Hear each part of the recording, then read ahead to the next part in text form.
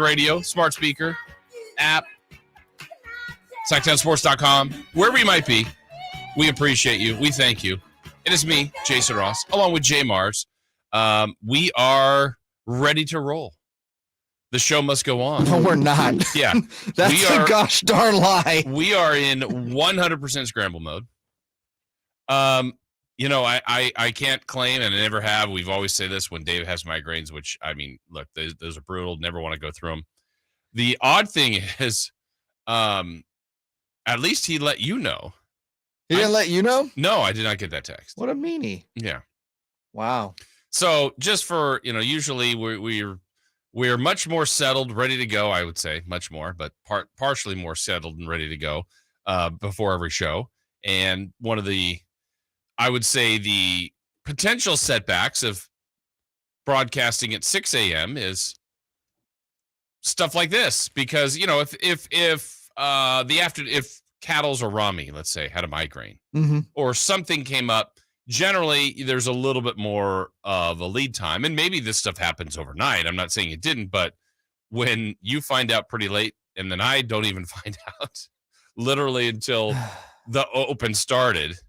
For real. Like, you came in because I was scrambling because the computer I normally use back here not working this morning, so that puts me in scramble mode. Oh, by the way, I overslept a little bit. I was 30 minutes late.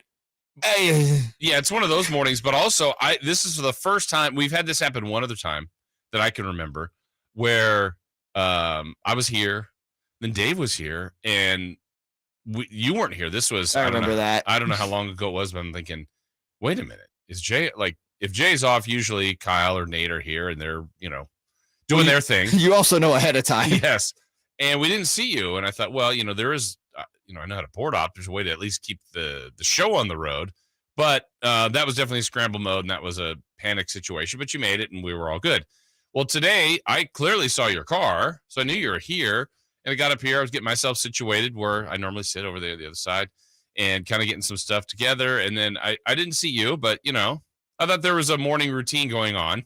I really did. Okay. That'd have been a long one. Well, it was, but I'm like, good for Jay. And then I'm like, wait, I still don't see Jay. And then literally it's about 5:56, and I hadn't seen Dave and you. And I'm like, wait, what is? It was about to be just the Jason Ross show, literally. I'm thinking I'm putting this thing on CBS and figuring out what's going on.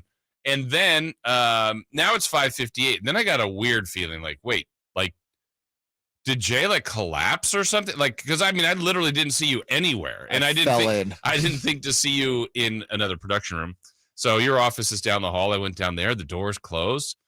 I'm thinking, oh my goodness, come back this way. Still don't see Dave, and now it's like seconds before the show starts, and now you're in the room you're in now, and literally you told me what was going on. You were in another production room. Didn't see you over there, and anyway, you had a scare. Quite a bit of scare. So we're here. We are going to have a show, and we're going to take you until 10 o'clock. A lot of the normal things that we'll have in place for you, including it's Thursday. And that means Sam Amick joins us at 8 o'clock. We'll have lots to talk about. Oh, my goodness. So much things. From the NBA Finals to coaching search, the NBA draft, Chris Paul. Oh, yeah. There's lots of goodies going on. So Sam Amick will join us at 8 o'clock. We will see whether or not we continue our streaks. We'll recap our 3 in the key. We've got celebrity birthdays, 3 for, and so much more safer out all along the road that we're going to take you here for the next 4 hours. So scramble mode for you this morning, Jay. Any reason? Just happened? Overslept. Yeah, I turned off. Instead of, this has happened to me. It's only a few times where I'll go to hit snooze, but I hit off. It's as simple as that. Yeah. And then it's amazing you woke up. I know. Well. And I woke back up at the time that I usually leave. I was like, oh, boy. Yeah. So, scrambled out of the house to peek behind the scenes, have a meeting with the Kings today. Oh, yeah. So had to go find my dress clothes because I have to look fancy, sort of. So I'm scrambling to do that. It was just, and then I got here, the computer's not working. I'm just like, oh my gosh. Everything. It was just, and then Dave is like, hey, migraine. I'm like, oh my gosh. Yeah. It's like the worst. Yeah. I'll be settled in here in about 30 minutes. Yeah. And we'll be fine. But I'm still scrambling. I got to get audio for leading off. I got one clip, so that's one good. clip. All right. See, this is how we're doing it all in the real time. This is all real time. Like, I looked over the ID hits. I don't have YouTube up. I'm like, oh my God. Yeah. Hi, YouTube. We are live, though, on there, so we're you can there. say hi. We are here. Yeah. We're glad you guys are here. And we, like I said, give me about 30 minutes. We'll be good. And we'll be ready to roll. So we will recap today's or last night's Denver Nuggets Miami Heat game, which was a game for a half. And then Denver did their thing. And so they've taken a 2-1 series lead. They got home court back. We will go through that today as well. So plenty of things for us to discuss. Shame on you, by the way. What's that? Yeah, during 3 in the Key, you kind of poked fun at me hanging on to Jamal Murray. I did. And I will have to wear that one today. You're going to wear it all day, right across your chest. That's right. The other thing I will let everybody know, and this might be way too inside for everybody, but between Jay, myself, Chris Watkins, and Whitey, we all have our own set of, different times in our life where we've collected cards. And so I think there was a time maybe, I don't know, a couple of years ago where me, you, and Chris Watkins just brought some cards in just to peep. Yeah, just to look at, some of the others' collections and so on and so forth. So I was talking about it more with Whitey and Watkins over the last couple of days. And so I don't know if they're bringing some of their cards in today. I know I saw that you did, I did, and we're going to try to do some good old-fashioned trading of cards. Yeah, we're going back to elementary school. Yeah. I like it. I got really excited when you invited me into the thread. As you saw, I was already trying to wheel and deal. I know. You were one of the first that was active, so I brought some stuff. I've got some You never answered what you wanted for old Peter. Oh, but I brought him in. Okay. Yeah. I saw the top. I didn't go through it. That's like safe. But you saw what was on the top specifically for you. The top was very intriguing, which was the Magic Man, Magic Johnson. You may have heard of him. I have while we got a few seconds, hang on. Let me grab the top stack because this one I thought was. I'll grab some of mine too. Interesting, just for a different reason. Hang on for it. We're gonna get it. Okay, here we go. Come on now. We're back. I have for everyone, including Dave, because I know he wasn't really participating in this. I have a freebie for everybody, and I sent them one picture. Yeah, because I found I had about a stack of about 10 of them, but it was the Gary Gerald. Oh my gosh, you had 10 of them? Because I saw that. I thought I was like, oh man, that's super cool. So you're getting one, Jay. Thank you. Yeah. That one I think I need to get PSA certified. Yes. So I think I have one. Yeah. Look, I had one for Dave. I have one for Whitey. And I have one for Chris Watkins. Next time we see G-Man, I am going to have him sign it. You should. And then I realized I had a very small stack. This is it. These are not even protected in card sleeves or anything else. But these are Sacramento Kings. But of just different, I don't know. It's just like in one little, I didn't go through everything. I just kind of rifled through some stuff. So just loose, I have a Rory Sparrow, if you would like. Wow. Spud Webb, Jim Les. You already know where I'm going to ask. Antoine Carr, Lawrence Funderburk. Hey, yesterday's guest, Kenny Thomas. Let's see, Bobby Hansen. There's another Antoine Carr, Lionel Simmons. Does it say Bobby Hansen or Robert Hansen? Let me see. Because I have a Bobby Hansen Kings card. I also have a Robert Hansen Kings card. Bobby Hansen. Hey, old Bob. Antoine Carr, we mentioned. Randy Allen, Ralph Sampson. Ooh, Sampson's fun. Some from the Kings, but there's some other stuff in here. I have one over here. I'm going to show you specifically. I brought it for you if you're interested. Oh, I'm interested if you brought it for me. Don't know if you can see this. Is that from here? It looks like Ricky Henderson. It is a New York Yankees Deion Sanders rookie card. Oh, that's funny. I might have that in here too. Well, damn, then why did I bring it? No, I brought some Dodger stuff specifically for you. We got a Brian Grant, Scott Wedman. I got some old school Kings. Wait, is that a Kansas City Kings, Scott Wedman? It is. And then it's actually set on the card. It has a little decal that says new team, Cavaliers, but he's wearing Kansas City. And the card also says Cavaliers. Gosh, imagine being in the plush lands of Kansas City, then having to go to Cleveland. Yes. Am I right? You are right. All right, we are just getting started. We appreciate you guys kind of all hanging in there with us as we scramble, but we are going to take you till 10. We've got plenty to discuss, including when we come back, some of the top stories in leading off. That is straight ahead here on Sactown Sports. Check out the Golf to Go Hour with Frank LaRosa every week on Sactown Sports. Get the latest on equipment, area courses, people who play the great game, and plenty of good conversations about golf. It's the Golf to Go Hour every week with Frank LaRosa on Sactown Sports. Golf to Go is brought to you by the Hagen Oaks Golf Super Shop, America's most awarded golf facility. Naturewood Home Furnishings, where it's all about choices and always about quality.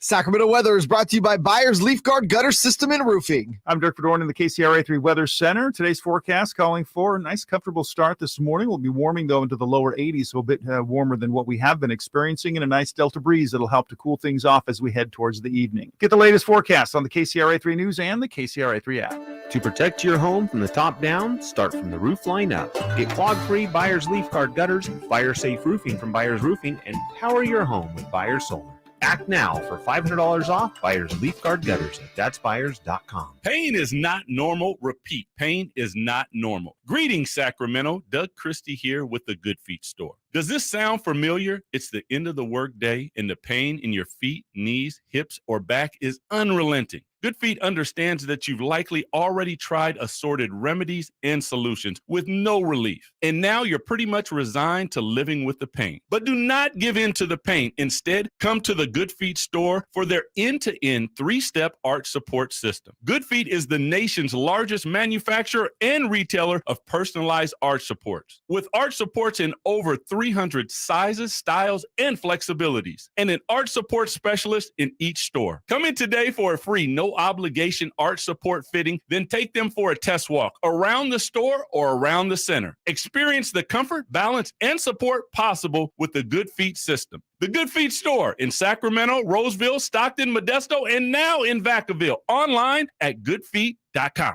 Let's do it. Leading off, the 3 top stories in the morning. Huge news. This is very important. Here's cut number 1.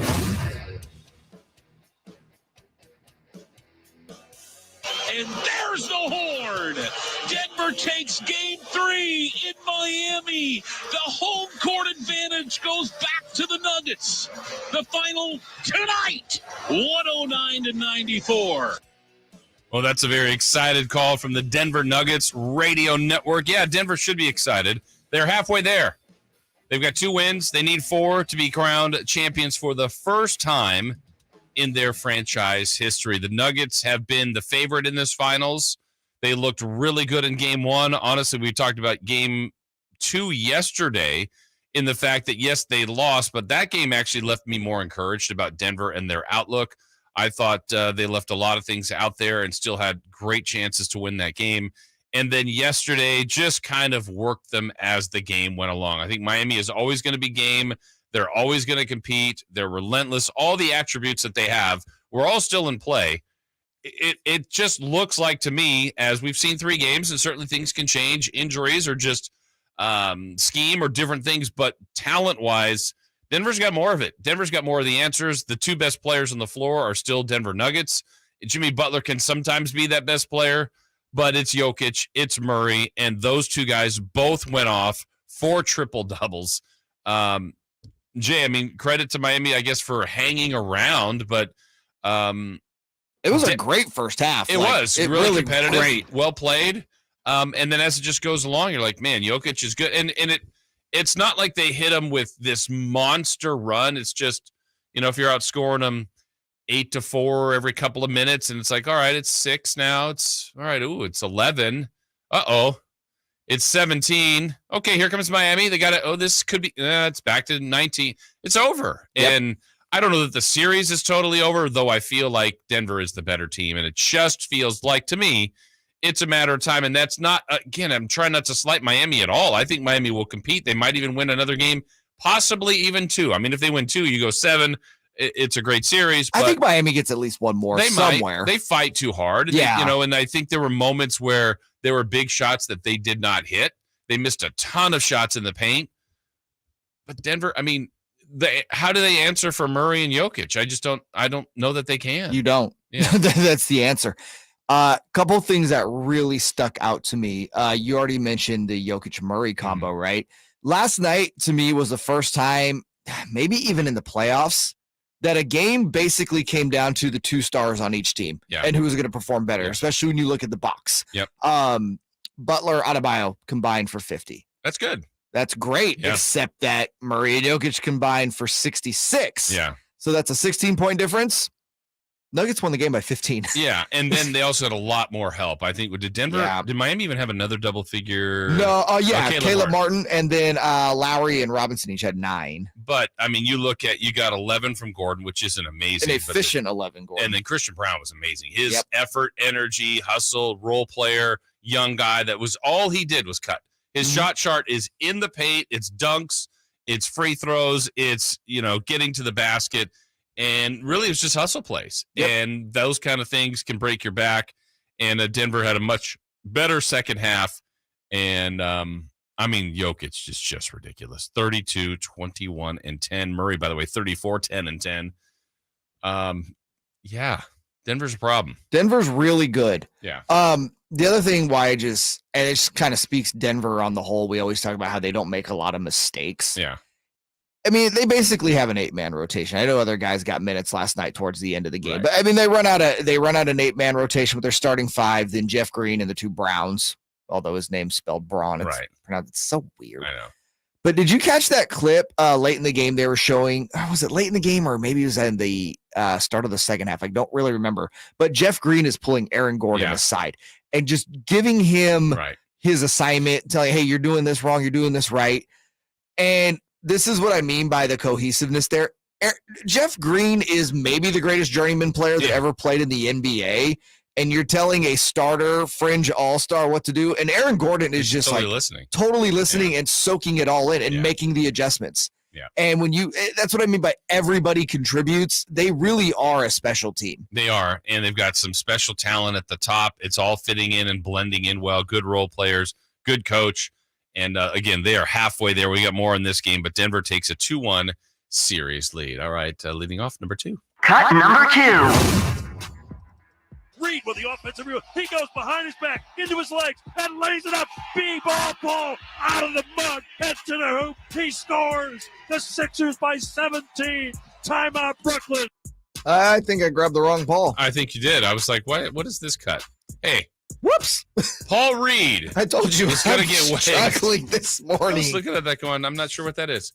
Anyway, Chris Paul is looks like he's going to be out in Phoenix. It's not official, but they have alerted him that they're basically not going to re-sign him. Now, there's some other ways they could do this. There could be a waive and they re-sign. There could be a waive and other teams re-sign. I know they're trying to maybe even do a sign and trade. Why would any team do that? Because unless you're that desperate to get him.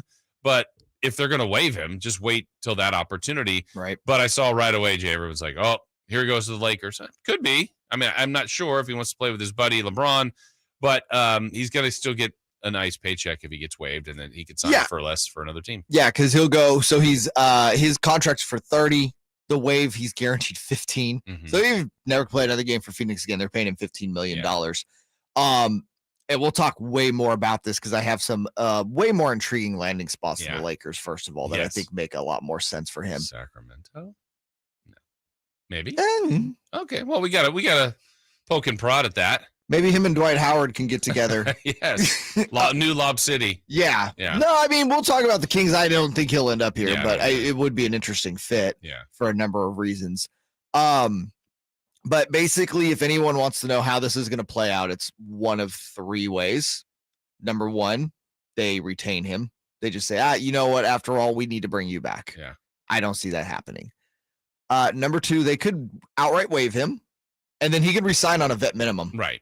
And still he'll get his 15 mil plus whatever he gets on the vet minimum. I wouldn't rule that out at all. And the other thing is they can waive and stretch his contract. So that $15 million would be paid out over 5 years. So basically $3 million on the cap. So it's a significant cap savings if you're Phoenix.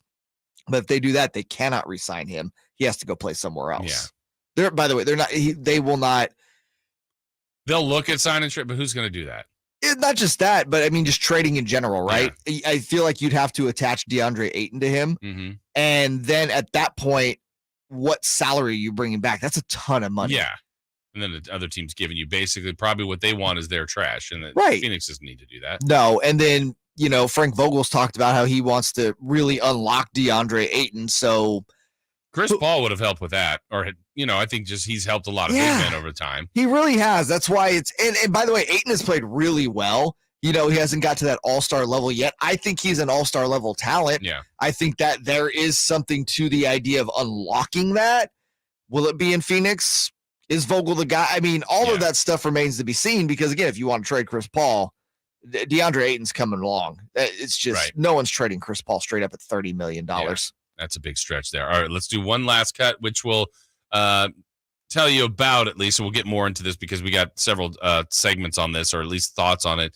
The A's and Vegas. There was more drama with that. We'll talk about that coming up too because yesterday, if you followed anybody that's covering that, like our guy Casey Pratt or others, not necessarily the best day for people like Dave Cavill. No. Let's put it that way. As far as awkwardness, questions being bashed, no answers. We have an audio clip. It's a treat, let's say, for people.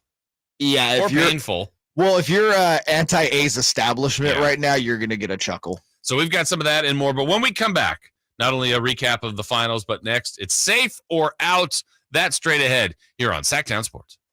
The King season might be over, but Sactown Sports coverage never stops. We, as a team, have a ways to go. This is something that you want to be able to build off of. Stay tuned all off-season to Sactown Sports and SactownSports.com for the latest Kings news. Sacramento weather is brought to you by Folsom Lake Kia. I'm Dirk Fedorn in the KCRA 3 Weather Center. Today's forecast calling for a nice, comfortable start this morning. We'll be warming, though, into the lower 80s, so a bit warmer than what we have been experiencing, and a nice delta breeze that'll help to cool things off as we head towards the evening. Get the latest forecast on the KCRA 3 News and the KCRA 3 app. You know what time it is. It's time to trade up to a brand new Kia at Folsom Lake Kia. Trade up to all the newest technology and an industry-leading warranty. Shop Folsom Lake Kia, family owned for over 20 years.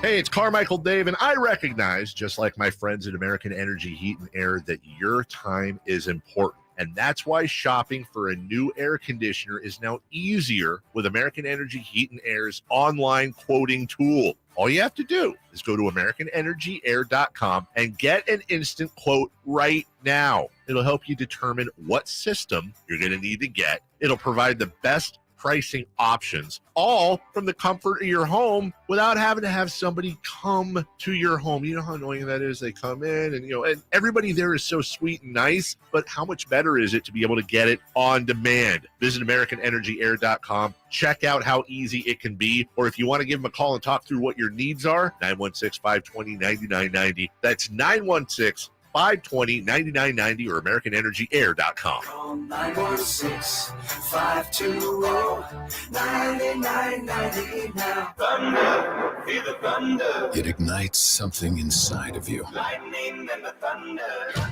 It's Thunder Valley's $20,000 20th anniversary cash giveaway. 5 winners on Friday and Saturday nights in June. One very lucky guest wins $20,000 guaranteed. See it. Hear it. Feel it. Thunder, feel the thunder. Lightning and the thunder. Thunder Valley Casino Resort. Feel the thunder. If you're hiring, it can feel like trying to find a needle in a haystack. You can hope the right person comes along, or you can just use ZipRecruiter. Like Marco, president of operations at Telly Tires and Auto Centers. ZipRecruiter helps me find all the right people, even the most difficult jobs to fill. See why 4 out of 5 employers who post a job on ZipRecruiter get a quality candidate within the first day. Now try ZipRecruiter free at ZipRecruiter.com/free. ZipRecruiter.com/FREE. Bartley Kavanaugh Golf Course is Sacramento's #1 course for fun. Players love Bartley Kavanaugh's fun design and great mixture of holes. Near the banks of the Sacramento River, Bartley Kavanaugh's moderately sized greens and generous fairway landing areas make for an affordable and fun round of golf. Bartley Kavanaugh offers a great pro shop, help planning your tournament or wedding, and a relaxing outdoor veranda for a cold beverage or a tasty meal. For tee times, visit BartleyKavanaugh.com. It's Sacramento's #1 course for fun. I'm Craig Ashton of the injury law firm of Ashton and Price. Whether you've been injured on a bicycle, as a pedestrian in a slip and fall, auto, Uber, Lyft, or big rig accident, you need Ashton and Price in your corner. When you call Ashton and Price, there's no chatbot telling you to hit 3 for accounting. You're greeted by a real-life person who will immediately transfer you to an experienced attorney. The consultation's free, and there's never a fee until you win. Remember, for the best advice, don't think twice. Call Ashton and Price. The Gold Rush Classic takes place July 13th and 14th in Rancho Murrieta. Come join the fun and play golf with a celebrity, or just check out the concert. The Gold Rush Classic, where the stars and guitars shine. For more info, go to goldrushclassic.org. Power Business Technology is proud to be 100% independent, locally owned, and managed Toshiba copier dealer. Local ownership cuts out the red tape, allowing ourselves to never be too busy to personally answer the call when our clients need us. Recognized for excellence in service execution, training, and customer service, we're proud to be named a 2022 Toshiba ProMasters Elite Dealer. Contact us today for all of your business printing needs at 844-POWER-BZ. That's 844-769-3729, or visit us at PowerCopiers.com. I'm Ken Korak with your Green and Gold Report, brought to you by Xfinity 10G, the next generation network. We're looking for silver linings in what has been a difficult year for the A's, and perhaps players the A's could build around for the future. What about first baseman Ryan Noda? As I'm recording this, among American League rookies, he's first in walks, he's first in on base at 403, and also third in OPS. Not bad for a Rule 5 selection this past offseason from the Dodgers. Ken Korak here, introducing you to the Xfinity 10G network. Xfinity is undergoing a multi-year network evolution, giving you a powerful connection today while building toward a faster, more reliable tomorrow. The Xfinity 10G network gives you the fastest internet with even faster speeds rolling out all the time. You also get a consistent and reliable connection when everyone's online, even during peak hours. That's a home run. If you want to learn more, go online at xfinity.com/10G. Safe or out? It's time to go around baseball. 3 pitches, 3 swings. It's safe or out on the Carmichael Dave Show with Jason Ross. A little bit later in the show, we've got the big reveal on Let's Go Streaking, whether or not all 3 of us made it to 7 in a row. Man, impressive what we're doing here on our hit streak. That's coming up later, but because we're the smartest men in radio, it's not that impressive. Like they say we All don't know things baseball. considered. They say we don't know baseball. We actually know all about the baseballs. That's why we do Safe or Out, to spread our knowledge across Sacramento. That's what we're doing. So, Jay, is it Safe or Out? What do we got first? Luis Arraez had another big night at the plate, upping his batting average to 403. Safe or out? Could Arraez actually hit over 400 when the season is over? I have absolutely zero connection to Luis Arraez. Really? I thought you guys were third cousins. But I love this is to me, and maybe this is me nerding out or baseball cards or whatever. I love things that like feats that people are trying to chase. So I think it's out, but I'm 100% safe on me rooting for him. I don't care about him last year on the Twins, now on the Marlins. I think that other stat is pretty cool. He could win the batting title in the AL to the NL, and that's awesome. But like when Tony Gwynn was chasing it, he was one of my favorite players. Loved it. George Brett, John Olerud, different people over the years. I mean, it hasn't happened since Ted Williams. And now, Jay, with batting averages. What year was that? Do you know?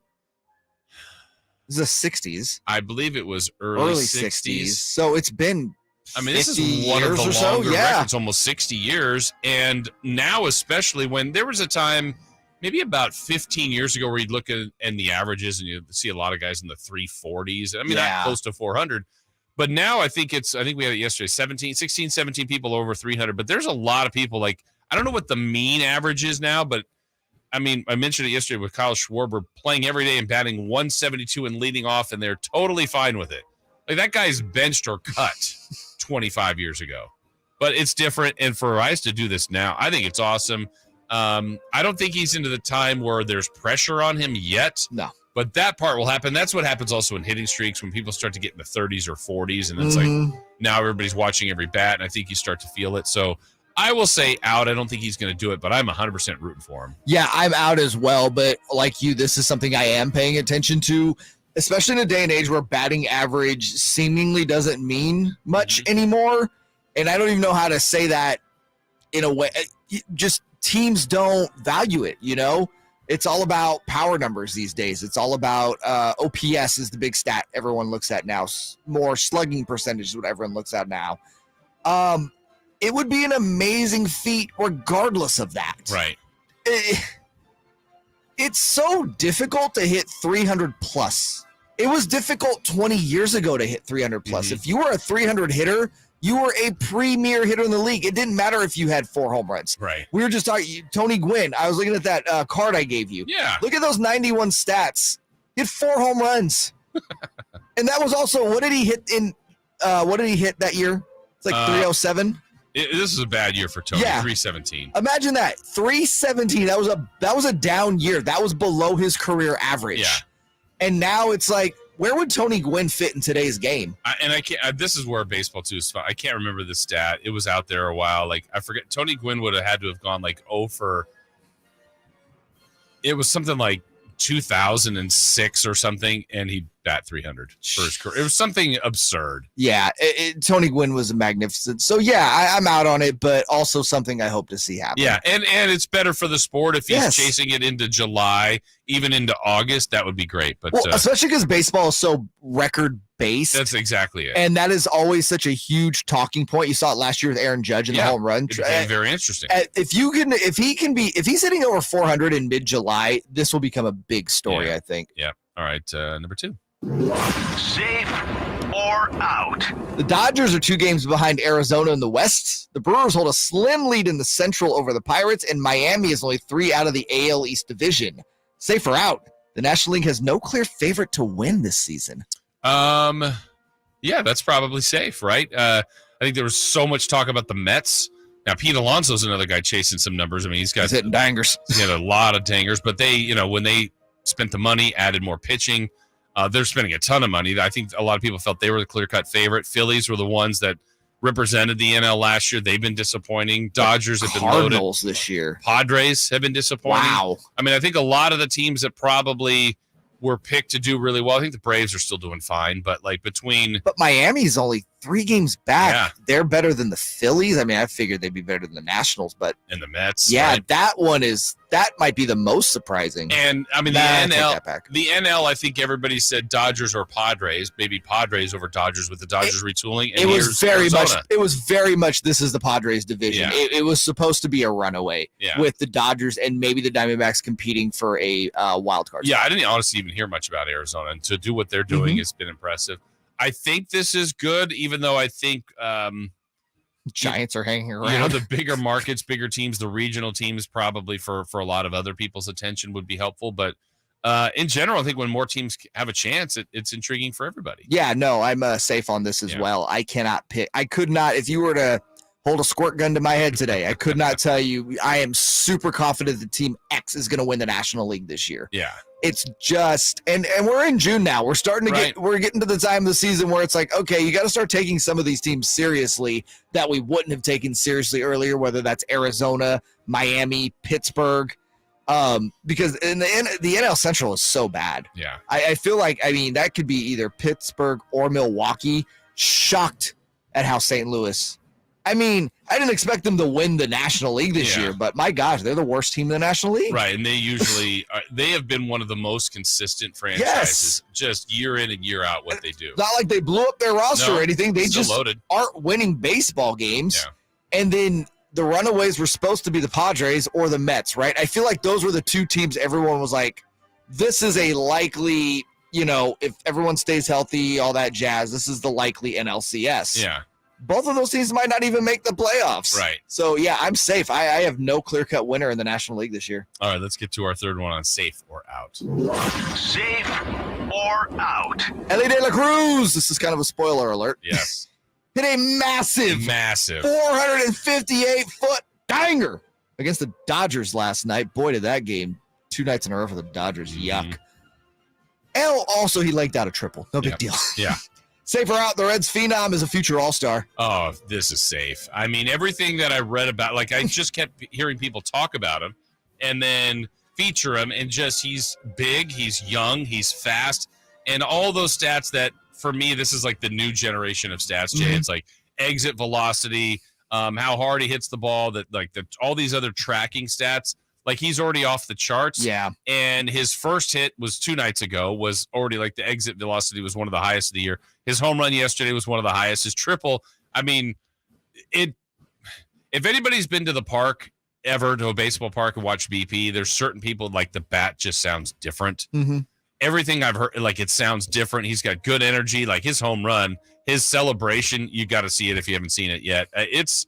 He's great for the sport. He's still just getting started. And if he lives up to what some of this hype is, I think he was coming in as like the number 2 prospect overall in all of baseball. So far, so good for him. I say safe. I got to see some of that game last night, and there was a part of me that I'm like, wow, this kid's awesome. Mm-hmm. The other part of me is like, wow, why do you have to do it against the Dodgers? But no, this is 100% safe. He is a treat. Yeah. It just goes back to the same thing I think we always talk about, Jason. Baseball, for the love of gosh, please market this kid correctly. Right. He's a phenom. He's awesome. This won't be Yasiel Puig, by the way, who comes up and rakes for 6 months and then you never hear from him again, essentially. This dude is a superstar, and I look forward to watching his career, even if it's in Cincinnati. Yeah, well, that's the thing, too, is you could be a star anywhere in baseball, but you got to get highlighted. You got to get mentioned. You got to get the love. And I truly believe, and I get it, there are more and more people that are out on baseball these days. I understand. I mean, if it's not your thing, it's not your thing. I'm just here to say there are more good young talent. I mean, this is as good as it's been. So many young stars, man. I say young stars, but then even guys that I still don't think are getting enough attention. I still don't think Mike Trout gets enough attention. Shohei Ohtani, we talk about all the time. But just across the board, Mookie Betts, Aaron Judge, people that are established to that younger group that's coming in, Julio Rodriguez, and now De La Cruz and Ramirez in Cleveland. Yeah, there's a lot of really good players in baseball. Yeah, they got to market these young guys. I mean, we didn't even say Fernando Tatis Jr. Right, who was going to be the face. But given his antics, should be marketed because he's very much villain, for lack of a better word, but he's somebody that people do not like. Yeah. And he's really good. Like, you got to play off of that, man. Like, all of these sports, they do it. Yeah. The NFL markets its individual stars. Basketball is probably the best at marketing his individual stars, to the point some would say maybe even not for the best of the game, but they do it. Yeah. Baseball, it's not 1994 anymore. Right. Like, get with the times. Get it together. You got a lot of good players out there, and if you haven't had a chance to see Ellie De La Cruz yet, he just started 2 games into his career. Someone you're going to want to check out. All right, when we come back, we'll look back at last night, a quick recap of NBA Finals Game 3. It went to Denver. They're in good position now, up 2-1, getting home court back. We'll look back at that Game 3 when we return here on Sactown Sports. Catch the Oakland A's every weekend on Sactown Sports. Friday nights, Saturdays, and Sundays. Thinking that's going to get down for a hit. Around third to score is Tony Kemp. And the A's have taken the lead. Edge of the track makes the catch. And the Athletics get a great win. Sactown Sports, your weekend home for the Oakland A's. Sactown Sports coverage of the Oakland A's is brought to you by Xfinity 10G, the next generation network. Imagine getting ahead of your irritable bowel syndrome with constipation or IBS-C by treating it with Linzess. Then you could start proactively managing your constipation with belly pain and get ahead of your symptoms. Talk to your doctor about Linzess, linaclotide. Linzess is a prescription medicine that treats IBS-C in adults. It's not a laxative. It's a once-daily pill that helps you get ahead of your symptoms. It's proven to help you have more frequent and complete bowel movements and helps relieve overall abdominal symptoms, belly pain, discomfort, and bloating. These symptoms were studied in combination, not individually. Do not give Linzess to children less than 2. It may harm them. Do not take Linzess if you have a bowel blockage. Get immediate help if you develop unusual or severe stomach pain, especially with bloody or black stools. The most common side effect is diarrhea, sometimes severe. If it's severe, stop taking Linzess and call your doctor right away. Other side effects include gas, stomach area pain, and swelling. Imagine, what could relief from IBS-C mean for you? Talk to your doctor and say yes to Linzess. Learn more at linzess.com or call 1-800-LINZESS. Greetings from M&S Auto on El Camino, just off the Cap City Freeway. And a big thanks to our repeat customers for letting us be your favorite car dealer. Repeat customers make us proud. M&S customers know that they're going to find the car, 4x4, or SUV they want. They'll get treated like family and save thousands. Whether you're a repeat customer or a first-time buyer, welcome. M&S Auto, the intelligent car buying experience. MSAutogroup.com. Hey kids, Carmichael Dave here. Memorial Day, it's really the year's first big outdoor party. Friends, family, fun, and food. Man, Amy's Outdoor Living has food options for you. Maybe even change it up a bit with a new Uni Pizza oven, Think about it. Dogs, burgers, and pizza. You're a hero. 100%. Right now at Amy's, save 20% on a new Uni Karu pizza oven at just $239. $239 for a pizza oven. You ready to barbecue? The Traeger Timberline 850, that's the one I have, and the 1300 Geb one are reduced by $600 for Memorial Day. Amy's also has a great selection of umbrellas in stock, perfect for shade in this warm weather. Need patio furniture? From now to Memorial Day, Amy's will pay the sales tax on all in-stock patio furniture, cushions, and umbrellas. Amy's Outdoor Living, El Camino near Watt, and inside Amy Ace Hardware in the El Dorado Town Center.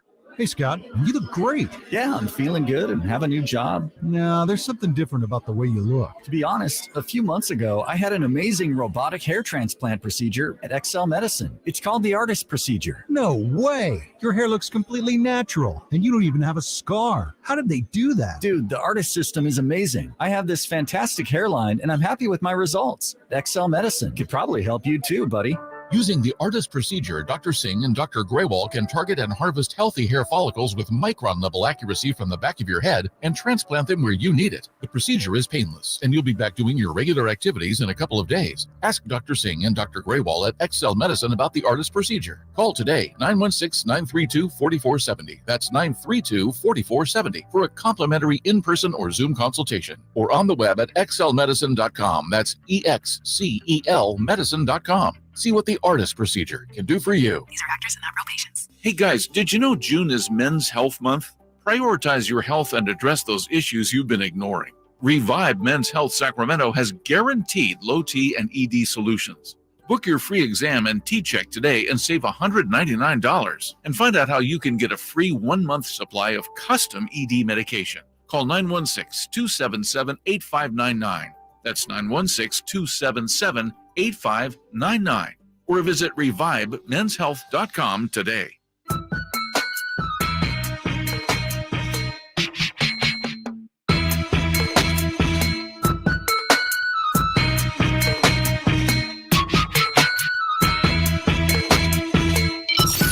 Carmichael Dave Show with Jason Ross on Sactown Sports.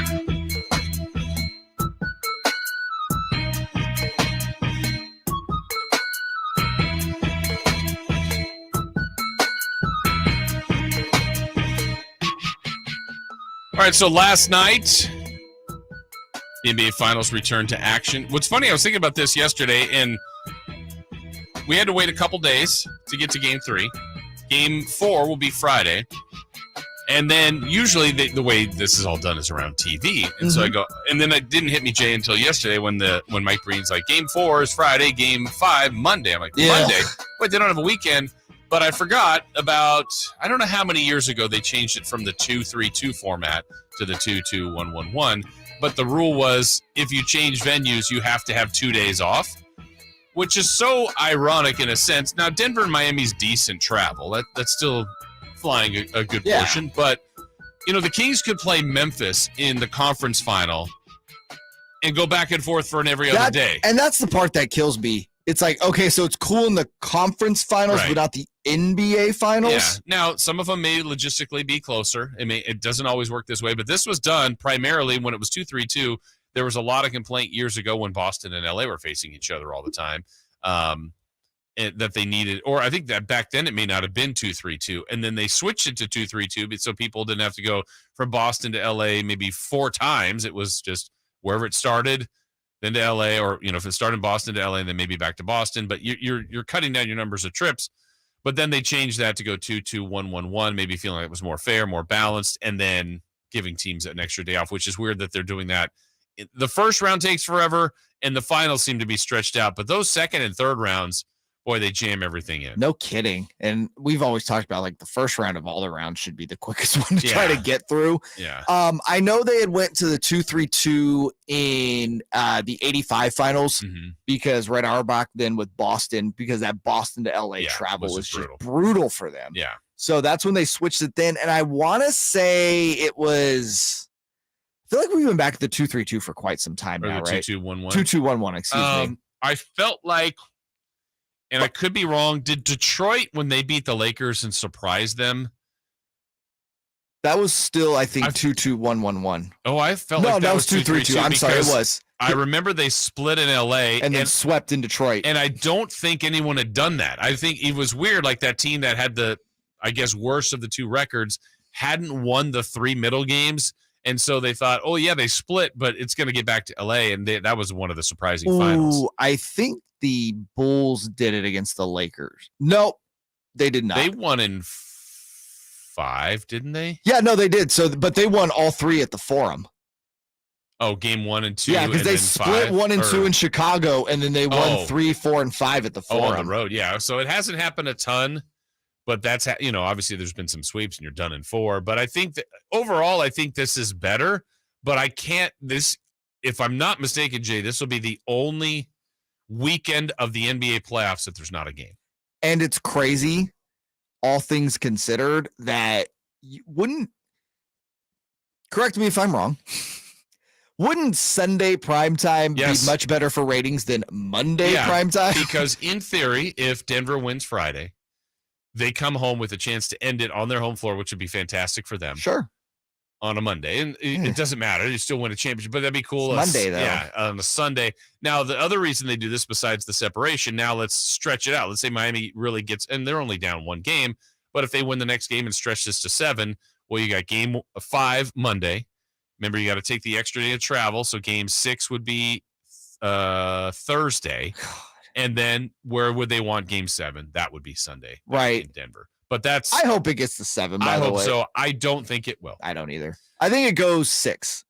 I think Miami gets another one. I'd be happy with that. Miami, again, I don't look at this, watching last night's game and watching all 3, it does feel like it's just a talent difference. And it's not overwhelming, but it's enough. And especially when it's your 2 players. I know last night during the broadcast, I think Van Gundy was discussing it. Like Denver, their roles are so clearly defined that they know. I mean, it's obvious sometimes, but they know the team is Jokic and Murray. Of course. But you need Porter, you need Gordon, you need KCP. Every team does. Any team that has the because it's not so much the super team of the 3 stars anymore. We're down really to these, for lack of a better word, 2-star super teams. Yeah. It's so critical because you don't have that third guy to fill out, and basically 3 through 15 somehow, some way has to fit perfectly with those 2. Yeah. See, in Sacramento is a great example. De'Aaron and Domas, they're a great clearly fit, the 1-2 in whatever order. but they have to have shooting around them, right? They have to. It's imperative or it doesn't work. Yeah, and I think that where a lot of people maybe can get confused on that doesn't mean that Gordon can't lead him in scoring, or Brown has either Brown off the bench or KCP or Porter. But like the stats, the heavy lifting all game long, the presence is always going to be Jokic and Murray. And those 2 guys were incredible yesterday. And Miami, I think, is built a little bit more on balance. I think Hero would help him if he was playing, and who knows if he gets in there. But it's a heavy dose of Butler and Adebayo. Those guys have been good.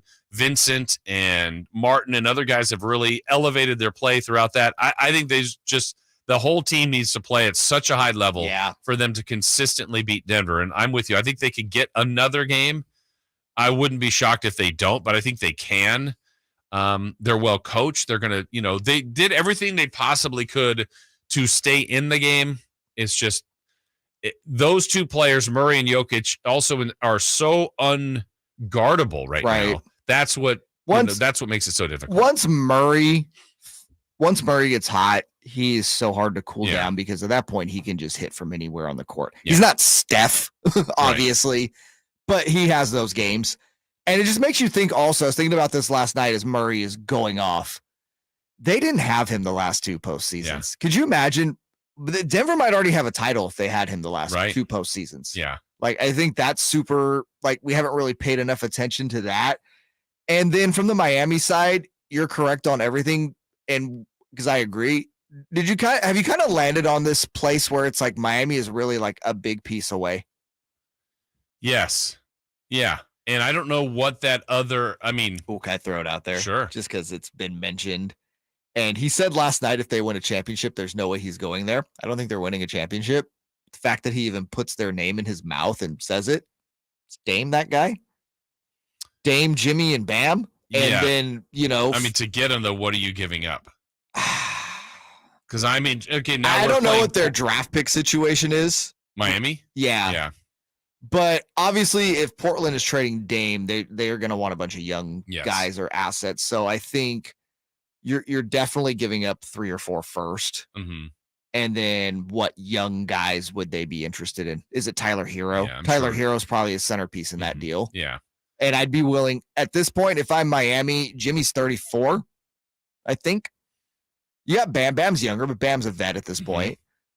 You kind of got to roll the dice and try to get Jimmy a title. Very similar to what Portland should have done the last 10 seasons. Yeah, and what's funny is Miami always kind of gets mentioned or rumored or linked. I know there was a talk maybe 2 years ago that Miami was going all in on Giannis.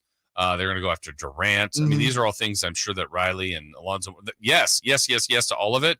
But I don't know how they get that without breaking up some of those core pieces. Well, that's what I'm saying. You're going to have to trade a couple cores and a lot of firsts. Yeah. But and by the way, I totally trust Pat Riley to put the right pieces around him. I do too. And that's what they do is they get the most out of, I mean, again, if you were to look at some finals, just box scores without knowing context, and you go, wow, the Oklahoma City Thunder at one point had Harden, Durant, and Westbrook. And then, kind of erase that from your memory and you go, wait, who did Miami start? Strus, Vincent, like, it's crazy. Who was their leading scorer one game? Right. Gabe Vincent. Well, who's Caleb Martin? Right. I mean, it's just bizarre. But they are competing. They just seem a bit undermanned here. We'll get into that a little bit more, too, with Sam Amick when he joins us at 8 o'clock. But we've knocked out 1 hour already here of the show. We come back. Much more to get into, including more on the finals, but also the Chris Paul rumor. Where is he going? Where could he possibly be? We got some thoughts on Chris Paul and what looks like his departure from Phoenix. We've got that next on Sactown Sports at SactownSports.com. The 49ers 2023 schedule is out and filled with big matchups. The 49ers start the season with a Week 1 showdown in Pittsburgh. At home in Week 5 against the Cowboys on Sunday Night Football. And a Week 13 NFC Championship game rematch with the Eagles. Plus, get every 49ers game this season on Sactown Sports. Visit SactownSports.com for the latest team news and a full schedule breakdown. Hey there, Jason Ross here to tell you about my friends at ACR Solar and ACR Home Services. Summertime is almost here. I know the weather has been weird, may not feel like we're getting there, but we are. Believe me, there'll be some warm days, some days that you're going to make sure your home is in good shape for the summer, and then certainly before long, then the fall and winter, and the whole cycle just keeps going. Time moves quickly here, and you got to make sure you are prepared. But if it's summertime, how about solar? Think about all that sun we're going to have on our roofs here over the next couple of months. This is a great time to think about getting solar for your home. And hey, ACR Solar, it's in their name. They can help you out there. But also another time to make sure your roof is in check, is in good shape for the months and seasons to come. And that's what we did last year. It was a little bit of almost a year now. We're not quite there when we did the big task of getting a brand new roof. We had to. We knew we needed to.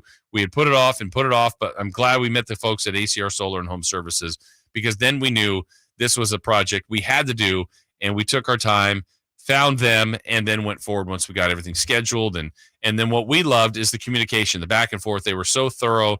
We understood what they were going to do. The follow-through was great, and the end result is we've got a brand new roof that we are now so stress-free. We don't even have to worry about it. The peace of mind knowing that we've got our long-term roof for years and years and years to come.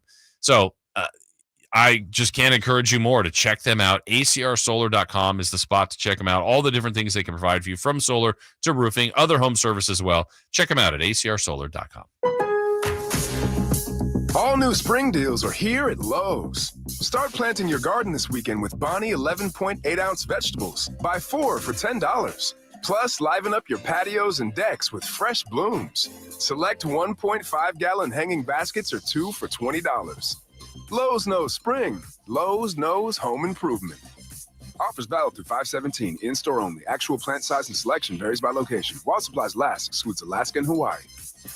Sacramento weather is brought to you by Folsom Lake Kia. I'm Dirk Fedorn in the KCRA3 Weather Center. Today's forecast calling for a nice, comfortable start this morning. We'll be warming, though, into the lower 80s, so a bit warmer than what we have been experiencing, and a nice delta breeze that'll help to cool things off as we head towards the evening. Get the latest forecast on the KCRA3 News and the KCRA3 app. Shop Folsom Lake Kia for all your favorite models at low prices and payments, plus low finance rates and zero down deals with approved credit. Go see my friends at Folsom Lake Kia right here in Sacramento for over 20 years. For the ones who know safety isn't a catchphrase, it's a culture.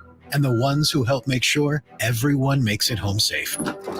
For the safety-minded who watch everyone's backs, Grainger offers supplies and solutions for every industry, as well as safety assessments and training to keep your facilities safe and your people safer. Call, click Grainger.com, or just stop by. Grainger, for the ones who get it done. If your passion is bass fishing, only one radio show has the action, information, and excitement of your favorite outdoor sport. Ultimate Bass, hosted by Tournament Bass Pro and California Outdoor Hall of Famer Kent Brown, takes you live to where the fish are biting every Saturday morning. Only Ultimate Bass feeds your passion with the latest news, products, tips, and advice from the pros. Ultimate Bass with Kent Brown, Saturday mornings at 5 a.m. on Sactown Sports 1140, part of SEP's Saturday Morning Outdoors.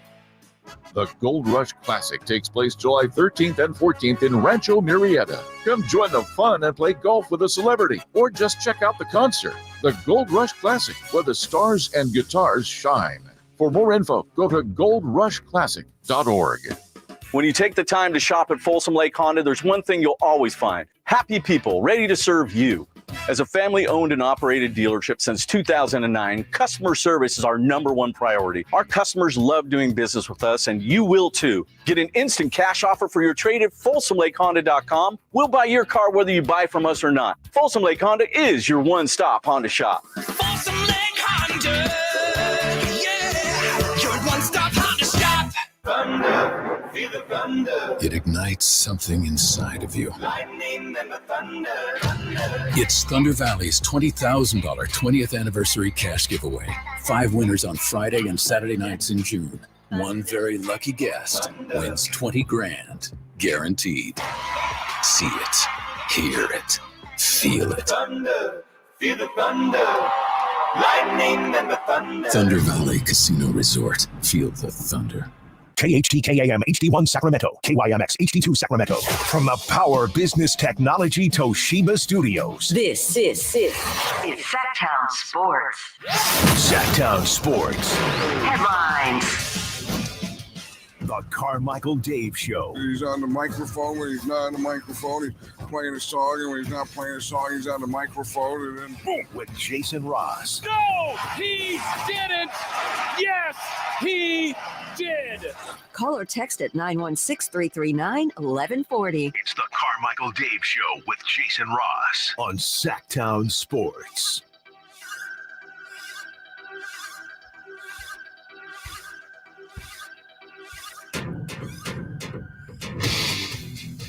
All right, here we go. Hour number 2 of the Carmichael Dave Show with Jason Ross. Jason Ross, Jay Mars, Carmichael Dave.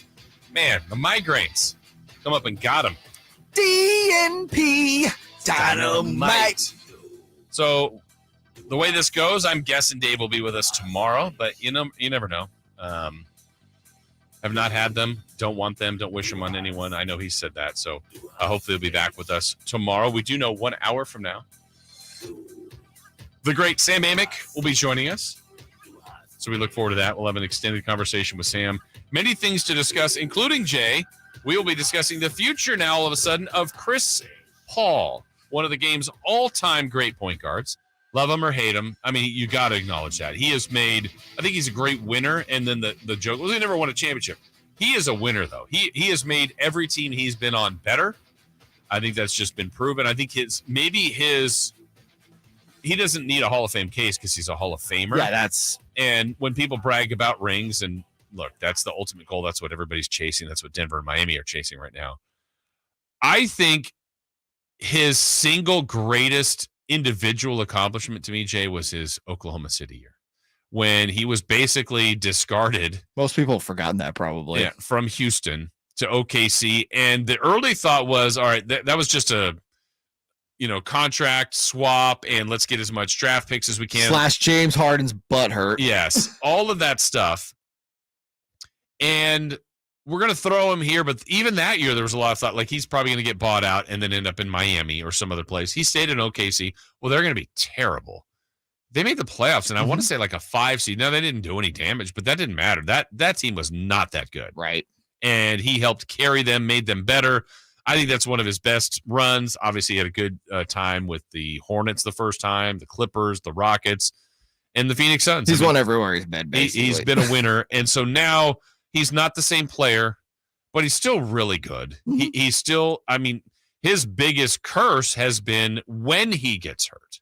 He gets hurt in the postseason, which has been every year the worst timing. I don't know why. I don't have any explanation for it, but other guys miss regular season games. He seems to miss the postseason, which has been damaging for him and the teams he's been on. Yeah, but he also misses regular season time too. True. I don't want to pretend like Chris Paul plays 75 to 82 games in the regular season. Yeah, because he does miss regular season time. But yeah, I've gone back and forth on this, and I want your opinion. Is he at this point in his career? Okay, let's say Phoenix ends up waiving him. And so he gets that $15 million. So that's a decent check. The guy's made a ton of money. Yeah. Do you think Chris Paul would be okay going to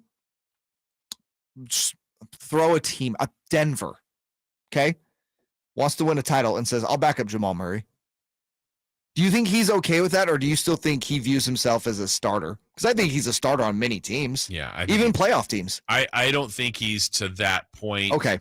So he's not quote unquote ring chasing in that sense. A la like Gary Payton in Miami. Yeah, you know what I mean? But yes, but I would say this: if Boston called, yeah. If honest to God, him in Boston.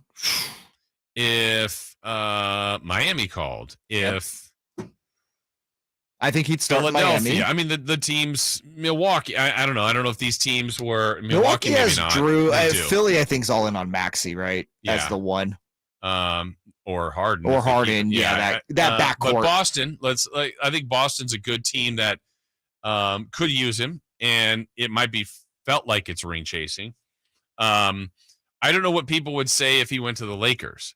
Oh God, people would be besides themselves. But I don't know that Lakers are good. They would be good with him, but I don't know that. Okay, I'll ask you this. Yeah, because this would be the scenario. Do you think the Lakers are better with him as their starting point guard or D'Angelo Russell? Him. I agree. Yeah, much better. And it's going to probably cost you less. That's the thing. That's where I think people get frustrated by.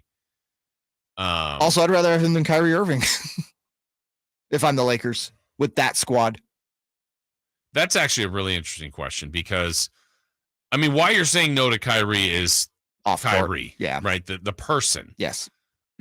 Not the talent. It's never been about the talent. I've always said, I think talent-wise, you could argue he's top 5 talented.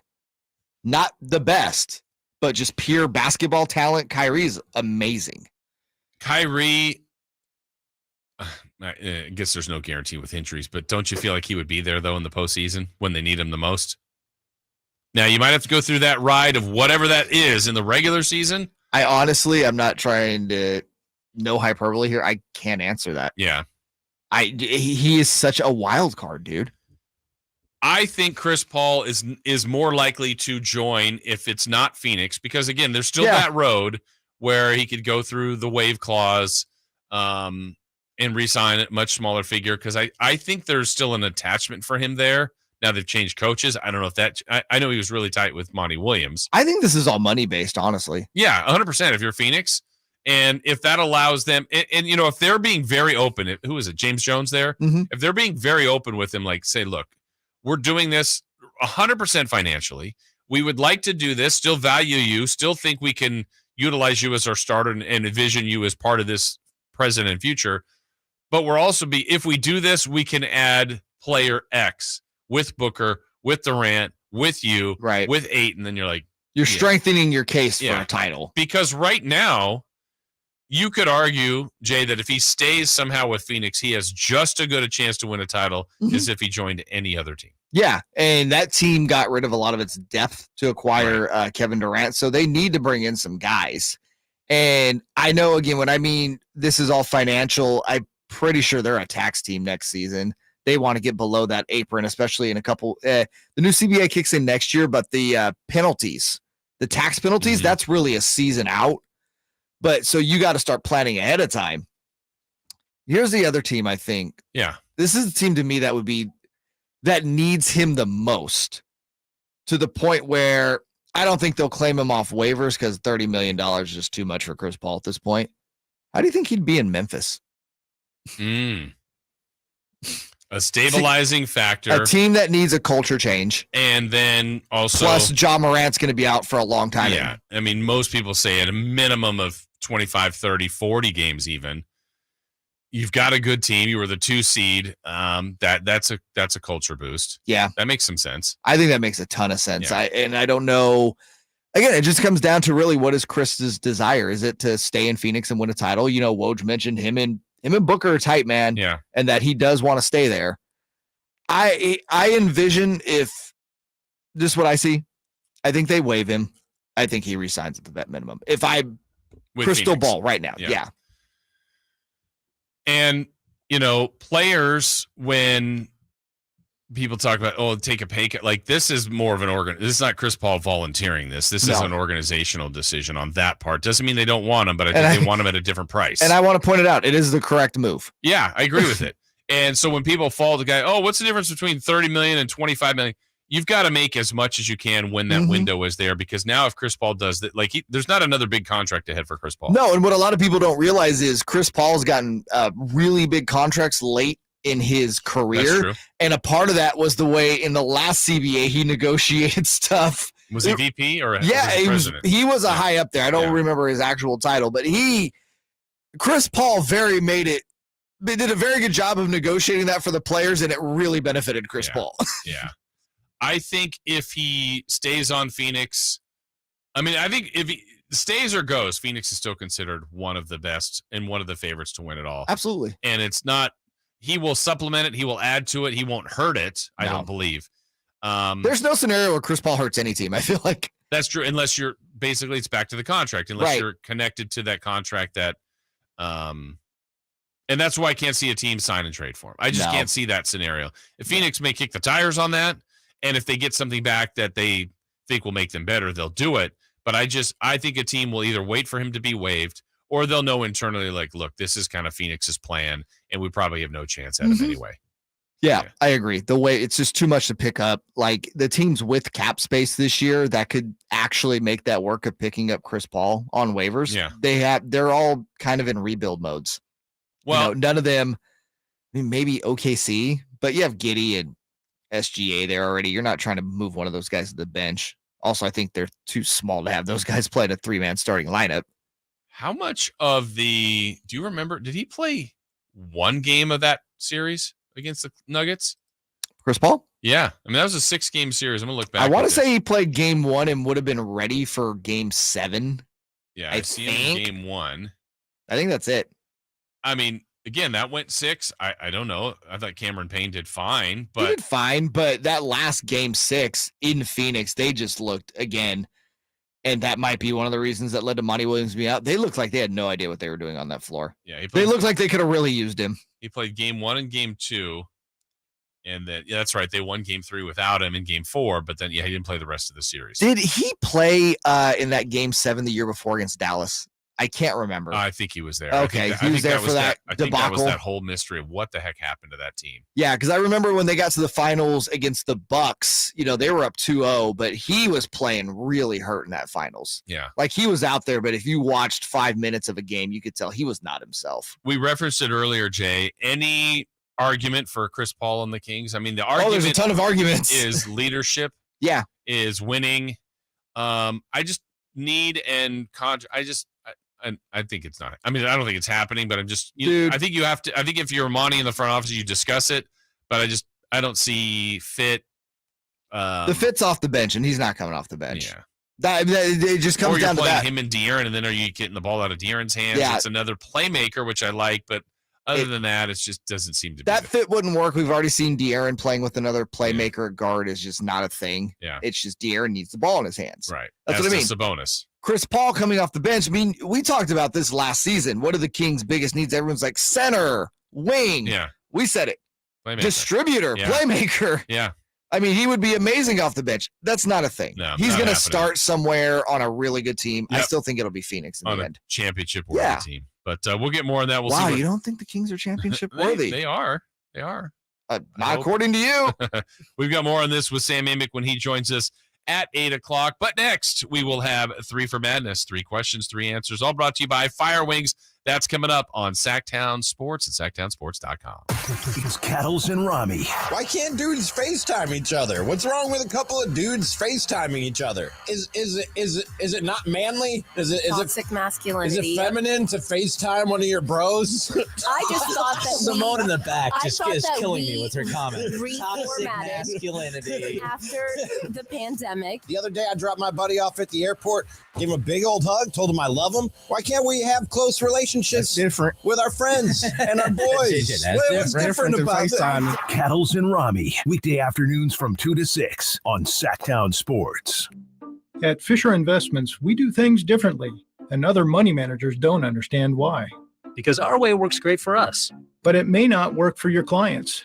That's why Fisher Investments is a fiduciary, obligated to put clients first. It's the highest standard for a financial advisor. So what do you provide? Cookie cutter portfolios like the rest of us? No cookie cutter portfolios here. Fisher Investments tailors portfolios to meet each client's goals and needs. But you do sell investments that earn you high commissions, right? And make commissions when you make trades for your clients? No, Fisher Investments doesn't sell any commission investment products, and we never earn commissions on trades. So what's in it for you? Fisher Investments fees are structured so we do better when our clients do better. When it comes to helping clients achieve a comfortable retirement, we're clearly different. Visit FisherInvestments.com to find out why investors like you switch to us. Fisher Investments, clearly different money management. Investments in securities involve the risk of loss. 3 questions, 3 answers. It's 3 for Madness on the Carmichael Dave Show with Jason Ross. Here's question 1. All right, we'll get to question 1 in a moment. I want to thank all of you checking us out on YouTube, Sactown Sports. While you're there, thumbs up button right at the bottom. It's easy. Just hit that. We appreciate those of you that are there. So take that time. It helps us out. Algorithms, all that stuff. They like the people in charge of all that stuff like those numbers, those metrics. When the numbers are high, that's good. Yeah. So let's get them high. They're not very high right now. Let's boost them. Please. Let's go. Let's get some thumbs up. Come on, man. We're working hard this morning. And it makes us feel better. And we're trading cards. And we are trading cards. We got stacks of cards Don't in tell here. Brian. And I'm waiting for Whitey and Watkins to come in. They're bringing in cards. This is just going to be a card store. Is Chris actually bringing in cards? He kind of disappeared last night. He did, and then I thought Whitey said maybe I can't till Friday, so it might just be you and I. We're going to make some trades here. Oh, that's fine. Yeah. We have some stuff we're both interested in. Yeah, no, there's a lot of stuff, and I didn't even bring. There's a lot more stuff. I just grabbed some things. There's a lot more stuff. Oh, it's just some things. Well, just something. You got a great stack there. Hey, thanks. So do you. It's all right. It pales in comparison to yours. Pick a number between 1 and 10. Looks like 7. 2, 3, 4, 5, 6, 7. I'm grabbing the 7th card from your stack. I mean, it's a Michael Jordan baseball card, not basketball. That the Barons? I mean, come on, that's cool. The Barons. Yeah, I'm interested in that card. Okay. Yeah. Well, we'll see what we can do. Yeah, we'll put that. Everything's available. There you go. I'm just from my stack really quick. I'll go to number 7. 1, 2, 3, 4, 5, 6, crap all 7. over me. No, I mean it's old school Pete Maravich. It's Pistol Pete. Jazz. Was that New Orleans? Yes. New Orleans Jazz. New Orleans. Anyway. All right. So hit that thumbs up button. We appreciate it. Thank you, those of you that have done that. Oh, and they continue. It's like now it's rolling. It's like a ticker. We appreciate that. Gal. All right. What do we got here from 3 for Madness? Brought to you by our friends at Fire Wings. I think they've got 21 delicious flavors to choose from. Are you sure? That seems like too many. You know what? They have 21. For me, it's 1, and it's peanut butter. I just love it. I know. But they're actually the peanut butter wings are so good. The garlic parm's pretty great too. And also, if you just like, I'm a classic guy. Their classic buffalo with some ranch is fantastic. Can't go wrong. All right, what do we got for question number 1? Lionel Messi. signed a monster deal to join Intra Miami of the MLS. Will Messi help bring the league to the forefront in the U.S.? Okay, this question is a good one, and it might be for me and you. And why I'm asking that is, soccer's fine. I have nothing against soccer. I understand why people like soccer. I'm not a fan of a particular team overseas, or I mean, sure, I want the Republic to do well. Like, it's our team here. You're not locally. a San Jose Earthquakes fan? Nope. But I know the name. I know his game. I'm familiar with him. But Jay, if he were he's a global brand. Yeah, and if he were coming to Sacramento in a friendly with the Republic, okay, well, now I'm framing it that way. Am I going? I don't know. I am. You are for sure. If Messi were playing a friendly in Sacramento, I am calling Dave. I am asking every favor because, tickets will sell out very fast if that were to happen. And But you're going because now the perception is it's an event. It's something I've got to see because of him. Now, mind you, I've never been to the last professional soccer match I went to was a Sacramento Knights game. Yeah, champions. That was probably like 27, 28 years ago, the World Indoor Soccer League. They were fun. They were a lot of, they were so much fun. The Knights were great. I've never been to a professional outdoor soccer match at any level. So I've been to maybe 2 Republic matches and enjoyed myself. I mean, I have. Now I'm putting it here in Sacramento. Let me change. Let's say he's playing the Earthquakes. I consider it. If someone offered me a ticket, I would go. Put it that way. Yeah. Now, we already saw yesterday. I can't remember what tickets were for Miami, but they went up to like $600 a ticket from like $40. So, I mean, his impact will be known. It will be felt. But I guess I'm not. The diehards are going. I've also haven't quite understood why, like Christopher Lott or other, like they love teams from Europe, like just other parts of the Chris country. is a huge EPL guy, like where the MLS doesn't move it for him. EPL. Well, the Premier League. I do know this. That is, I think that and La Liga in Italy are like the 2 biggest leagues in the world. Right. I could be wrong. And so Chris is just a soccer fan. So I guess if you're a soccer fan, you naturally gravitate towards what the best is. Yeah. And because soccer fan is different than your normal U.S. sports fan, they have no problem adopting a European team. Whereas here, MLS is, in the grand scheme of all the soccers, not that high. Yeah. So you're not seeing the premier players. Yeah. None of the premier players play in MLS except for, like when Beckham came to LA for the Galaxy in 2007, there was a huge buzz. I watched that game, the first game he played. I remember just celebrity after celebrity. I mean, like Kevin Garnett was there. It was huge. This is thing. And this is going to be the same thing. Okay. I think what this does is, like you said, you're capturing all the diehards. Oh, for sure. They're going to watch. They're all in, yeah. But the guy like me who's never been, it's going to take a name like Messi, who I know, a global brand, to go, okay, let me go check out a soccer game. You're trying to convert people like me into going, hey, that was super fun. Maybe I can get into soccer. Right. So I think it will have an impact. I don't think it'll bring it to the forefront in the U.S., but it's going to have a significant impact. Yeah, it's interesting. A couple events like that, like soccer, hockey that I've been to in person, I've enjoyed myself every time. But it hasn't translated into, now I'm watching a ton of hockey and a ton of soccer. No, but I did. What happened to me was I went to a Nashville Predators game, and I loved it. Yeah. What it did say to me was, like, if Sacramento ever got a team, I would totally be in. Yeah. It's same thing like Olympic sports. Like I've been to track and field events, swimming. Like this is amazing.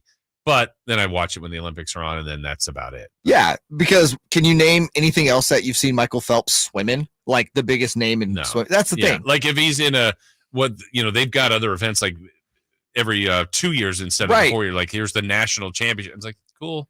I might hear, but like if he broke a world record, it's probably posted on a crawl. I'm like, awesome, but I didn't see the race. You've already seen him swim in the biggest event. Like, are you really super excited to watch Michael Phelps swim in the U.S. Nationals where he'll probably lap the field? Exactly. All right, question 2. Question 2.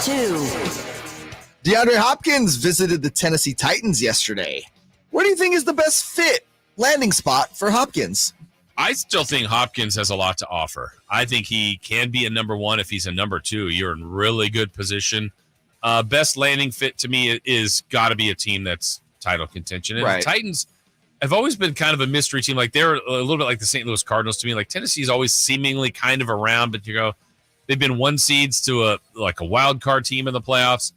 I don't know that I feel like it's Tennessee. I feel like there's another team though that out there, whether it's more of a contender, I would say, even though than Tennessee. And I'm trying to think of one off the top of my head, but that's the thing with football, like it fluctuates every year. I can't call them a contender yet, but I'll give you to me what is the most intriguing landing spot. I mean, Hopkins is still really good. I agree. Being in Arizona has not helped him the last couple seasons because he was in Arizona. Yeah. What about the Jets? Give Aaron Rodgers a weapon. Absolutely. They have some young guys on that team already, but they don't really have. I feel like he would be a great addition to that team for a lot of reasons. They got a lot of young talent on that team. The AFC is loaded with great quarterbacks, so he should be able to help any team out there. I wonder if he's in the NFC that has, I feel like a chance. I feel like today, present day, it's the Niners. Cowboys, Eagles. Do the Niners have room for him, though? No, but I feel like those are the teams. Eagles, I think, could make it work. And there'll be someone that'll surprise us, whether it's, like Detroit was a surprise last year, didn't make the play, but they were surprised. Someone will come in there and have a good record. But I hadn't thought about Detroit, but that's intriguing. Yeah.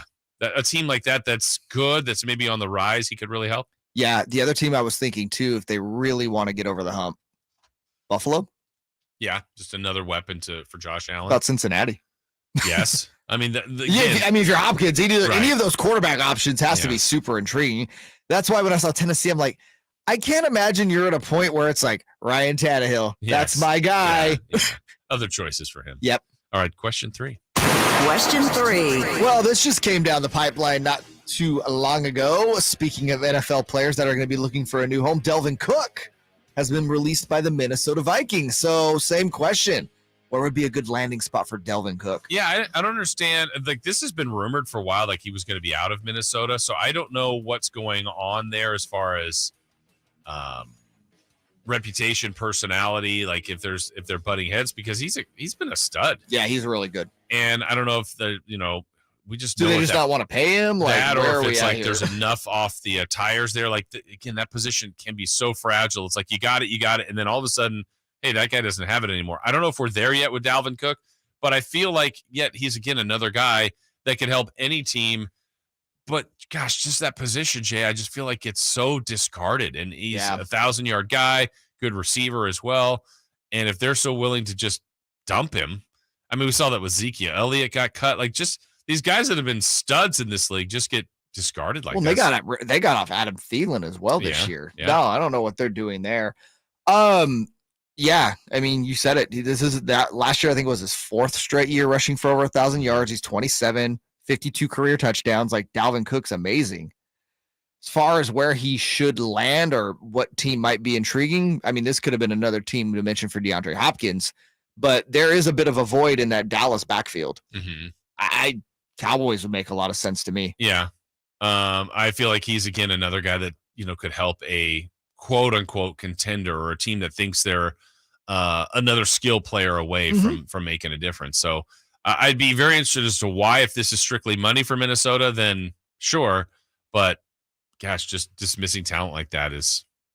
Yeah. I mean, they've been trying to trade him. I think I mean, it's a big cap hit, or big cap savings to get off of him. Yeah. Which makes me think there's a lot of financial. I mean, they owe him $2 million, but I think his cap hit, let's see. They saved $9 million and they only have 5.1 in dead space this year. So there's a lot of financial reasons to do that. I thought the Vikings weren't for real last year. They're going to take a big step back this year. Yeah.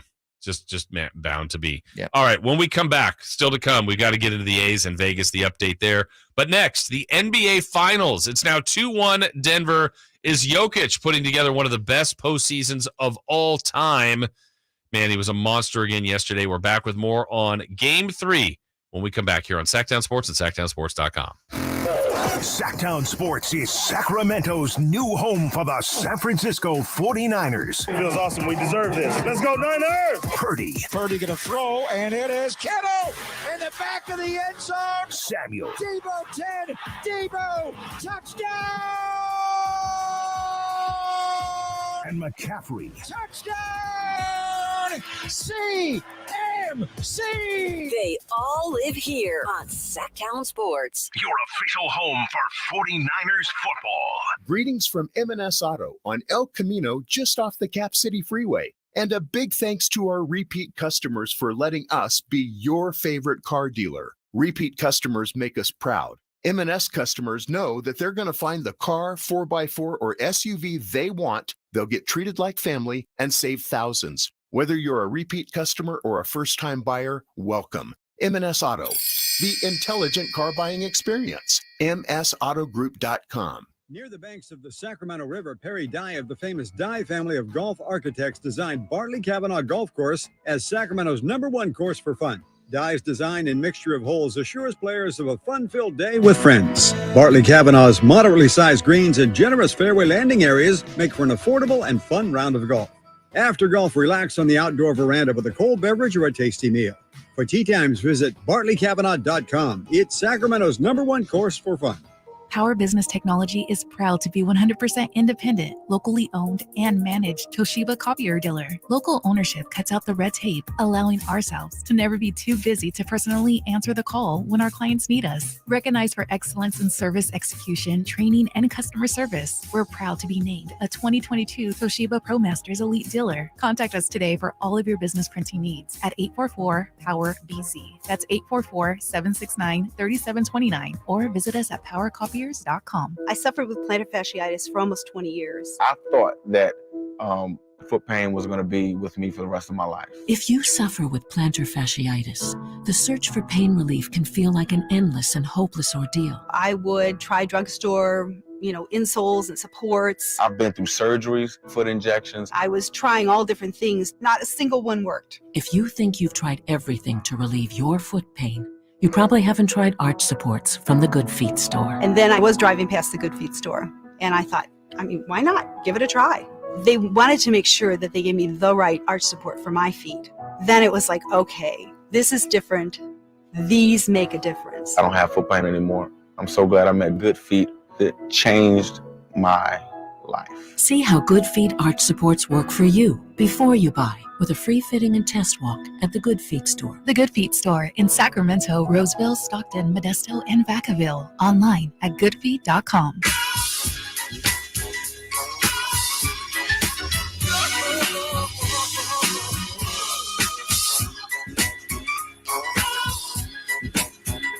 The Carmichael Dave Show with Jason Ross. Call or text at 916-339-1140. On Sactown Sports.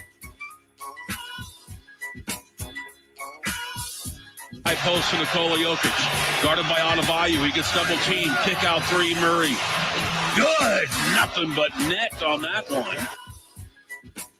Murray goes to the right hand, gets a pick from Nikola, stops, throws it back to Joker, head fake on the jumper, drives it on Adebayo, shoots over him, jumper's good. Well, you had back-to-back highlights there of two of the stars last night in Denver's win. Jamal Murray, Nikola Jokic. Let's give you the stats, Jay, from this 109-94 win. For Nikola Jokic, 32 points, 21 rebounds, 10 assists.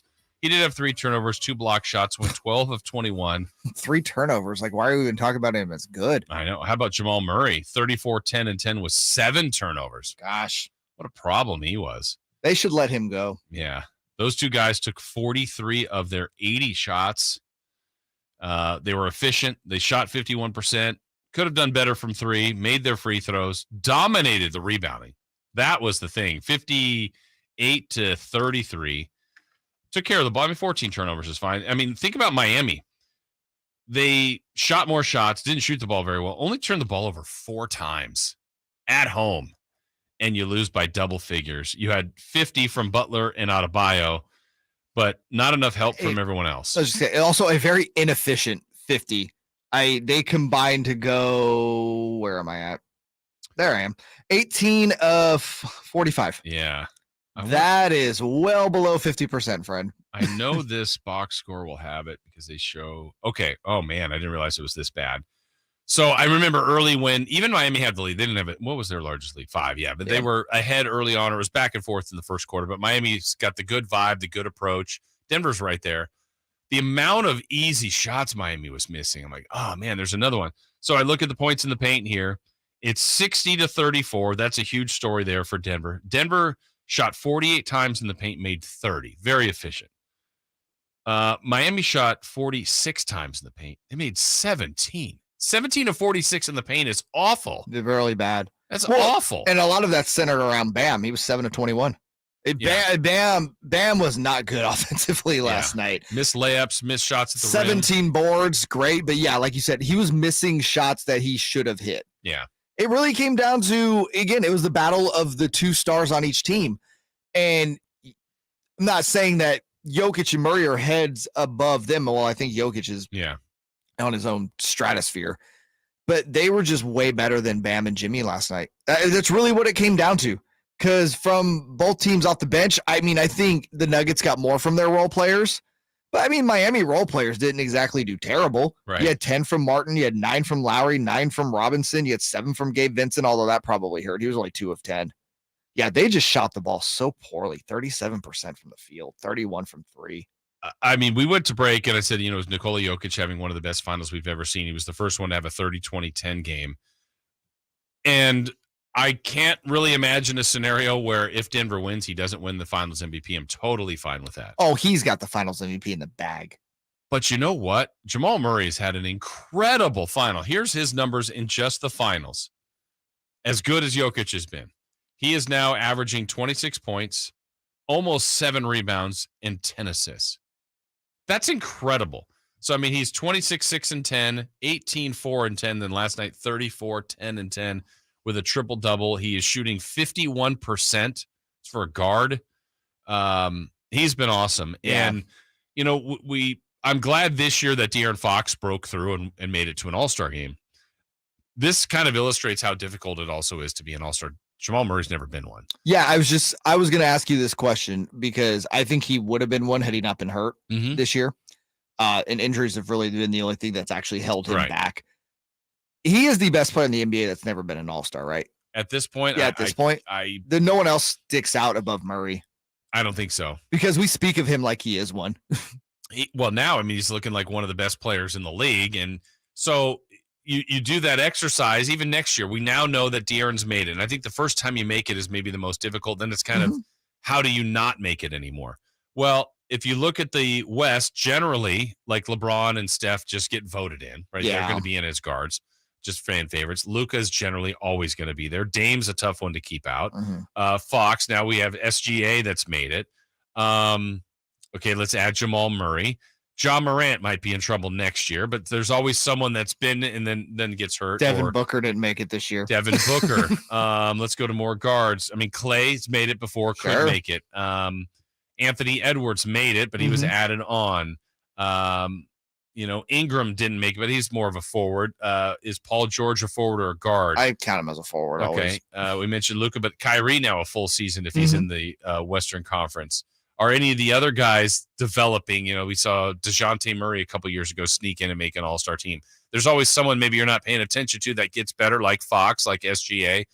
It's going to be difficult for Fox and others. Just the guards are really good in the West. Yeah, I wouldn't be shocked next year if we see maybe almost a completely different group of guards in. To your point, it really is going to come down to at that specific position.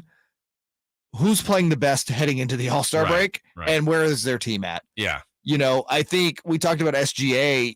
SGA is fantastic, but the big thing, I think what really propelled him was he took an OKC team that was expected to be in the quote unquote Wembanyama sweepstakes and it took them to a play-in. Yeah. Nobody expected that. There's not one person who expected that before the season started. That team outperformed so much. And so again, who's going to be that next guy? Because if the Nuggets win the title this year and Murray's going to be a monster part of it, right? And he comes out and he's healthy next year and he's putting up good numbers, he's automatically in. Yeah, well, and that's why I always felt like they should not do it by position, and they don't do it technically like point guard, shooting guard, but there's generally 2 guards that get voted in and 3 front court players. And there's generally a backup to each of that. So 2 more guards and 3 more front court players and then 2 wild cards. Well, if the wild cards could also be front court guys like Zion, normally makes it, didn't make it last year. Or I mentioned Ingram. AD didn't make it. These are front court guys that if they get into that wild card spot of the extra spots, now you're basically left with 4 guards making. I mean, if you went positionless this year, does Domas make it? On his year, you feel like yes, but I don't know. But I'm saying, would they have put other guards in ahead of him? Right. Or would he had to have gotten on as an injury replacement? Yeah. And you start to go, well, like, look, Jokic is going to make it again. And, sure. And some of these guys that are Jokic, like, if you look at it from like just specifically centers, right? Yeah. Jokic would be the only guarantee in the West. Yeah. Gobert and Towns used to always make it. I mean, there's some guys that are kind of regular. Chris Paul always would. Well, I don't think I think he's past that point now. And I think we're at the point now where the wild cards are generally always guards because there's just more depth at that position at this point. Durant's in the West. So, I mean, he's going to get a spot. It's going to be difficult to get all-star spots. It's so crazy to think about because while the actual game has become so meaningless, trying to make the team is such a chore for such a meaningless exhibition. Right. It's true, but it's the status.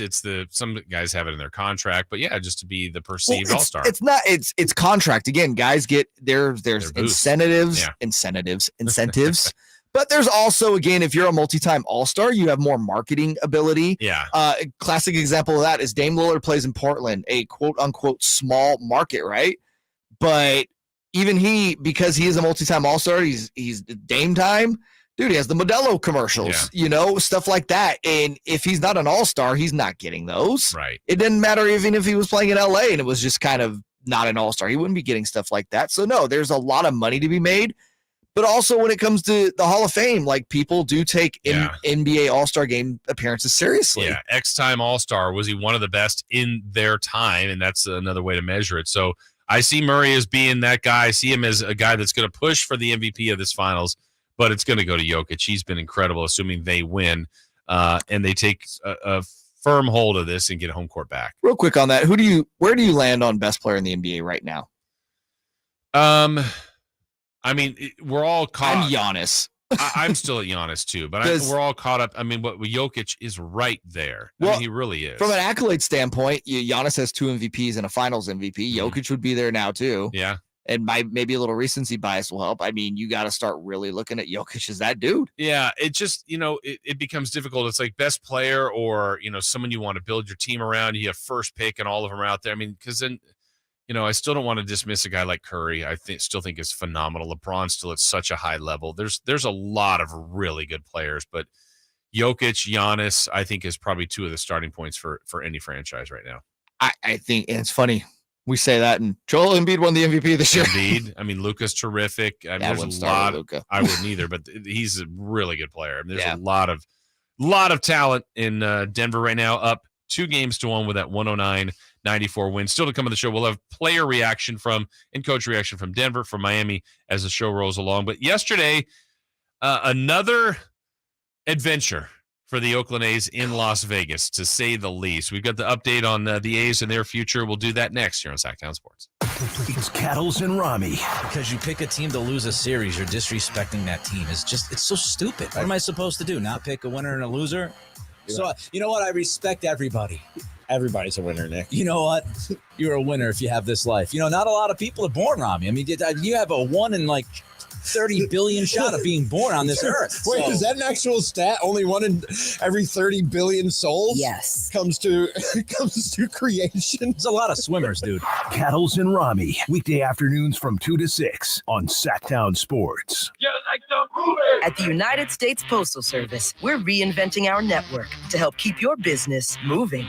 With new shipping options to deliver better value, greater flexibility to conveniently reach your customers, more confident shipping with new informed delivery features, and new electric vehicles for a cleaner, brighter future. Fast, reliable, perfectly orchestrated. The United States Postal Service, delivering for America. Learn more at USPS.com/moving forward. Take as little as 3 minutes to see if you could save on motorcycle insurance with Progressive. Come on, you've spent more time than that trying to name your bike. How about the Crusher? I guess it's not really crushing anything. The Silver Bolt? No. Oh, what about Pepper? Mysterious. Is it a pet or a condiment? Surprise! It's a motorcycle. No. That's stupid. Get a quote in as little as 3 minutes at Progressive.com. Progressive Casualty Insurance Company and Affiliates. Hey, you want to be around people having a great time? You need to come check out Capital Casino, offering the most varieties of table games in the region in the friendliest environment. Come for the food, which is awesome, of course, and stay and play. Conveniently located in downtown Sacramento at 411 North 16th Street. Right there in downtown Sacramento for over 20 years. Cap Casino, best food, best games, and of course, the best action. And please gamble responsibly. 1-800-GAMBLER. When you take the time to shop at Folsom Lake Honda, there's one thing you'll always find. Happy people ready to serve you.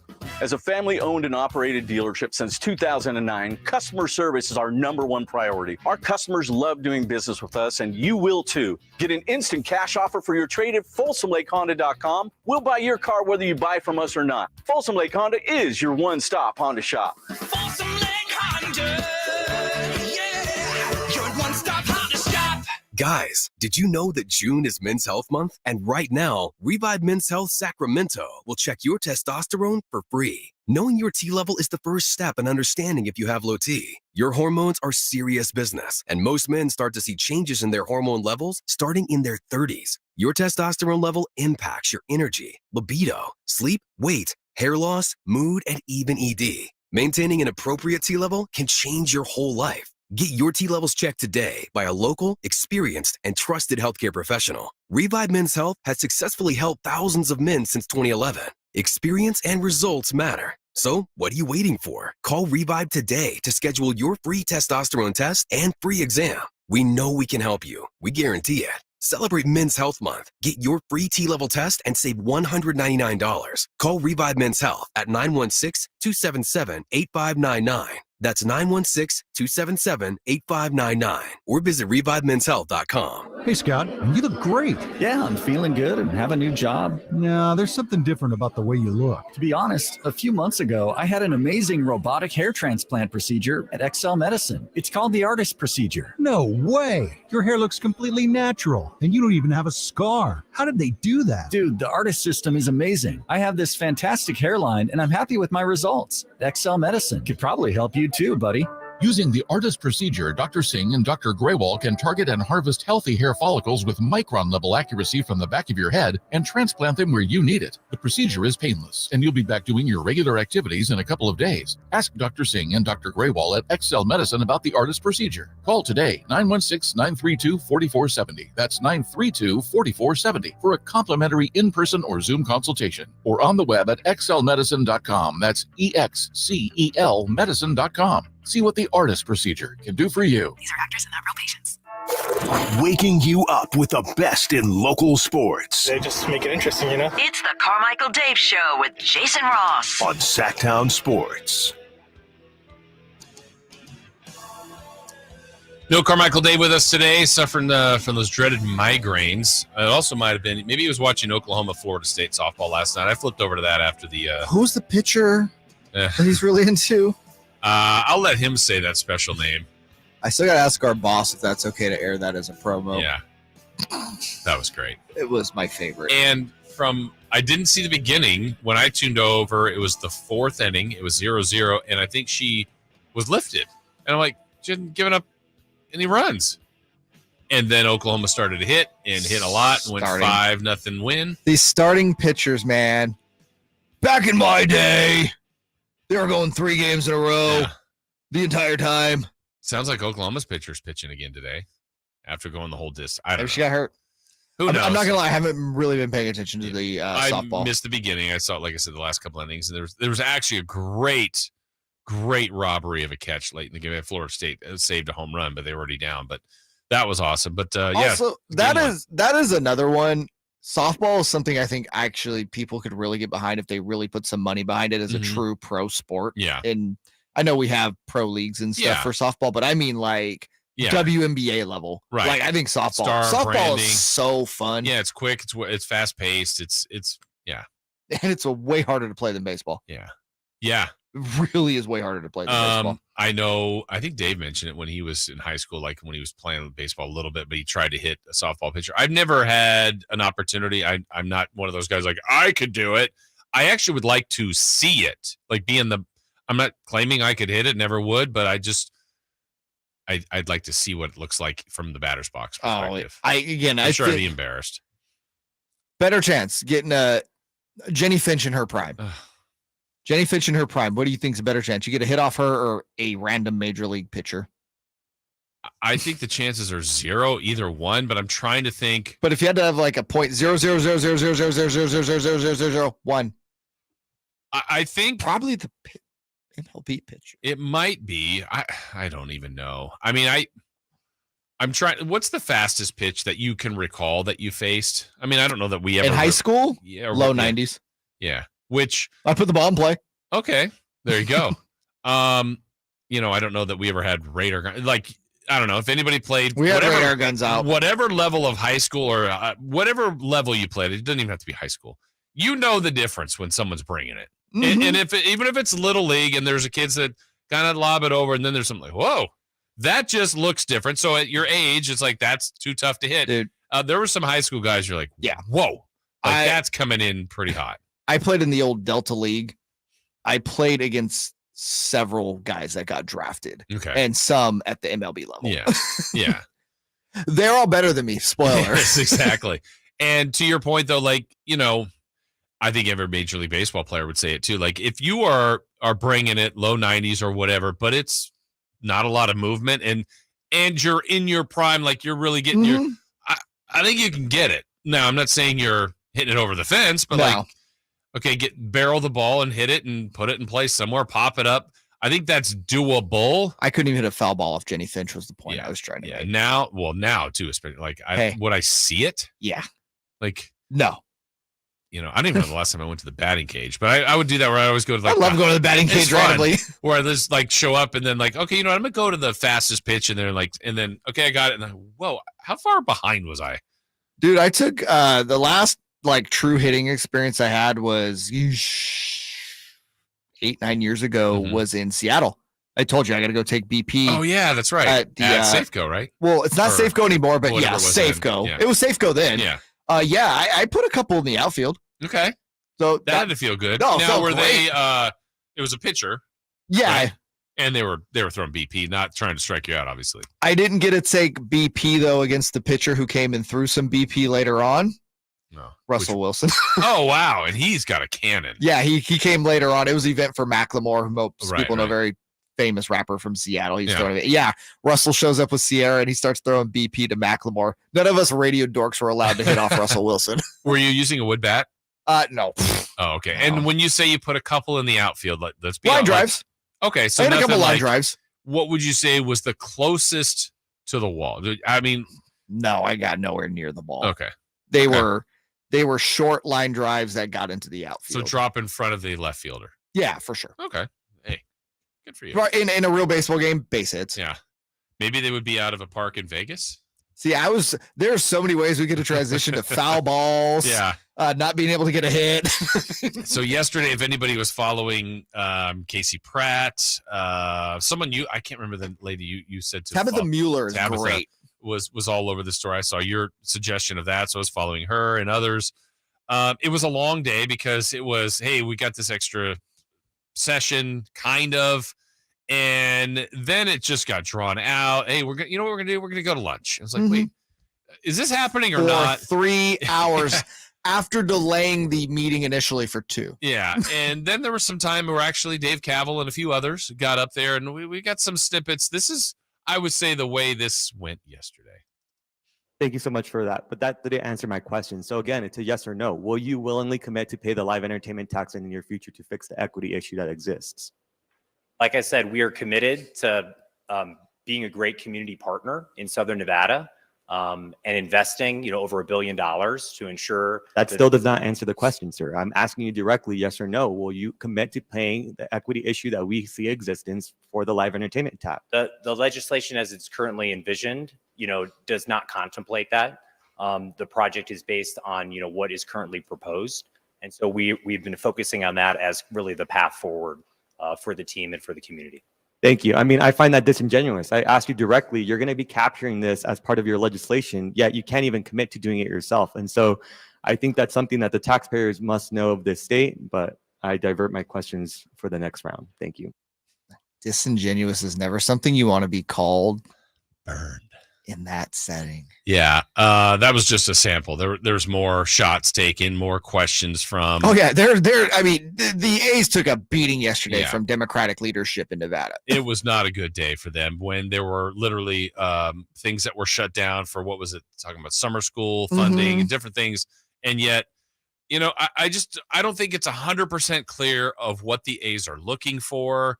That's clearly what was said there. I don't think Dave Cavill. Again. He did not look good, but I don't think he has the answers himself. He's answering for someone else. Yeah. It's not buttoned up. They're not cleaned up. This whole thing's not buttoned up. It's a mess. And the fact John Fisher wasn't there. Right. Was a bad That look. told me everything I needed to know of where I think this is trending. So the result of last night was there was no vote yet. Yeah, right. Nothing. They want the leadership on that side in both the House and the Senate. Again, the Democrats control both sides there.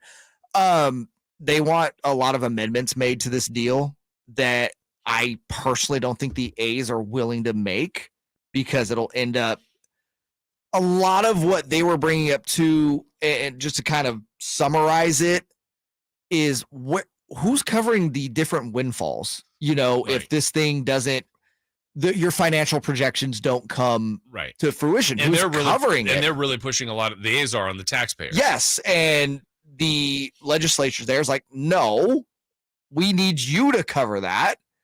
And you saw like Dave Cavill has no answer for that.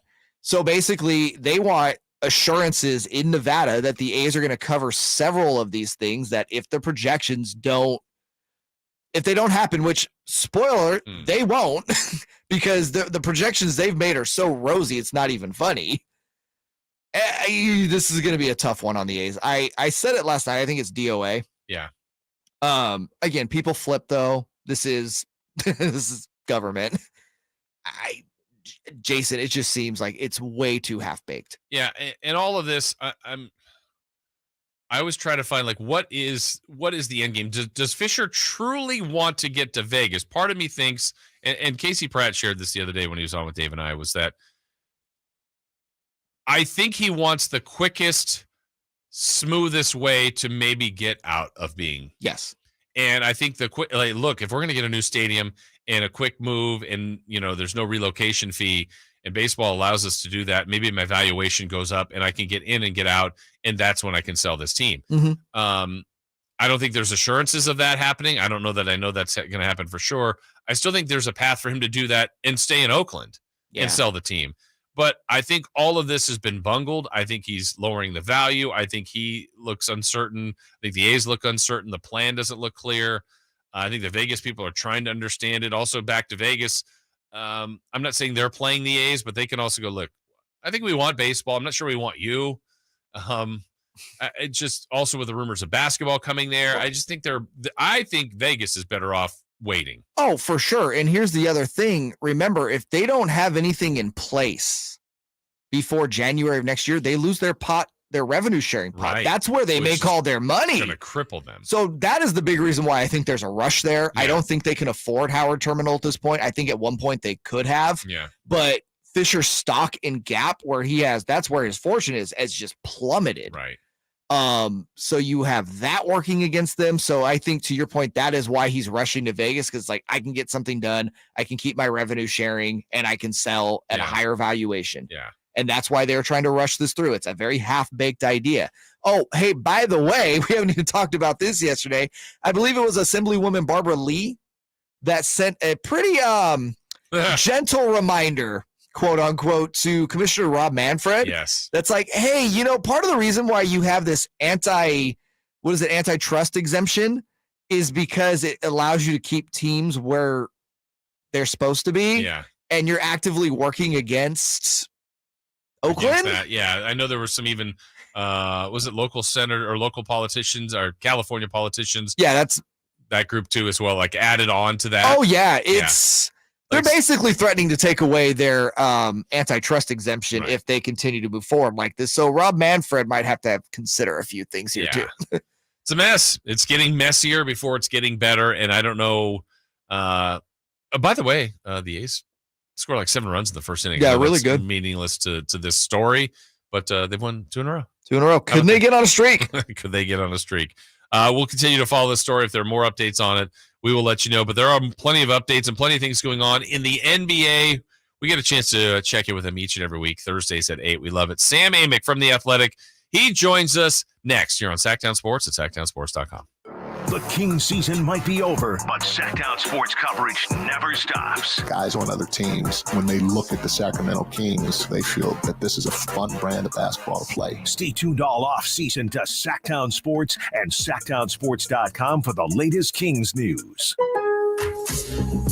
All new spring deals are here at Lowe's. Start planting your garden this weekend with Bonnie 11.8-ounce vegetables. Buy 4 for $10. Plus, liven up your patios and decks with fresh blooms. Select 1.5-gallon hanging baskets or 2 for $20.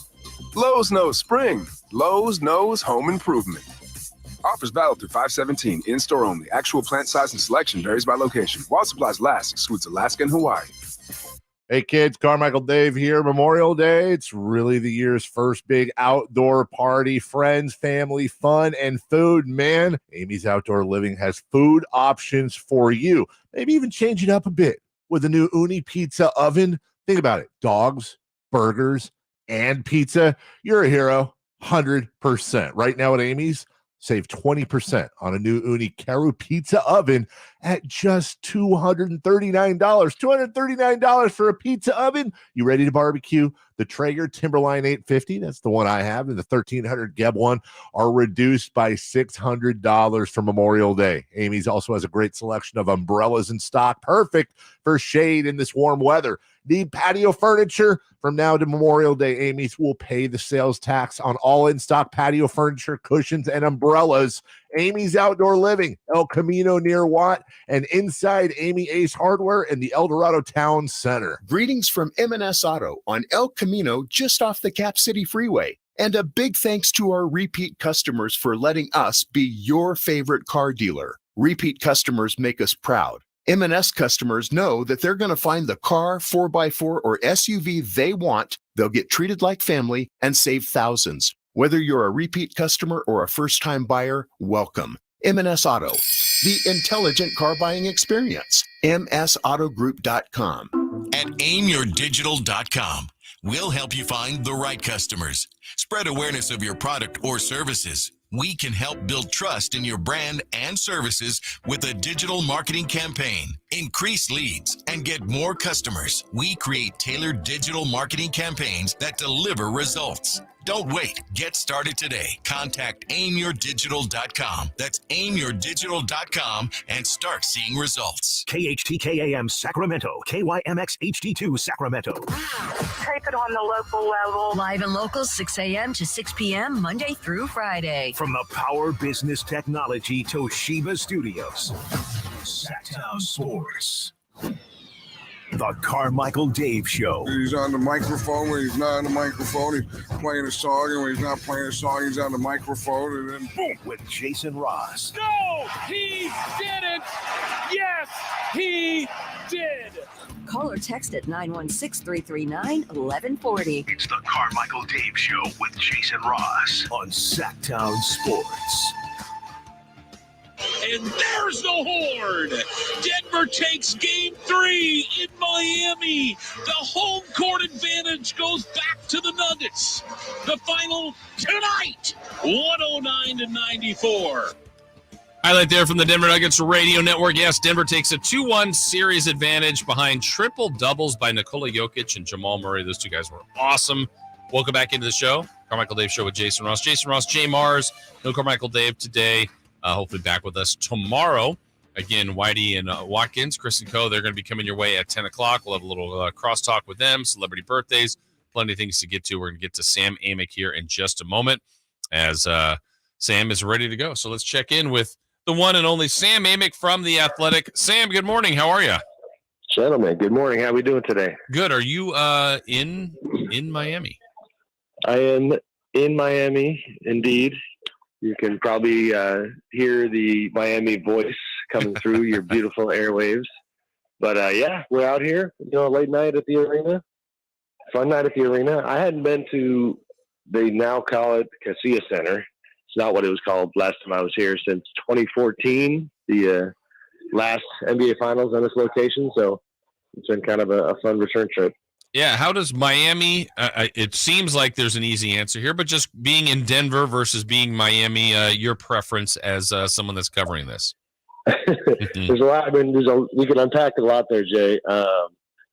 The city itself is obviously beautiful, and I'm a sucker for the ocean. So, in that regard, I would pick Miami. The logistics are tougher, and Denver's been nice. You know what I mean? Like the air does get you a little bit, but the walkability for me, when it comes to the playoff road life, walkability is a big deal. You don't have that in Miami, so there's kind of pros and cons. But honestly, both of them have been good. All right, I got to turn my mic on. That helps. Sam Amick joining us from the Folsom Lake Honda Hotline. Folsom Lake Honda, your one-stop Honda shop. Sam, me and Jason were debating earlier that we think Jokic will get the Finals MVP should the Nuggets win. But how strong of a case do you think Jamal Murray's made for himself? Tell me, Jay. I think on the eyeball test, it's certainly Jokic. And last night you go 30, 21, and 10. That's going to bolster your case. But do you have the raw data on Jamal right now? I can. 3 games. I know Jason has the total through 3. I can tell you last night he finished with 34 points, 10 assists, and 10 boards. So light work. Light work. I mean, listen, he's been amazing. In fact, I think at our place, I'm always throwing in at least one shameless plug for a story. John Hollander is going to write a piece about how we are all kind of sleeping on the idea that Jamal Murray's playoff production it's an outlier when it comes to like a guy who's already pretty darn good, just elevating his game in the kind of way Jamal is. I mean, he's just been amazing throughout the postseason. And this series, I think to me, the path to him winning Finals MVP is probably still there because honestly, look at Game 3. To me, coming out of Game 2, the Heat choosing to try to cut Jamal Murray off and to put it like Draymond Green and Steve Kerr did when they visited on Draymond's podcast to make him the head of the snake. Like that was the key to me of Game 2, and he was less impactful than he had been in Game 1. Jamal, I was incredibly impressed with him last night. I mean, first half, he's seeing traps, he's seeing full court press, he is seeing the kind of stuff that to go even big picture. You got a guy with a left knee that was surgically repaired after the torn ACL. And everything he went through, like you got to have the legs and the fortitude and the mental toughness to fight through the kind of defense the Heat was throwing at him. And then he has 20 points in the first half. That was big. It's kind of this moment where it was like, oh boy, I thought I could see where the Heat could get this thing done and maybe shock the world. And once he played like that, it was like, all right, maybe not. Yeah, just to fill in the layers there, Sam, of just the series for Murray, 26 points, almost 7 rebounds, 10 assists, so averaging a double-double, all while shooting 51%, making 91% of his free throws, not turning the ball over. So he's been great. Denver's been great. And on that note, I mean, they're halfway there. You just kind of alluded to it in the last part of your comment there that you thought there was a road for Miami. It sure looks like it's going to be difficult for them. I'm so impressed by how they compete, how they fight. They're going to be coached all the way up to this thing. But is there a legitimate path, barring injury, that Miami can come back and do this? Yeah, I mean, I'm going to, listen, after Game 1, I was among the masses kind of saying Miami's cooked.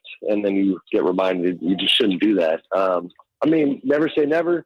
The talent, I mean, we know this, guys. Like, talent is not the end all be all in this league. The coaching matters a lot. Again, I used the phrase mental toughness earlier. That matters a lot.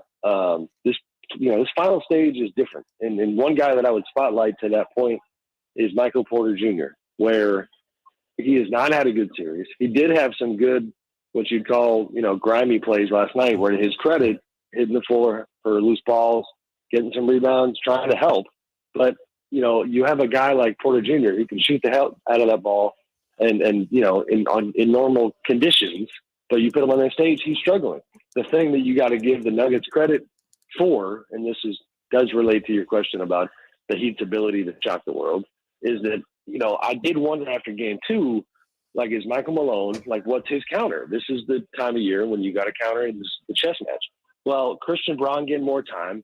Even Reggie Jackson, they didn't make an impact, but you see Malone tinkering. And Braun, to me, is what, is now masking the Michael Porter Jr. struggles. And it does kind of feel like that's enough of a counter that I'm if I was the Nuggets, I would not be as concerned about the Heat at this point as it was after game 2. Sam, if we're assuming here, and I'm being the one assuming that the Heat do fall to the Nuggets, when you look at the overall makeup on this roster, do you look at if they really want to make a true title run over the next year or two as they need to fortify and get, more, upgrade their reserves around Butler and Adebayo and even the guys in the starting lineup? Or do you think this team needs that, quote unquote third star?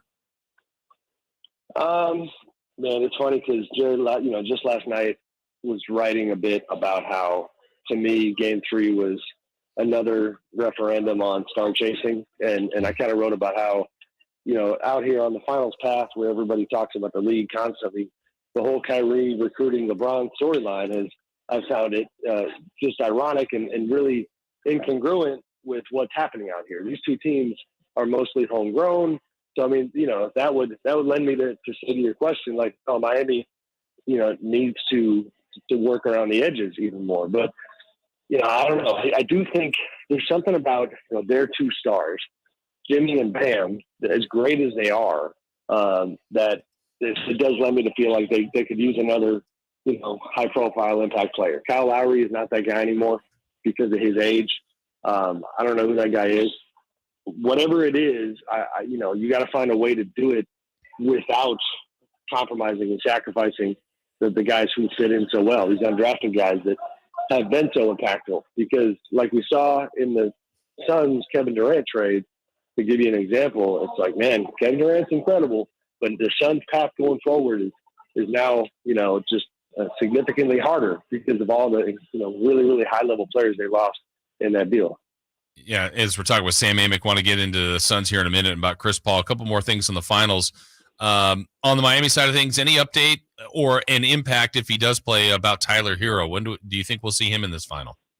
It's a situation just from everything was seemingly trending in playing in game 3. It's funny. One guy that had mentioned this to me, and I think he said it publicly, Ethan Skolnick is a longtime media member, Miami media member, covering this series, and he had said going in he thought that the Hero thing was a bit of a red herring, that they had planned on not using Tyler in game 3 all along. So now game 4, the question becomes, and Eric Spoelstra fielded this question the other day or yesterday, is how late into a series is too late to try to integrate a guy. So I don't know if we'll see him. It seems a little odd that they wouldn't try to, especially being down in the series now, try to add a guy that gave you 20 a game in the regular season. But we'll see. Sam Amick joining us from the Folsom Lake Honda hotline. Folsom Lake Honda, your one-stop Honda shop. Sam, I want to shift gears over to the social media madness that was Chris Paul / NBA Twitter yesterday, where I think we've all landed on now that the Suns and Chris Paul are in negotiations about his future. First things first, what did you make of all the just reporting and different reporting yesterday on that whole situation? Yeah, I mean, it's, sometimes gets a little messy when stories like that break.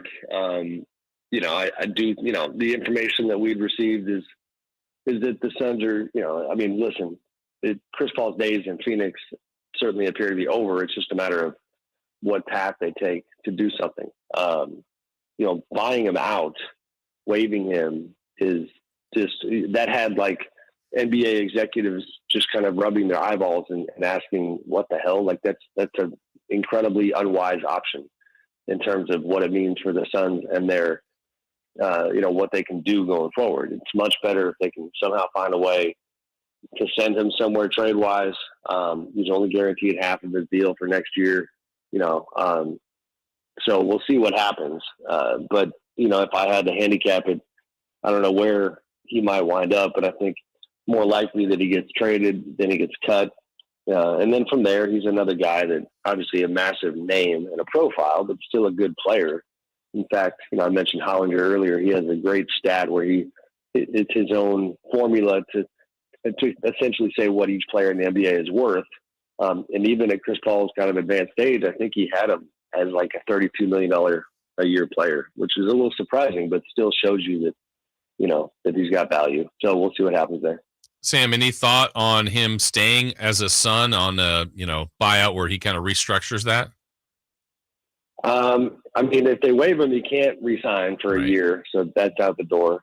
And as for him staying, I feel like Isaiah Thomas, who is apparently going to be an unofficial Suns executive forever, because he's Matt Ishbia, the owner's, kind of confidant these days. And, I'm sure you guys saw Isaiah gets on NBA TV and says, don't rule out the idea of Chris Paul still being with the Suns. That to me felt like a very transparent leverage play, where the way the news broke initially that they were just going to cut him took away all the Suns leverage in trade talks. And I felt like Isaiah was just doing whatever he could to put the genie back in the bottle. Sam, obviously, if they do get off him, as you alluded to, trade is probably your best way to recoup some assets. A team that I thought made a lot of sense to me and does have, I believe, the contracts to trade for him that would make a lot of sense, especially with all the uneasiness of what's going on in that franchise right now and the need for a culture change. I think Memphis would be an intriguing option for that. Just thoughts on bringing in a guy like Chris Paul to maybe, if they could make a deal done, to kind of change up that culture a little bit in Memphis, especially with Ja going to miss probably a good amount of the season. Yeah, I like it in a vacuum. A couple of quick thoughts. I mean, on the Memphis side, no question, they need veteran presence. And so I like that a lot. The thing that's tricky with Chris Paul these days, and he's this guy that is a former Players Union president, future Hall of Famer, and a pretty like intense force of personality, is that even though he's not technically in charge of things like a trade, if I had to guess, I don't think he would be excited about going to Memphis, mainly because at this stage of his life, his family is in LA, and the Phoenix situation had been really nice for him because he would see them a lot. Memphis is tougher, and he lived that life when he was with Oklahoma City. His family stayed in LA, and I know that he's talked since then about how hard that was on them. So that aspect, I think, would be a complication, but basketball-wise, for sure. I mean, John needs all kinds of old heads that know how to handle themselves the right way around him these days. Sam, you mentioned it earlier. I'm curious, maybe more of the crafting of this, but the news that came out about Kyrie and LeBron, and Kyrie actively seeing if LeBron would want to play with him in Dallas, kind of took a few people by surprise. But really, to me, it felt crafted. What did you make of at least that rumor, that story that was out there a day or two ago? Yeah, I mean, to me, there's a couple layers to it. For one, it feels like, typical Kyrie messiness that if I was Luka Doncic would have me concerned, because it just didn't take long for Luka to have a front row seat to the Kyrie experience. And if you're the Mavs, you got to be careful because, we've already been writing about, are the Mavs going to be able to hold on to Luka? So that comes to mind. Also, just, I don't know, Kyrie, I mean, you talk about emojis, the big eye roll emoji for me on this one, because, he jumps on social media recently and tells everybody to stop asking him what he's going to do in free agency. And then, a story like this comes out and all signs point to it coming from his camp. And, all right, bro, I get it. You're just talking out both sides of your mouth. So that part is strange, but I will say on the LeBron side, I think it also does again reveal that there is a level of kind of angst, or, I don't know what the word is. It's not unhappiness in terms of a big beef between LeBron and the Lakers, but I definitely think it's fair to say right now that he's clearly not on board with the idea of them rolling it back, re-signing Austin Reeves and Rui Hachimura. To me, I feel like we're reading the tea leaves here. D'Angelo Russell, if I was him, I would not want to give him a big old bag to bring him back. So It feels like LeBron is looking at this Lakers team and saying, all right, we did better than people thought we would, but this ain't it. And then he's back into that superstar, flirt with everybody mode. Sam, we're hearing lots of reports that James Harden is torn between heading back to Houston versus staying in Philadelphia. I think that's a real thing. But the other side of that, so I just want to get your thoughts on that part. And do you think there's another team that could actually pry and get James Harden's attention where he doesn't end up in one of Philly or Houston next season? I don't think so. His camp, his people have, floated the idea that, there's a third mystery team.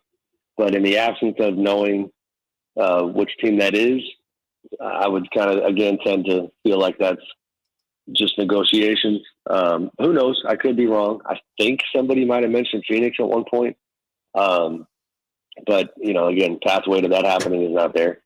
So there's also a weird thing that I actually, to be honest, I would like to make some calls on even today is like, with James, you keep hearing that there is a personal component to his desire to return to Houston, meaning just non-basketball stuff. And again, it's a little bit like Chris Paul. When these guys get into their mid-30s and they've already accomplished a lot, they get a little I don't love the use of this word, but it's the best I can do, is they get a little greedier about their situation. You know what I mean? And it's from a life standpoint, which I do understand. So I feel like if I'm handicapping that I'm looking at Houston for James right now, even though basketball wise, it's a pretty tough sell as to why he would leave a situation where they were very competitive. But I'm a big believer in the fact that I do think he is a little tired of feeling overshadowed by Joel Embiid. He sacrificed for a couple of years. They didn't get it done. And now we'll see if he decides to go back to a familiar spot. Sam Amick from The Athletic joining us. Sam, there's a lot of coaching movement. I guess maybe a two-parter here. Of all the moves that have been made already, which one caught you the most off guard, and what's the last one left? Toronto, what's going on with the Raptors? The one that caught me the most off guard was the one where Monty Williams was paid an ungodly amount of money. Yeah. I'm happy for him. He's a great dude. But I can't remember. That obviously was Detroit. And I can't remember a situation ever where a guy who didn't want to coach that particular season, Monty was going to take a year off, where the money was just so big that, you got him to come back. So that one, not only is interesting on its own, but I think that we are going to, I'm really interested to see what the ripple effect is of that on the coaching industry from an economic standpoint. Like, my God, if you're a head coach in the NBA now, you're walking in the room going, well, Monty got $12 million, right.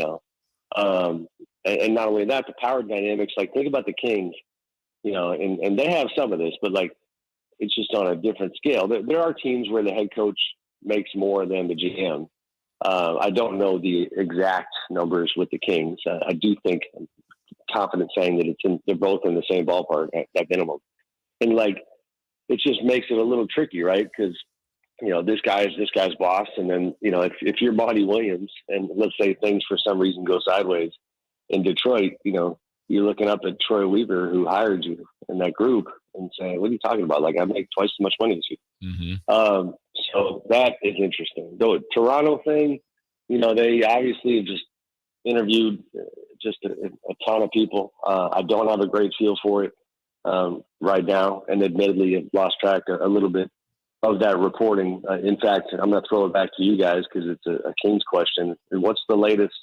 Is Jordy Fernandez still believed to be in the mix or not so much?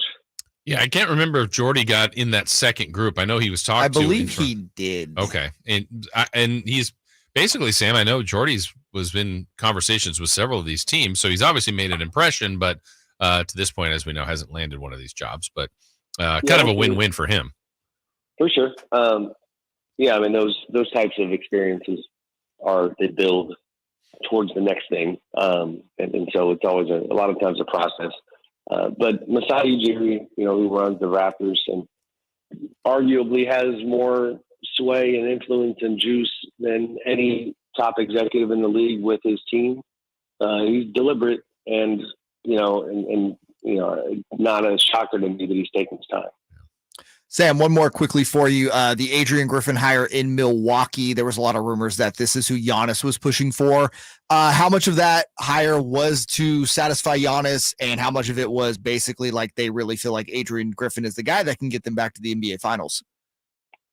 I mean, I think it's both, but the first part is definitely true, and I don't blame them. I mean, the good thing for the Bucks is that, you know, I don't know who to compare Giannis to as the inverse of this, but to me, if I was an owner, I would have a pretty high level of trust in who, you know, Giannis wanted. He's a very bright dude, and so like his sensibilities would not concern me. You know, as opposed to heck, why not? I'll just pick on a guy who's already been going through it. Is like, you know, hey, Dylan Brooks, who do you want to coach this team? Mm-hmm. You know, it probably wouldn't go quite as well. So I think it's fine. Adrian's got a good reputation.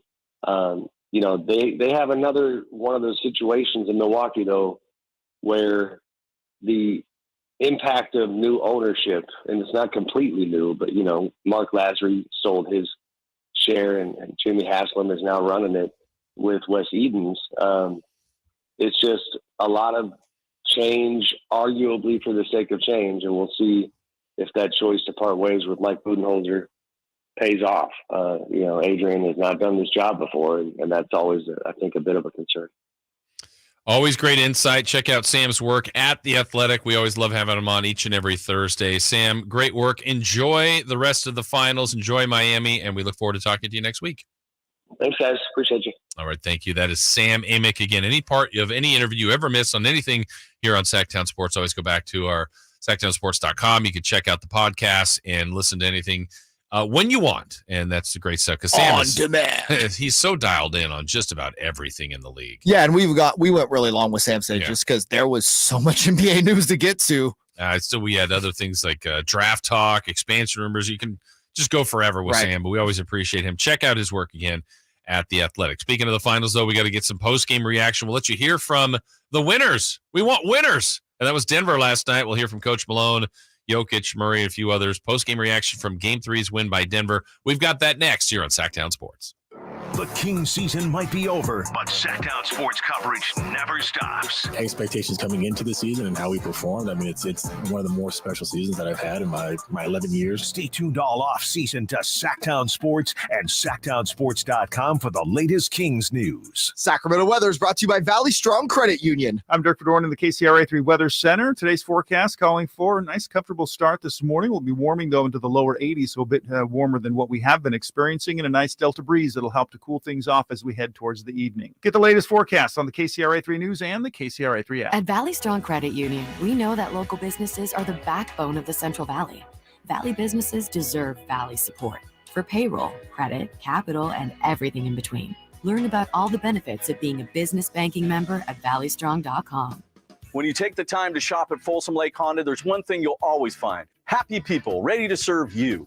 As a family-owned and operated dealership since 2009, customer service is our #1 priority. Our customers love doing business with us, and you will too. Get an instant cash offer for your trade at FolsomLakeHonda.com. We'll buy your car whether you buy from us or not. Folsom Lake Honda is your one-stop Honda shop. Folsom Lake Honda, yeah, your one-stop Honda shop. Hey, you want to be around people having a great time? You need to come check out Capital Casino, offering the most varieties of table games in the region in the friendliest environment. Come for the food, which is awesome, of course, and stay and play. Conveniently located in downtown Sacramento at 411 North 16th Street, right there in downtown Sacramento for over 20 years. Cap Casino, best food, best games, and of course, the best action. And please gamble responsibly. 1-800-GAMBLER. At the United States Postal Service, we're reinventing our network to help keep your business moving. With new shipping options to deliver better value, greater flexibility to conveniently reach your customers, more confident shipping with new informed delivery features, and new electric vehicles for a cleaner, brighter future.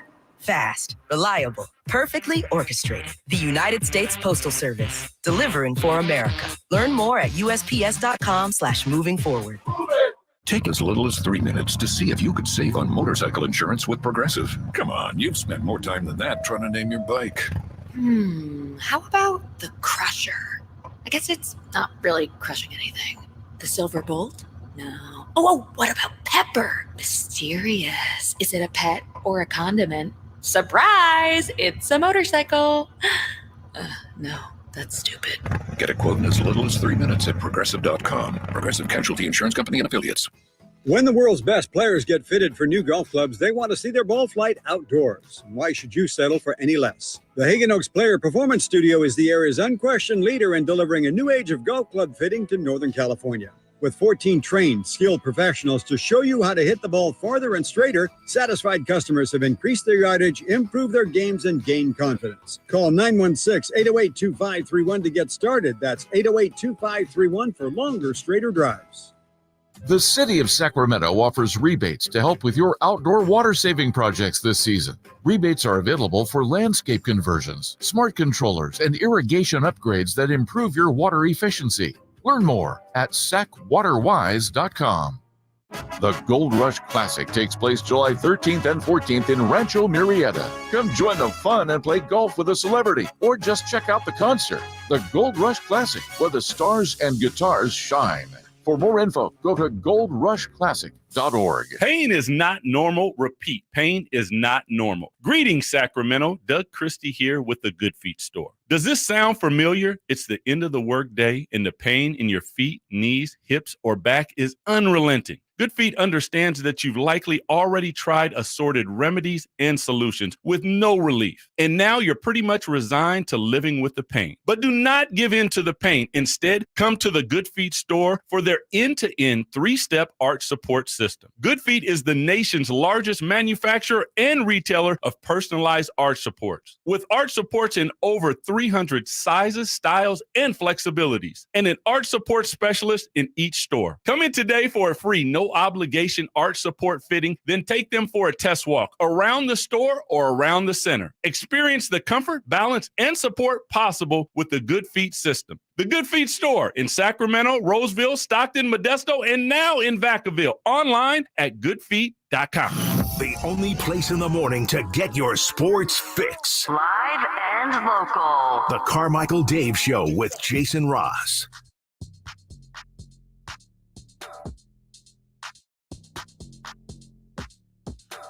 Thanks again to Sam Amick for joining us here, as he does each and every Thursday at 8 o'clock throughout the basketball season. And really, basketball doesn't end. I mean, we have Sam. He's off, late July and August, maybe part of September, and then right back at it. Back in the mix because it doesn't end. And, the Kings aren't playing now, but, Jay, they've got people in for draft workouts. We're 2 weeks from today.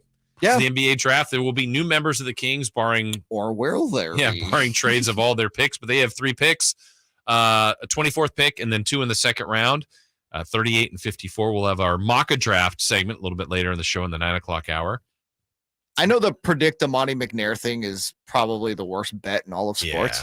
Yeah. Where do you land on the Kings keeping that pick?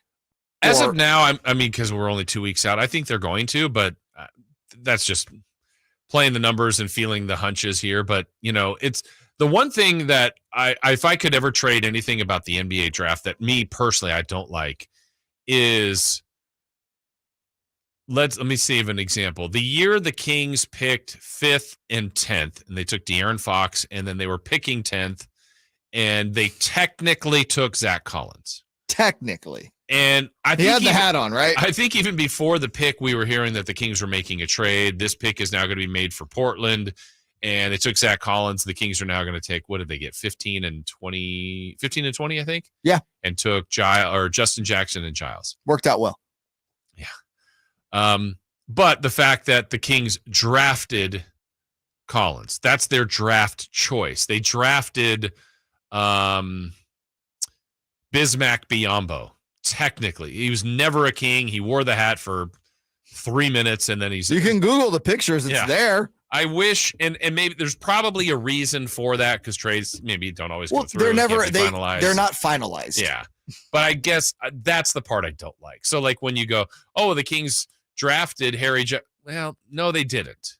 They didn't, but They did. You know what I mean? Right. Like, it's just the cleaning that part up. I don't know how they do it. I wish they could. Because if you go, like, for instance, we have our cards out in front of us, basketball cards. Like, if you got a Bismack Biyombo, it'll be they trade him to Charlotte, right? Charlotte, yeah. Bobcats. Yeah.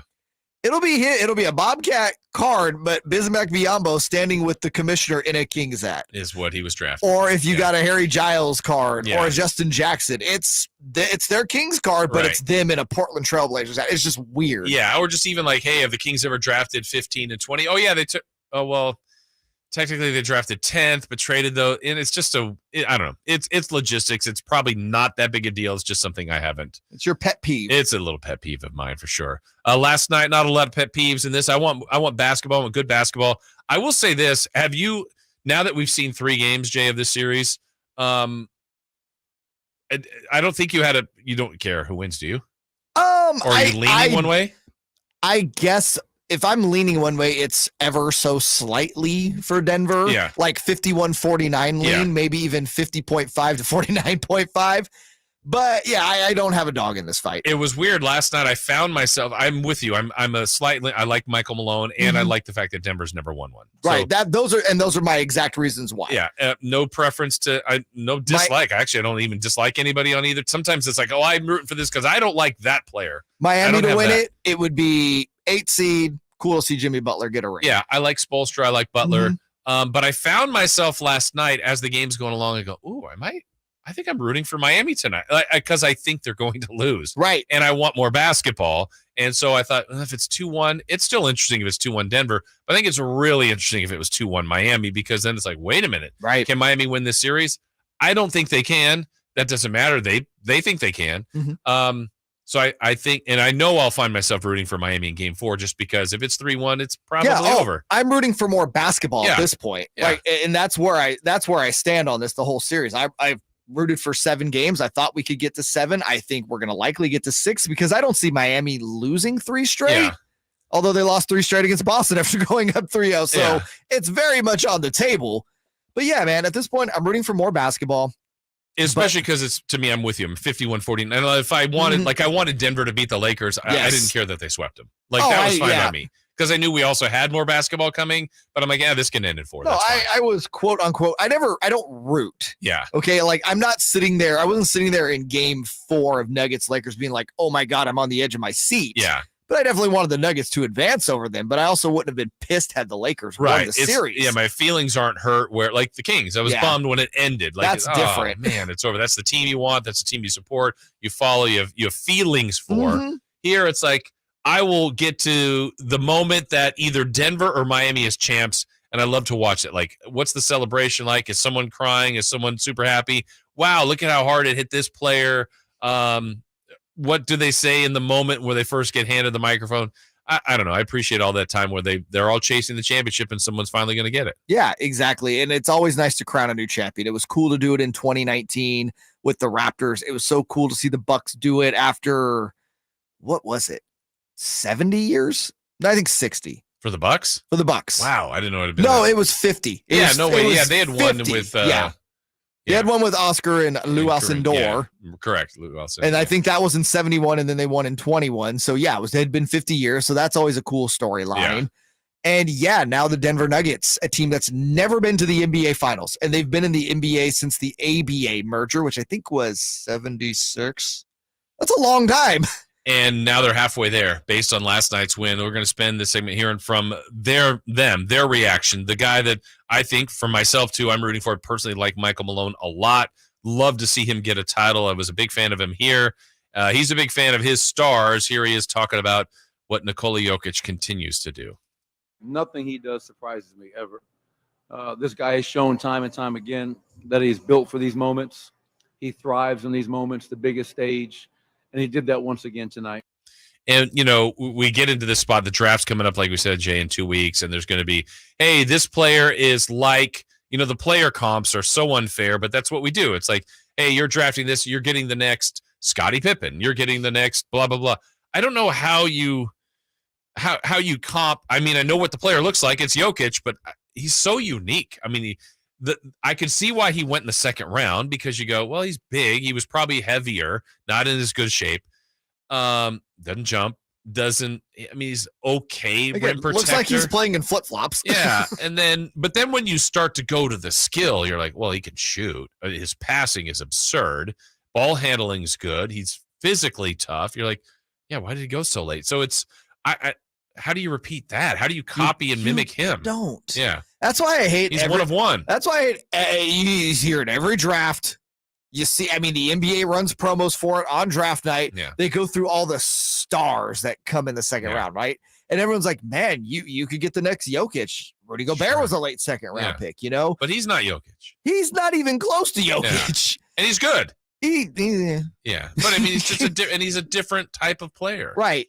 Let everyone become who they are. Dude, there was Kristaps Porzingis had the unicorn thing, but Jokic is the true unicorn. Yeah. He's one of one. Right. Like there's not another Jokic comp. Yeah. Like in NBA history. What is the closest Jokic comp in NBA history? Modern day or the past? I can only remember parts of his game near the end. I've heard some reference Arvydas Sabonis. Yes, when he was in Europe. Yeah, now we saw the end of his career. And he was still really good here, but I could see that a little bit. But, what Jokic is doing is ridiculous. No, and I guess right now the modern day comp is probably Domas. Yeah, and he's even different. Like, he's a better athlete. He moves better. But then doesn't Jokic, shoot as well. No, doesn't in the a whole bunch of stuff. Sabonis is a great passer. Jokic is another level. It's just absurd, and he's got help too. How about Jamal Murray? We talked about him with Sam. A triple-double last night, averaging a double-double. He's been efficient. He's been effective. And Coach Malone talked about his other star. Really proud of Jamal, and I could tell, speaking to him yesterday, being around in the last 48 hours, that he was putting a lot of game 2 on him, and it wasn't just him. But that's what champions do. That's what warriors do. They battle back. And I just felt his presence all game long. They were aggressive from the beginning. And I think Sam brought it up. Like, the counter really was to make sure Miami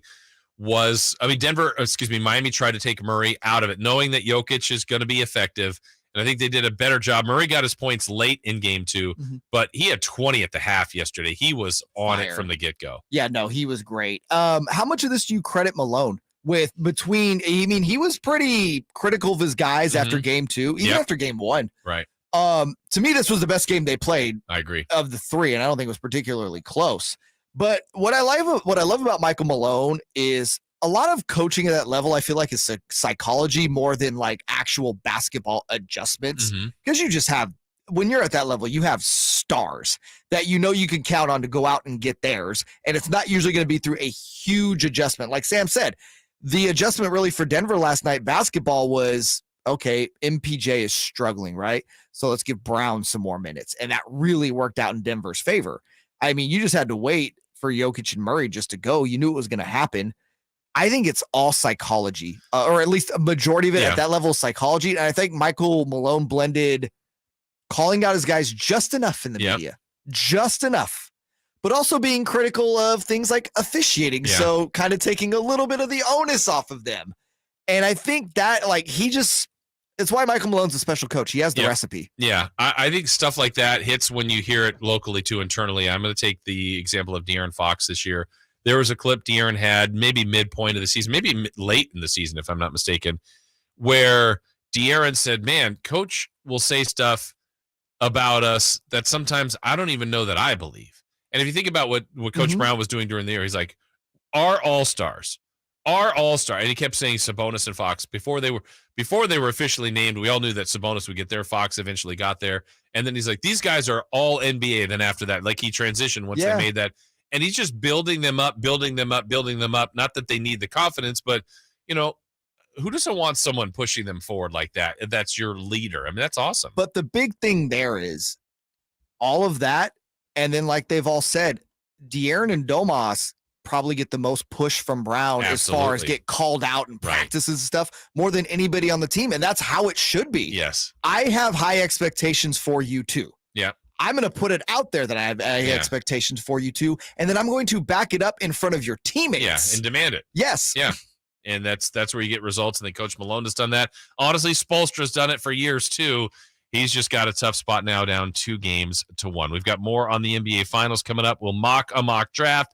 But up next, who's hot, who's not, and Did we stay hot in Let's Go Streaking? We've got all that coming up on Sactown Sports at SactownSports.com. It's Cattles and Rami. Why can't dudes FaceTime each other? What's wrong with a couple of dudes FaceTiming each other? Is it not manly? Toxic masculinity. Is it feminine to FaceTime one of your bros? I just thought that Simone in the back just is that killing me with her comment. Toxic reformatted masculinity. after the pandemic. The other day, I dropped my buddy off at the airport, gave him a big old hug, told him I love him. Why can't we have close relationships with our friends and our boys? What's different about FaceTime? Cattles and Rami, weekday afternoons from 2 to 6 on Sactown Sports. Hey kids, it's Carmichael Dave from my good friends at Fire Wings, the perfect fast casual eating establishment for the entire family. A great place to enjoy all the ball games from all around the country with 21 delicious flavors to choose from. Bone in,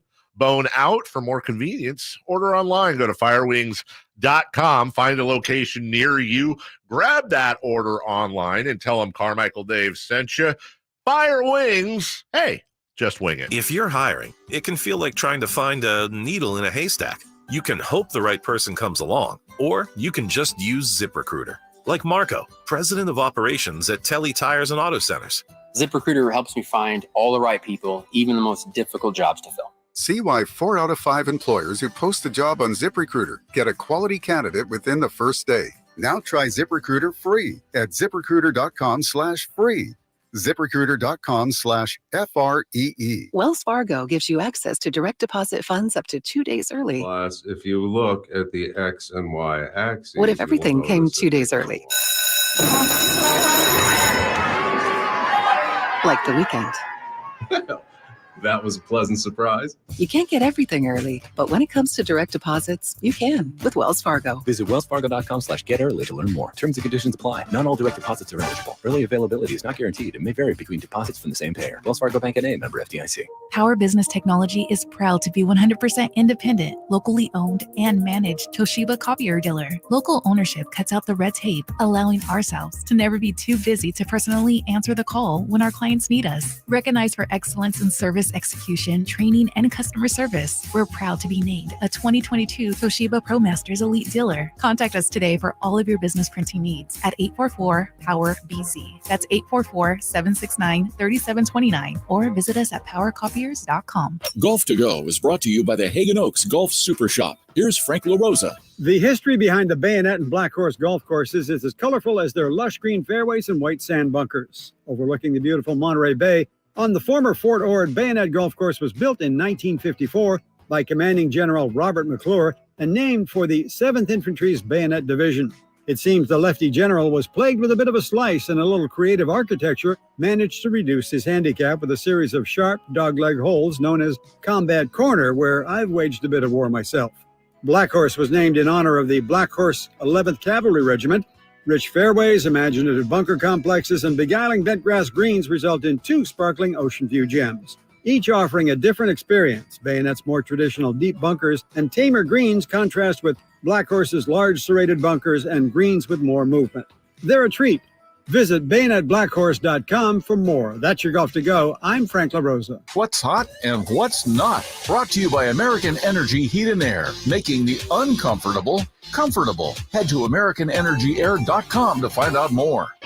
What's hot? Yeah, hot. Real hot. And what's not? It's not good. Brought to you by American Energy Air and Solar, Sacramento's complete heating and cooling company, and second opinion partner. Oh, Jason. Yeah. Who's hot? Who is hot, J. Mars? This fan. Okay. From Cincinnati, Ohio. I do not have a name. Okay. This coming from the collectibles guru on Twitter. Oh. The fan last night who caught Ellie De La Cruz's first home run ball gave it back to him. Do you want to know what he received in return? Yes, I love these things because these are always personal decisions. People are like, oh, you got to keep it. You're foolish. Sell that. But what was the net return? A meet and greet picture with Ellie De La Cruz that is on Twitter right now. This guy, by the way, it's like he's about 15 or 16. Oh, cool. So young guy. Signed baseballs for him and his friends. Okay. Signed pictures for him and his friends. So his friends all get Ellie De La Cruz signed pictures and baseballs. That's cool. A signed bat and a signed hat. Okay. For the first home run. You think that's a good trade-off? I think others would probably tell you that's not enough. I mean, For the first home run ball? Yes, we're getting greedy, right? Like, has there been a deemed value of the first home run ball? There has not. I got to believe that's worth quite a bit. I mean, well, we say that today because he's a huge prospect. He's blasted onto the scene. He's done amazing things in just 2 days. But he could just be like, I don't know, have a nice 6-year career. And it's like, yeah, he hit 47 home runs. Well, the first one's cool. But if he goes on to have like a career that people think he has, that's kind of a big deal. I always side on, hey, man, get the player back his memorabilia like that. And I think the older crowd is like, how much money you gonna give me? Which I understand why, because, hey, you have bills to pay, college tuitions. Hey, man, that baseball might send some guy's kid to Harvard. We don't know. But as a kid, I would have done the same thing, man. To get the meet and greet #1 is super cool. Yeah, when will that kid probably ever get a chance to meet in a clubhouse a, likely superstar, right? Get to take a picture with him, probably get to have a conversation with him, give him his first home run ball, which I think is always something that's super underrated, that interaction right there. And then, I can get signed bats and signed pictures and baseballs for my friends and myself, plus the cap and the bat.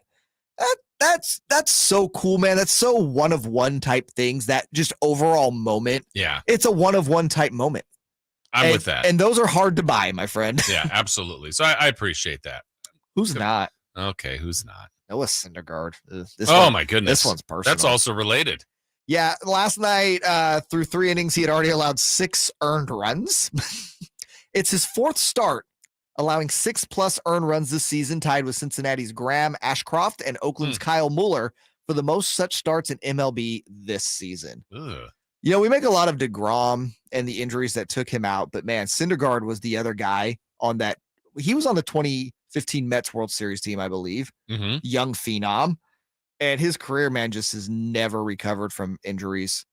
And you can tell, I mean, he said it. He's had so many quotes in the media this year about just how difficult it is for him to go out there and pitch. Oh, and by the way, he just won the IL today with the blister. Did he really? Yeah. Well, speaking of IL, I know it's more than an IL for DeGrom. You see him he was basically breaking down into tears. Because I think Syndergaard's right there too, though, man.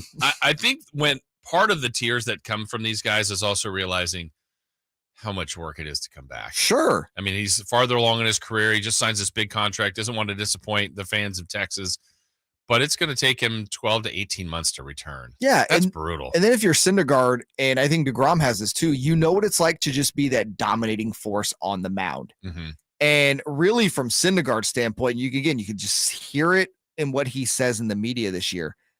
He so badly wants to get back there, but I don't think he has the answer. He literally, the guy went to see a hypnotist, and then had mentioned about a week ago, like, man, he doesn't have any kids, but I would give up my first unborn child if I could be what I was. Yeah, like there's so much mentally there that I think just probably has him in such a rut right now. Yeah. And he's still getting hurt. It's rough. It is rough. Well, so we have who's hot. We have who's not.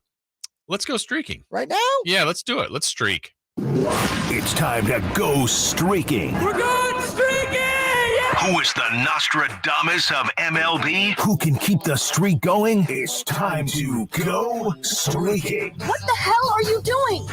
We're streaking. That's what we're doing, is we're streaking, and we are streaking. As a show, this has been impressive. If you've been following this along, we pick one player a day. They've got to get a hit. The catch is you then can't use the same player along this hitting streak. So Jay Mars and I, right? We both have the show record of 10. We've reached 10 and no more than that. It's been rare that we have multiple people on a hit streak, but we're in one of those grooves right now, Jay, where Carmichael Dave, myself, and you all going into yesterday, we're on hitting streaks of 6 consecutive days. Jeez. We're at 666. Well, we always said, too, we counted the other group. We did. Katie Christensen, Kyle Ledbetter, Nate Littlefield trio, who was also at 6. So who was at 6. They don't play every day, but when they play, they get hits. Yeah, they're good pinch hitters. Yeah, so we're at 666. They'll stay at 6 because they didn't pick yesterday, but the rest of us did. And we're going to start with Carmichael Dave, who is not here today. He's going through a migraine situation. Hopefully he'll be back and ready to go tomorrow. So he was at 6 to see if he could be the first one to push us to 7. Well, he didn't even get a chance, unfortunately. He took Anthony Rizzo from the Yankees, and that was one of those games that was postponed yesterday. Yeah. And, look, that's a serious situation with the fires that are going on in Canada that are affecting, like the shots they had of Yankee Stadium, of Citi Field in New York, of some of Philly these other places. even too. Yeah, there's a WNBA game, a couple of baseball games postponed. We all can relate here. We had that. We've had too many fire situations. It looked the same look, Jay. Orange. Apocalyptic. Yeah, it just didn't belong. I know a couple years ago with Sac State, they had a football game canceled. Then the Causeway got moved to Reno. High school games were postponed. We had a couple of days here that was just, it didn't feel real. No, I mean, I was going to Sac City at the time for a lot of that, and we had classes canceled. Yeah. Like we could not Just be out brutal. there in the campus for more than 15 minutes. I can't remember the number, and someone will be able to. I want to say there's like a number like that's like once it's, and I'll say it's like 180, and if it's above that, it's like super hazardous if my range is right. And some of those. Oh, days you were mean over the 200s. same one that the A's had to play in Seattle a couple years ago, I believe, when MLB it looked apocalyptic outside. And That's fine. Yeah, you're the A's. Let's play. Yeah, come on, Mariners, you trash. So we will leave Rizzo for Dave, right? I Mhm. mean, because it wasn't. He didn't get a plate appearance. Streak isn't broken. It just stayed at 6. Next up was me. I had spoiler alert. You've heard this by now, but we've actually got audio to accompany this one. The phenom from the Cincinnati Reds, Ellie De La Cruz, going against Jay Mars and his LA Dodgers. I pitched yesterday. You did, and this is what happened when Ellie faced Jay Mars. 112-mile-an-hour double off the right center field wall, and he hammers this high and very deep to right and way out of here to the back of the sun deck. Ellie De La Cruz's first big league homer. Oh, it's a monster blast, and it ties this game at 2. So I made it to 7. Yeah. Yes. Oh, by the way, I also legged out a triple. No big deal. He did. Yeah, no big deal. And he's fluid. He's fun to watch, man. As hard as it was as a Dodger fan, shout out to Cincinnati, it's a great baseball town that has an organization that has been ran like complete trash. Yeah. To have some hope. Yes. It's a fun young team to watch play. Well, I mean, finally, like with these teams that then deal all these guys at some point to help another team get to. Sure. You've got to capitalize and get some prospects. Mhm. And I don't know if this is where he came from, but he's a stud. So he got me a hit to get to 7. But by the way, same game, Jay was like, I'm not messing around. I need Mookie Betts. Yeah. And Mookie didn't mess around. He led the game off with a homer. That's right, Well, baby. dinger, you knew you had your hit like in no time. Yeah, I saw the highlight on Twitter. I'm like, there I am. Yeah, I'm good. I didn't tune into the game till like 3rd or 4th inning, Yeah. but I'm like, all right, cool. So Dave stays at 6. He'll keep Rizzo. I go to 7. You go to 7. Man, pressure today. Less games today. Not as much to choose from for you and I. But I will go first on this one, Jay. And I'm going to go for, I don't know that I've taken a Giant this year. Oh, no, I think I took Wilmer Flores one time. I'm going to take a Giant. I'm going to take the young fella. And I'm going to take shortstop Casey Schmidt at Coors Field to get a hit. Casey Schmidt. For a hit. Out there in Schmidt's Creek. Yes. So I just need They're going to one. rename a Covey Cub to that, I'm telling you. I just need one from you, Casey. All See right. if you can extend my streak to 8. I am going to hook my wagon to Carmichael Dave's. I'm going to go to game 1 Yes. of White Sox Yes. Yankees. I'm going to take Rizzo. Okay. We have not had this happen yet either. So 2 streaks are going to extend or they're going to come to an end. All right. There's some judgment here that needs to happen. I think, obviously, if Rizzo for some reason doesn't play game 1, you get him in game 2. Sure. But if he plays game 1, that's the game that counts. Well, that's why I'm taking the first game. Okay. Mainly because of the pitching matchup. We haven't had this happen, but yeah, I think I know the answer. If Rizzo plays game 1 and he gets a hit and plays game 2 and gets a hit, you guys it's just the one game, correct? It's the game 1. Yeah. It's the okay. first game, unless, like you said, he doesn't play in game 1 and plays in game 2. That makes sense. Okay. Good work. So you guys either advance together. Go Yankees. Yes. That's the right attitude, Jay. That is the right attitude. Or we go down together. Or we go down together. Yeah. Bad We'll boys see. for life. Yes. All right. So we'll see how we do. 2 Rizzos and a Casey Schmidt to see if we can continue. 2 Rizzos and a Schmidt. Yes. to Walk continue into a streaking. bar. Yes. What happens next?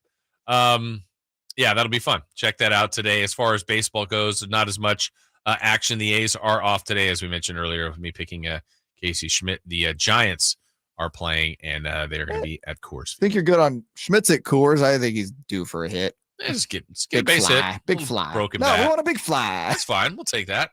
All right. We got another hour ahead. When we come back, we still got a mock a draft. We've got what to watch. We'll recap 3 in the key, but when we return, we got to look at this from Miami's perspective. Yeah, they're only down 2-1. They did lose home court. What are they feeling? What are they saying? We've got their reaction next on Sactown Sports at SactownSports.com. Are you ready to hear this on Sactown Sports? Hand off McCaffrey. Touchdown! San Francisco! Or how about this? Feels super, baby! The 5-time Super Bowl champions, and they're looking for number 6. Catch every Niners game during the 2023 season on your home for the 49ers. Sactown Sports.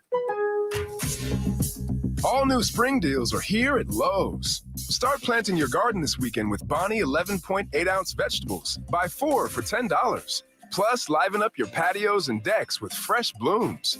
Select 1.5-gallon hanging baskets or 2 for $20. Lowe's knows spring. Lowe's knows home improvement.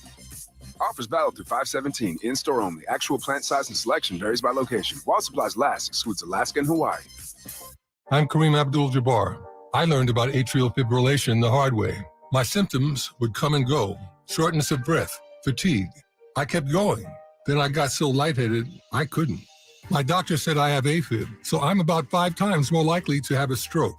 Other symptoms, irregular heartbeat, heart racing, chest pain can come and go, but the risk of stroke stays.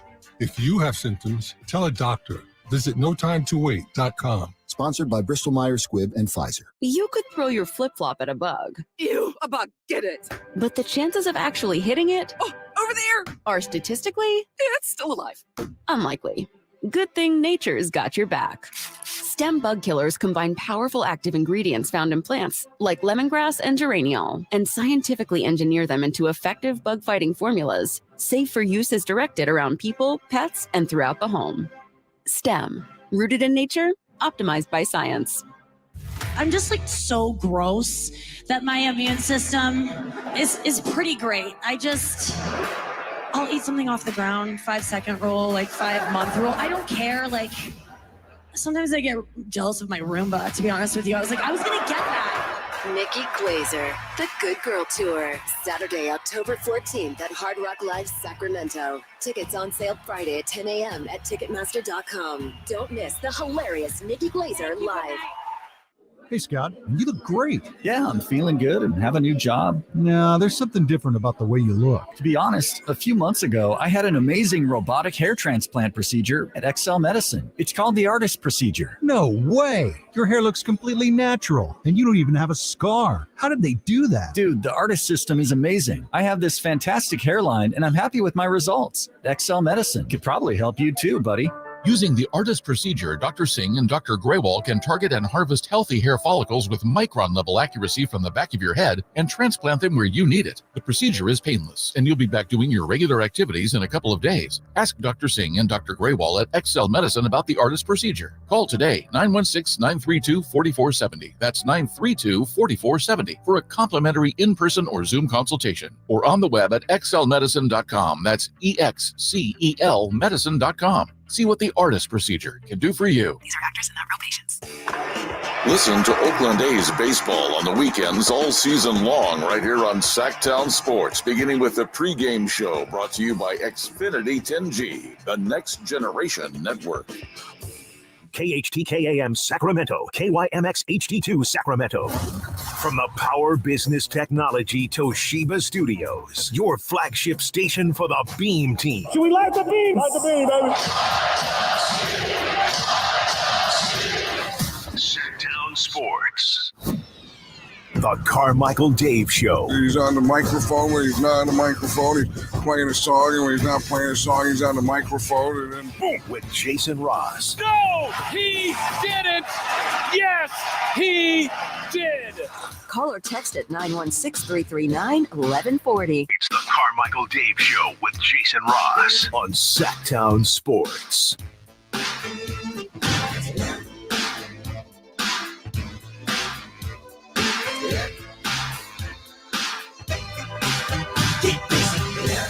Final hour of the show. Later on in this hour, Chris Watkins, Whitey Gleason, they will be in. Chris and Co. Watkins and Whitey. Whitey and Watkins. Whatever it might be. They're going to be joining us. A little celebrity birthday, some crosstalk. Hopefully they're bringing in their cards. I think the crosstalk will be dominated. By Prediction. Cards. Yeah. We'll get to celebrity birthdays, obviously, but I think that'll be more card talk than crosstalk. Yeah. And we brought in cards. Jay brought in you and I don't know, we started a thread. It was like, hey, let's bring in like 10 to 20, which I think we both brought in like 30 to 40. But whatever it is. And just stuff to peruse, see if anybody's interested. I don't remember as a kid how trades, like I feel like this is what I did, if I remember right. I had binders, and maybe I'd go to a friend's house and bring a binder or two, and then it was like, hey, I want that card. Hey, I want that card. And then it was just a trade. We did it in elementary school out at recess. And we would always just kind of bring stuff we thought were cool. It was more like, can you top this? Yeah. And then after the can you top this, it was like, oh, I really like what you have. Yeah. You want to trade? Yeah. I do remember this. I was pretty young, not as young as when I had the card and what I did to the card. But I had someone, I'm like, there was somebody. Did you put him on the bicycle spokes? I didn't do that, but I have a Steve Garvey signed card, signed by me.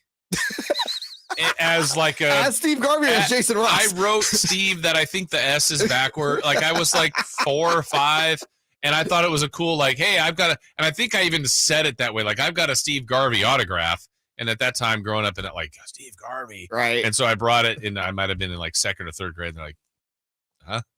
I go, yeah, this is Steve Garvey, but it's like in a red pen, and it's just terrible. You told me the story this morning of how you got fleeced as a young child, thinking that you were the fleecer. Well, and I was probably but you were the old. fleecee. I was old enough to know better. That's the problem. I would say I was in high school, maybe closer to 8th grade to high school, and I was a younger cousin, who lived up here. I was up here at that time, and they loved Mark McGwire. And I thought, okay, I collected him. I thought he was good, but this was he had a great rookie year, but I had that, what year is that? 86 Olympic Mark McGwire, 84, whatever it was. For those that don't know, that is the Mark McGwire card. That's like the rookie, right? But that's like the rookie / the most sought after Mark McGwire, and the USA team one. And there was a time where I had a buddy that was doing cards as well that would send self-addressed envelopes to players and get them. I'm like, oh, this is the thing, how you get autographs.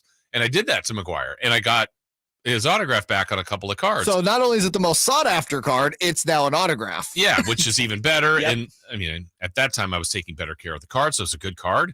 And he was interested in it. I'm like, oh yeah, I mean, it's Mark McGwire, it's a rookie, but what's that going to be worth someday?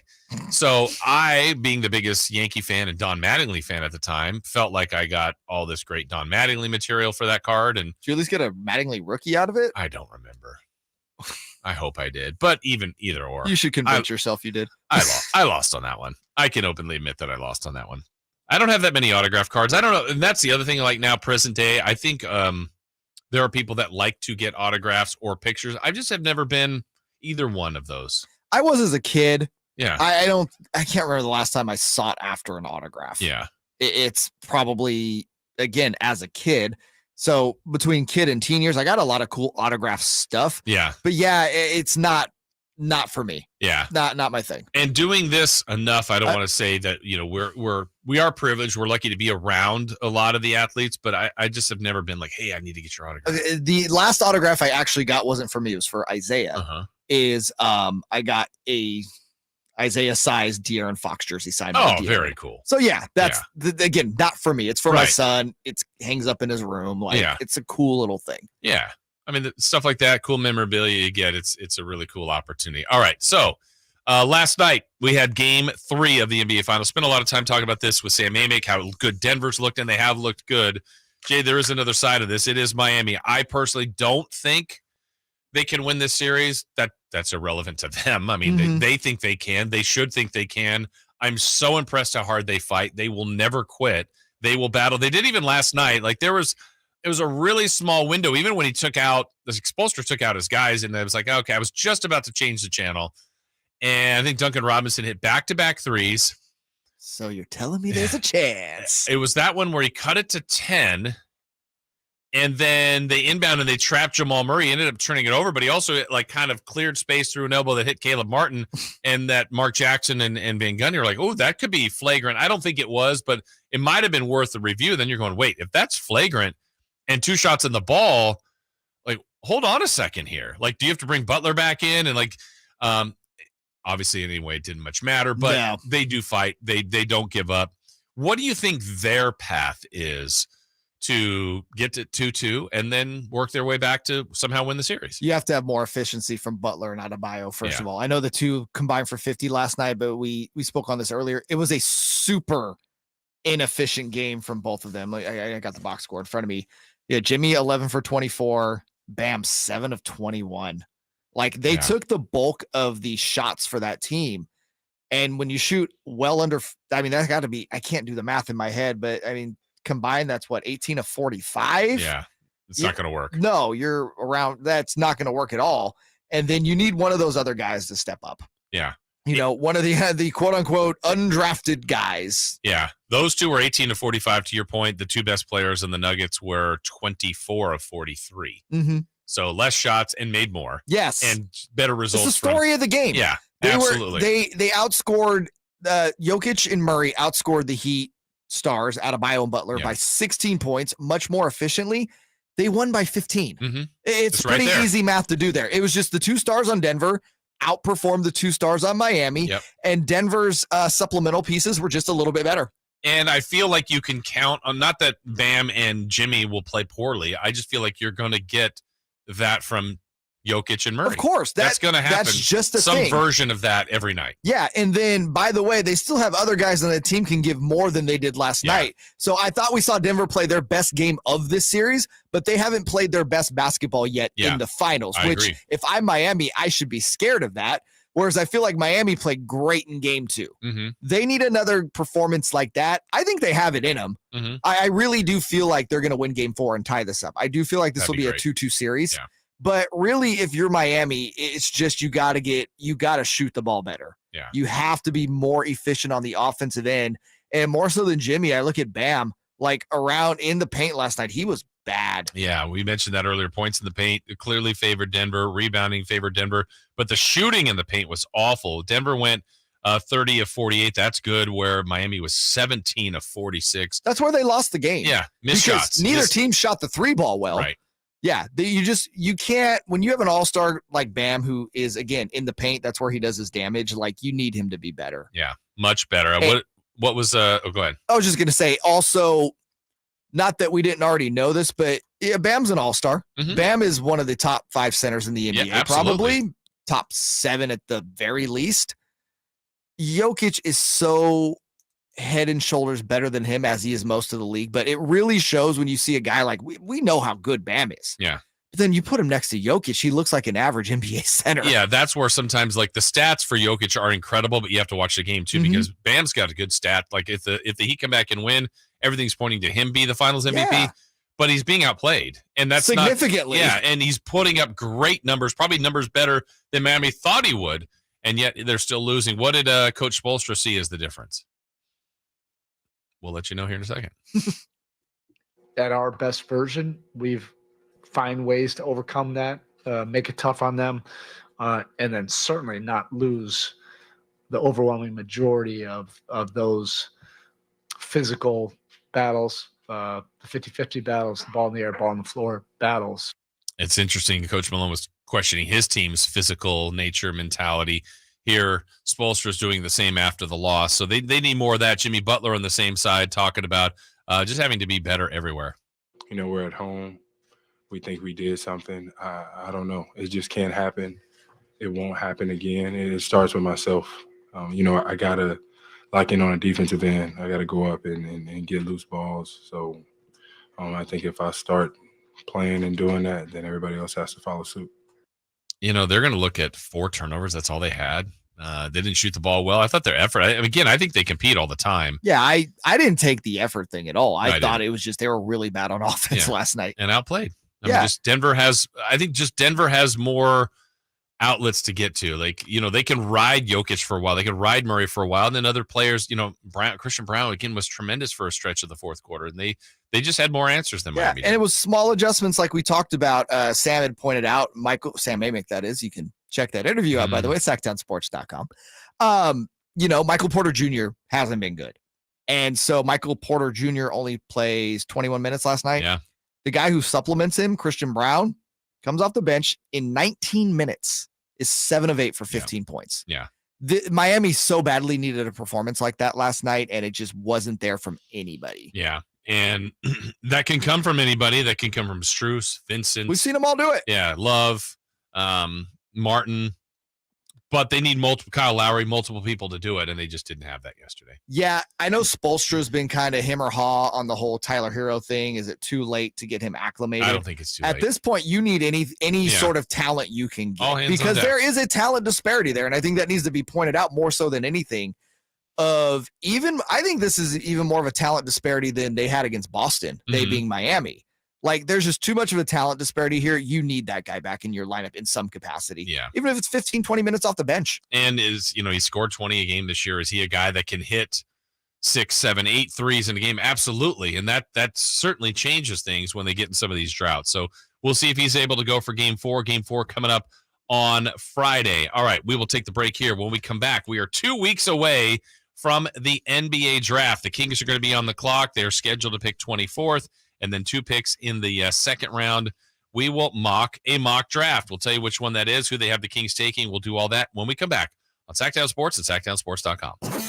Check out the Golf to Go Hour with Frank LaRosa every week on Sactown Sports. Get the latest on equipment, area courses, people who play the great game, and plenty of good conversations about golf. It's the Golf to Go Hour every week with Frank LaRosa on Sactown Sports. Golf to Go is brought to you by the Hagen Oaks Golf Super Shop, America's most awarded golf facility. Naturewood Home Furnishings, where it's all about choices and always about quality.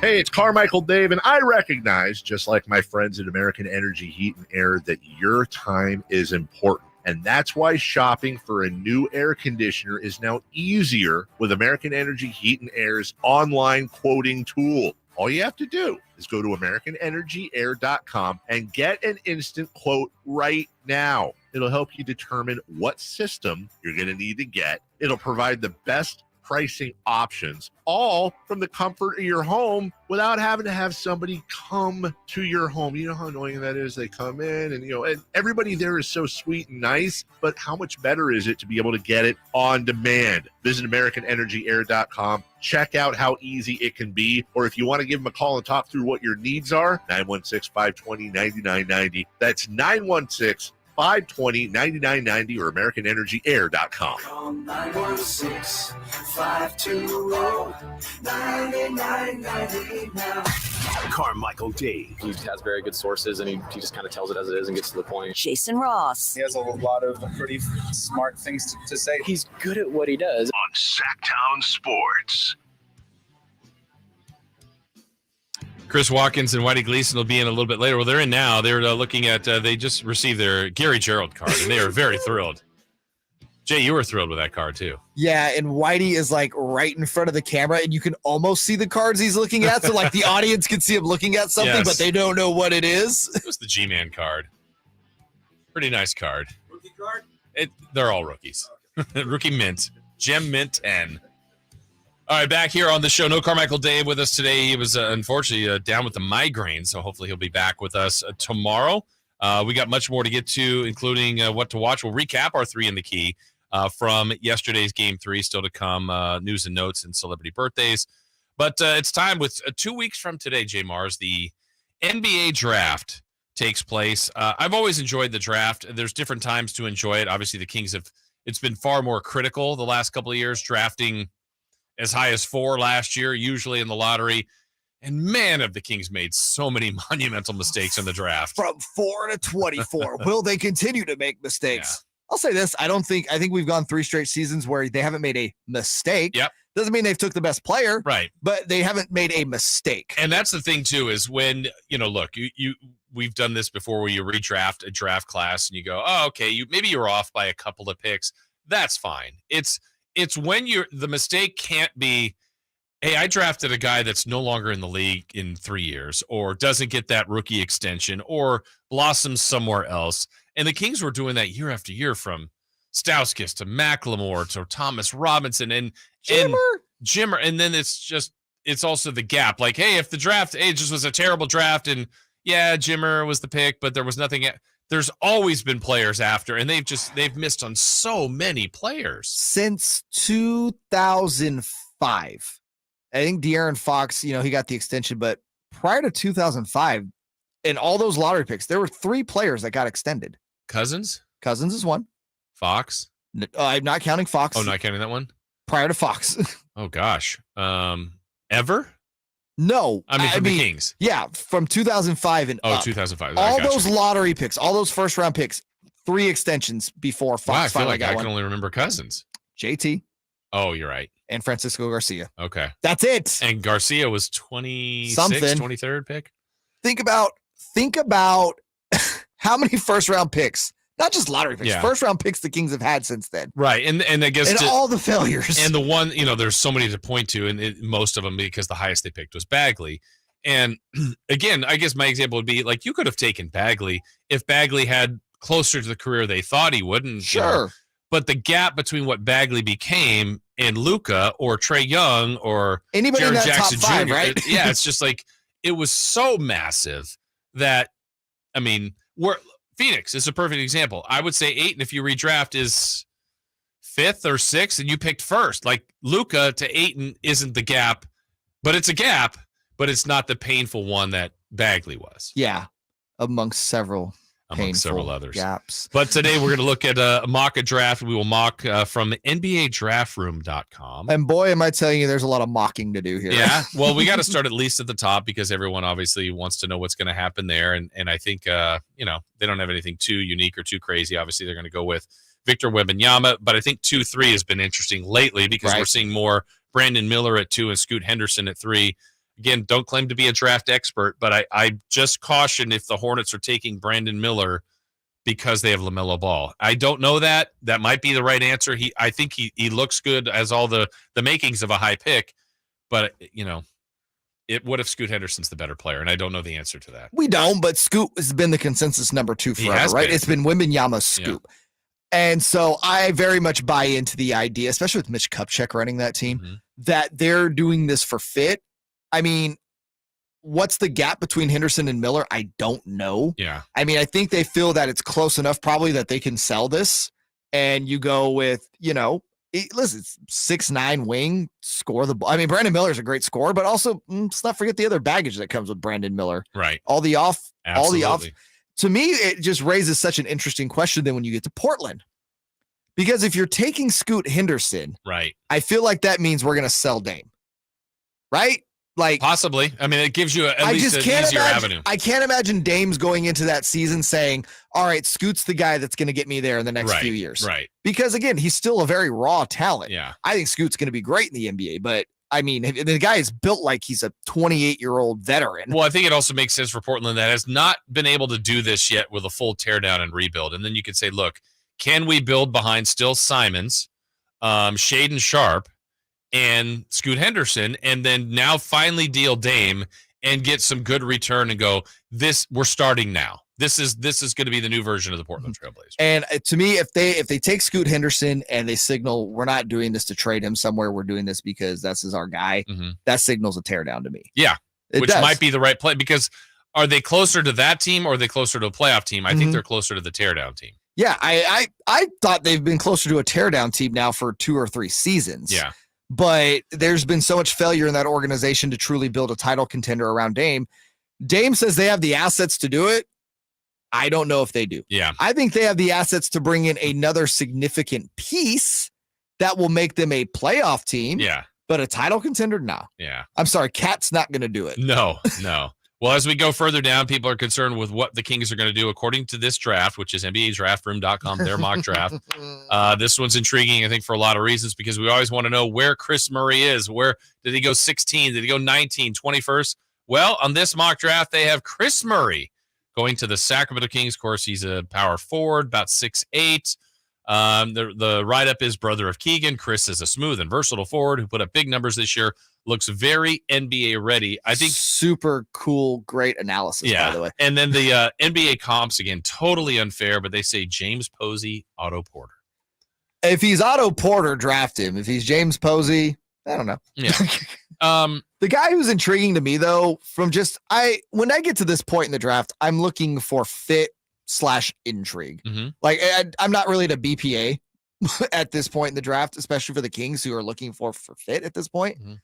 At 25, James, I always mess this up. Najee, center, 6'10", 7'7" wingspan, and good length, quick off his feet.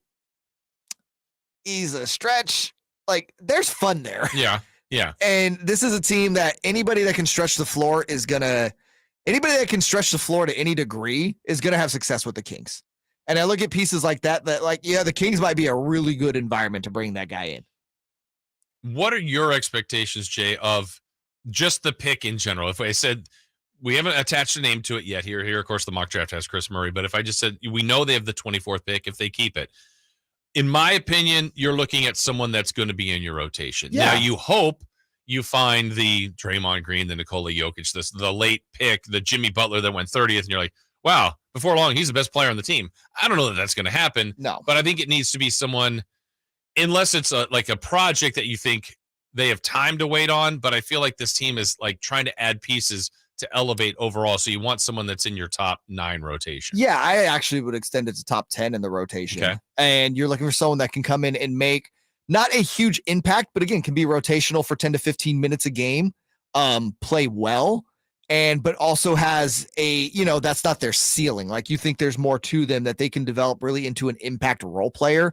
So that's always the ceiling to me. If you can find someone in the 20s that just becomes a good role player, throughout their career, fits in where they fit in, does a job, a Trey Lyles-esque. Mm-hmm.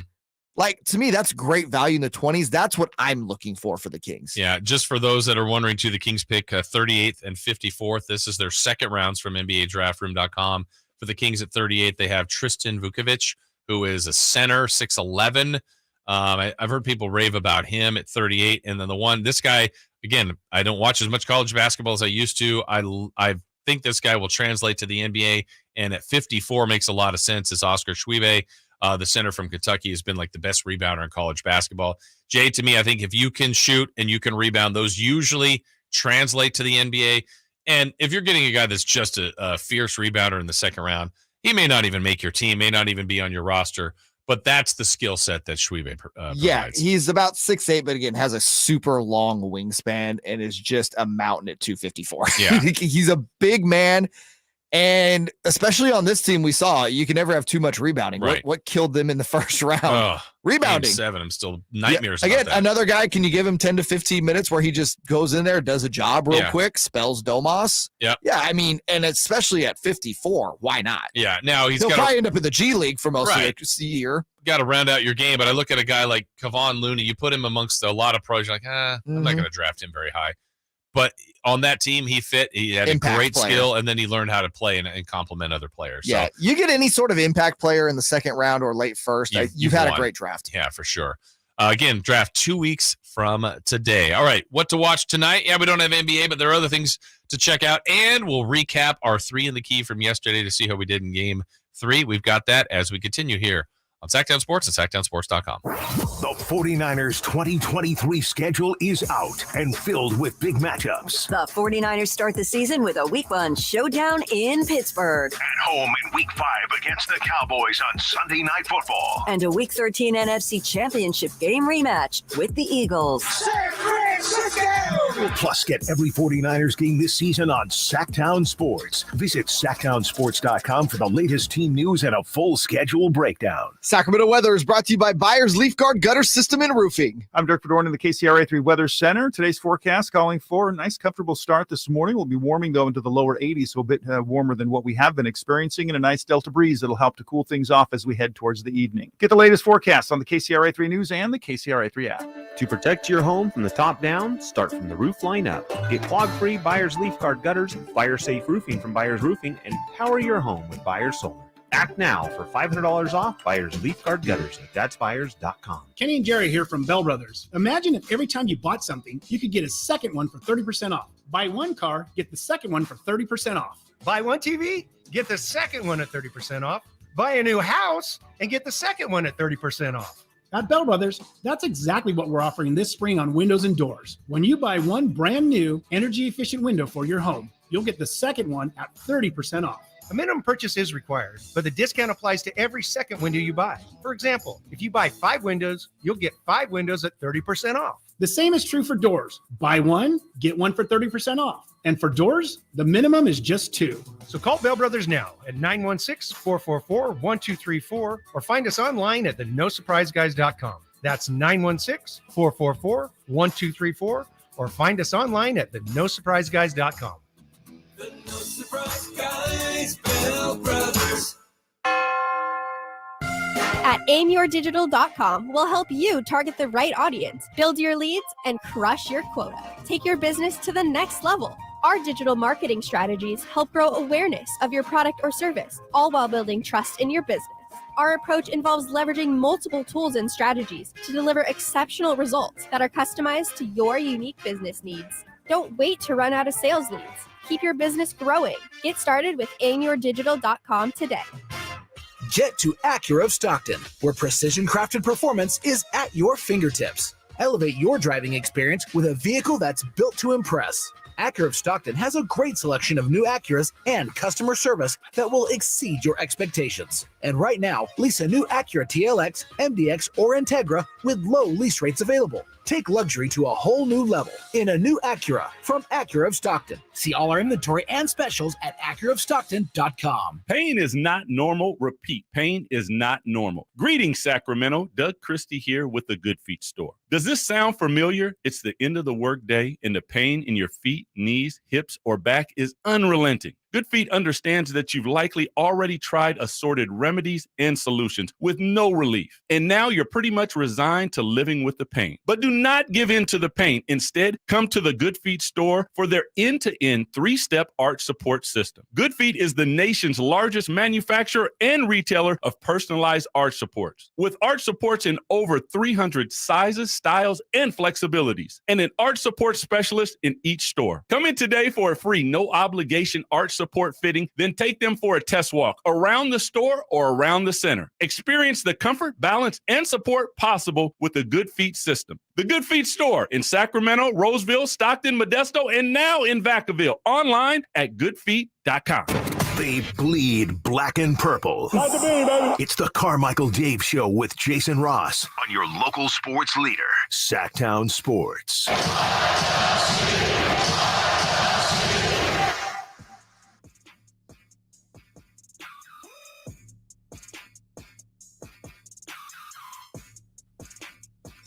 Jason Ross, J. Mars back here. We will have Chris Watkins and Whitey Gleason in our final segment. They've been checking out our cards, which has been cool. As we continue here tonight, no NBA Finals. Got to wait. Maybe you can do some scouting. Do some scouting on your drafts. You can watch the Stanley Cup Finals. It's Game 3. That's a 2-0 Vegas Golden Knights with the lead. We got day baseball today with the Giants and the Rockies. And maybe Carmichael Dave's Florida State Seminoles can even up the Women's College World Series. God, I don't know that they will. Oklahoma's only lost once. I was trying to tell him that yesterday. Like, they're Oklahoma, juggernauts. Really good. Yeah. I did watch that. I told you at the end. I watched after the basketball game, watched the last couple of innings of that. And Oklahoma's dominant. I can't remember. I think they won their 51st or 52nd in a row there, whatever, and won. It's a hell of a streak, whatever it is. It's awesome. I mean, I appreciate that. I mean, I think it raises the level of other programs. Like when you've got greatness, like when Stanford was winning all those women's games, or UConn, or back in the day when UCLA was winning all the men's basketball games. I appreciate a good streak like that, a dominant team. And then you want to knock them off. I mean, I think that's the charm, is when someone can finally do that. Yeah, no, it is great. It's what we always talk about. It's as much as you hate seeing the juggernauts, it's like, they win every year. Yeah. When someone finally beats him, it's what like an achievement. It's a super achievement. I mean, I know the majority of the best players were hurt, But when the Raptors beat the Warriors, it didn't matter that Durant and Clay were hurt. You were still like, oh my God, somebody finally beat the Warriors. Yeah. Well, and I still say I don't know how the Warriors feel about it, but the year they won 73, that fact that they blew the 3-1 finals lead, I think that's LeBron's greatest championship. I think that's one of the greatest championships that's ever been won.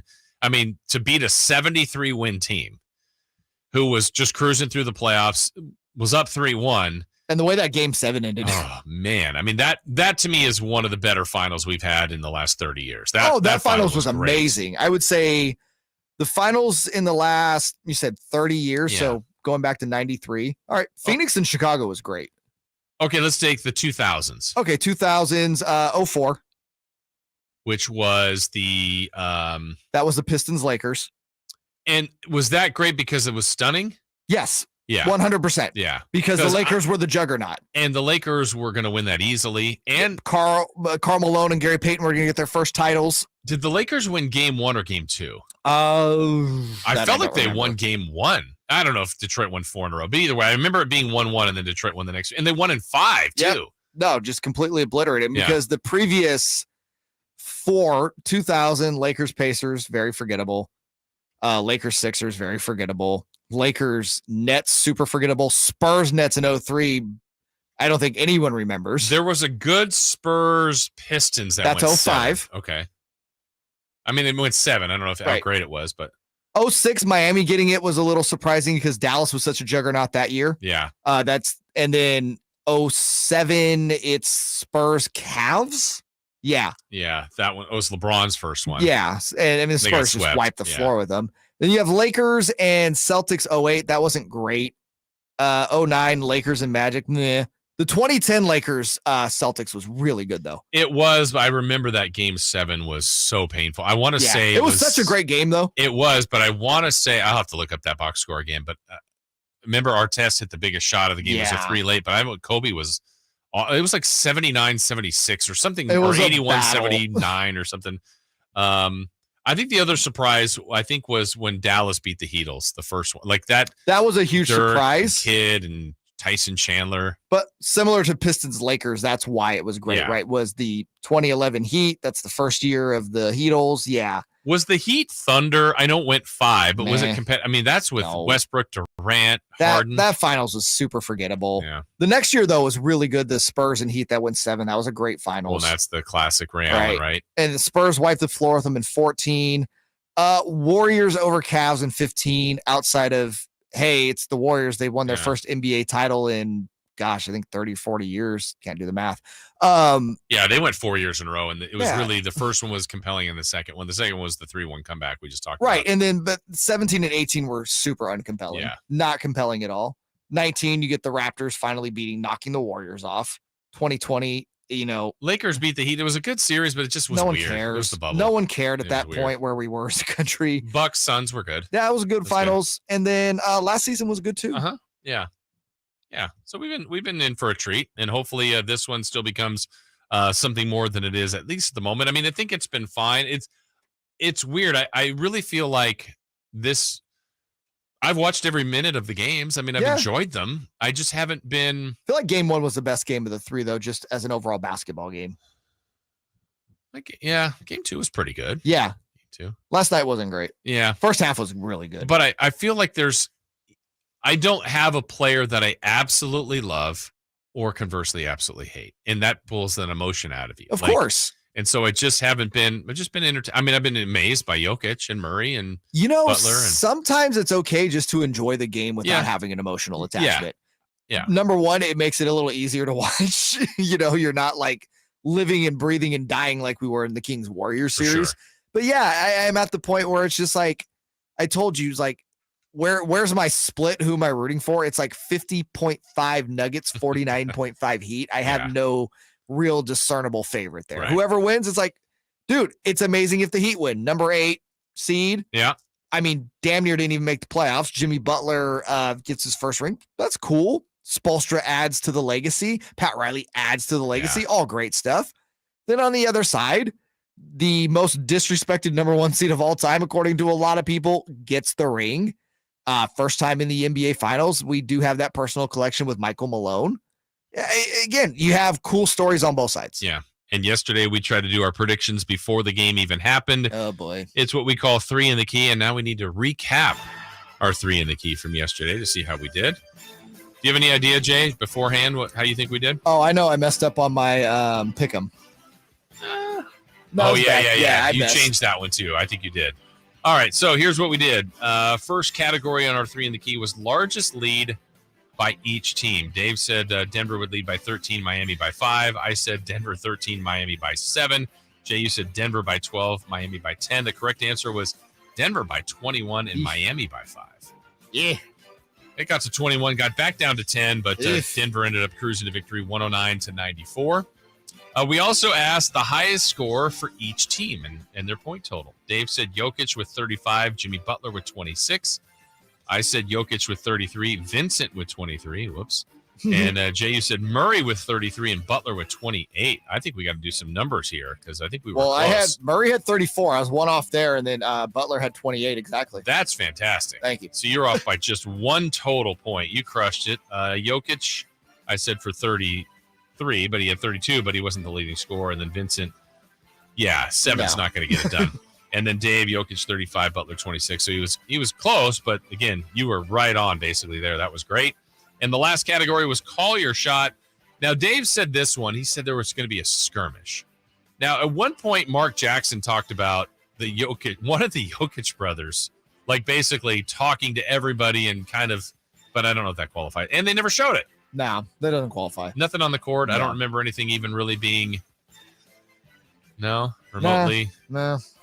Couple knockdowns. I think the biggest skirmish was between Mark Jackson and Jeff Van Gundy when Mark Jackson reminded him, hey, it used to only be 2 announcers. That was pretty funny. AKA, if it were 2 announcers, I'd be the guy you wouldn't be. They kind of got after each other for a little bit. A couple things. They went after Breen, too. That was good.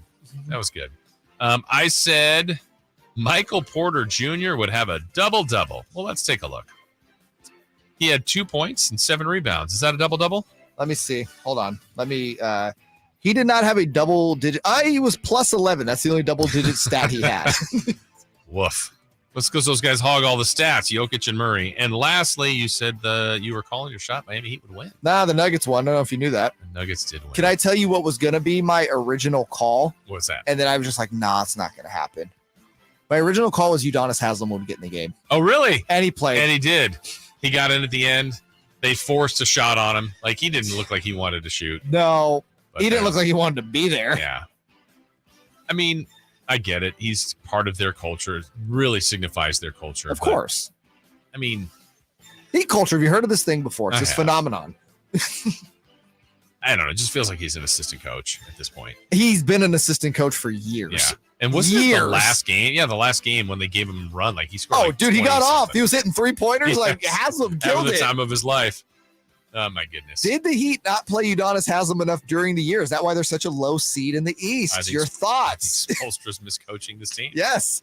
Not using his personnel properly. I know. All right, I'm excited for the next segment. I am too. Final segment, we do have a little crosstalk as Chris Watkins, Whitey Gleason, they are in. We also have celebrity birthdays, which, of course, brought to you by Crumbl Cookies. We'll have all that and more when we come back right after this on Sactown Sports. It's Cattles and Rami. Because you pick a team to lose a series, you're disrespecting that team. It's so stupid. What am I supposed to do? Not pick a winner and a loser? Yeah. So, you know what? I respect everybody. Everybody's a winner, Nick. You know what? You're a winner if you have this life. You know, not a lot of people are born, Rami. I mean, you have a 1 in 30 billion shot of being born on this earth. Wait, is that an actual stat? Only 1 in every 30 billion souls? Yes. Comes to creation. There's a lot of swimmers, dude. Cattles and Rami, weekday afternoons from 2 to 6 on Sactown Sports. Hey, Scott, you look great. Yeah, I'm feeling good and have a new job. No, there's something different about the way you look. To be honest, a few months ago, I had an amazing robotic hair transplant procedure at XL Medicine. It's called the Artist Procedure. No way. Your hair looks completely natural, and you don't even have a scar. How did they do that? Dude, the Artist system is amazing. I have this fantastic hairline, and I'm happy with my results. XL Medicine could probably help you too, buddy. Using the ARTIS procedure, Dr. Singh and Dr. Graywall can target and harvest healthy hair follicles with micron-level accuracy from the back of your head and transplant them where you need it. The procedure is painless, and you'll be back doing your regular activities in a couple of days. Ask Dr. Singh and Dr. Graywall at Excel Medicine about the ARTIS procedure. Call today, 916-932-4470. That's 932-4470 for a complimentary in-person or Zoom consultation, or on the web at excelmedicine.com. That's EXCEL medicine.com. See what the ARTIS procedure can do for you. These are actors and not real patients. Nick Cattle's reminding you that not all grills are created equal. Start your grilling season right with the amazing Napoleon Prestige line of outdoor cookers from Green Acres Nursery and Supply. My Napoleon Stainless Steel Pro Series gas grill, it's turning me into a pro. Just ask my friends that came over a couple weeks ago for my get-together. Napoleon Grills features other grills that just can't match. Built different, built better, built to last. I may never want to cook indoors again. All made with premium steel that boasts absolute quality. Go to Napoleon.com for your nearby Napoleon Grills dealer. Napoleon Grills, now is the time for the best selection of grills and fine accessories. Your health is important, so keep yourself and your family covered with Medi-Cal. Medi-Cal renewals will be happening soon. So if you have Medi-Cal, make sure you don't miss any important renewal information. If you've moved in the last 3 years, check and update your mailing address, email address, and phone number. Learn more at keepmedicalcoverage.org. That's keepmedicalcoverage.org. Paid for by the California Department of Healthcare Services. Yeah, I'm so stressed. Our business is growing. We've got people all over now. Ooma. What is that? Meditation? I'm recommending the Ooma cloud phone system with auto attendant and more than 50 features. Ooma? Yep. Switching to Ooma is a cinch. Just $24.95 per month per user, plus taxes and fees. Ooma. Now you're feeling it. Find small business calm at ooma.com/radio. That's OOMA.com/radio. At the United States Postal Service, we're reinventing our network to help keep your business moving. With new shipping options to deliver better value, greater flexibility to conveniently reach your customers, more confident shipping with new informed delivery features, and new electric vehicles for a cleaner, brighter future. Fast, reliable, perfectly orchestrated. The United States Postal Service, delivering for America. Learn more at USPS.com/moving forward. Take as little as 3 minutes to see if you could save on motorcycle insurance with Progressive. Come on, you've spent more time than that trying to name your bike. How about the Crusher? I guess it's not really crushing anything. The Silver Bolt? No. Oh, what about Pepper? Mysterious. Is it a pet or a condiment? Surprise! It's a motorcycle. No, that's stupid. Get a quote in as little as 3 minutes at Progressive.com. Progressive Casualty Insurance Company and Affiliates. At Wells Fargo, if you accidentally overdraw your account, we give you an extra day grace period to avoid the overdraft fee. What if everything came with an extra day? Sunday night and I have the Sunday scaries. Honey, don't be scared. Every weekend comes with an extra day now. All right. TGI Sunday. It helps to have an extra day. When it comes to overdrafts, you can with Wells Fargo. Visit wellsfargo.com/getextra to learn more. Terms and conditions apply. Subject to timing requirements and the bank's funds availability policy. Wells Fargo Bank N.A. member FDIC. It's time for the news of the day. The latest headlines, the biggest stories, hard-hitting analysis. Yeah, this is none of those things. And now, here's Carmichael Dave and Jason Ross. Oh, geez.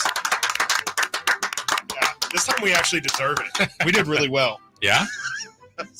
All these cards are great. Back here, final segment of the show. No Carmichael Dave today. He's unfortunately dealing with migraines. I don't think he wanted to be in our baseball.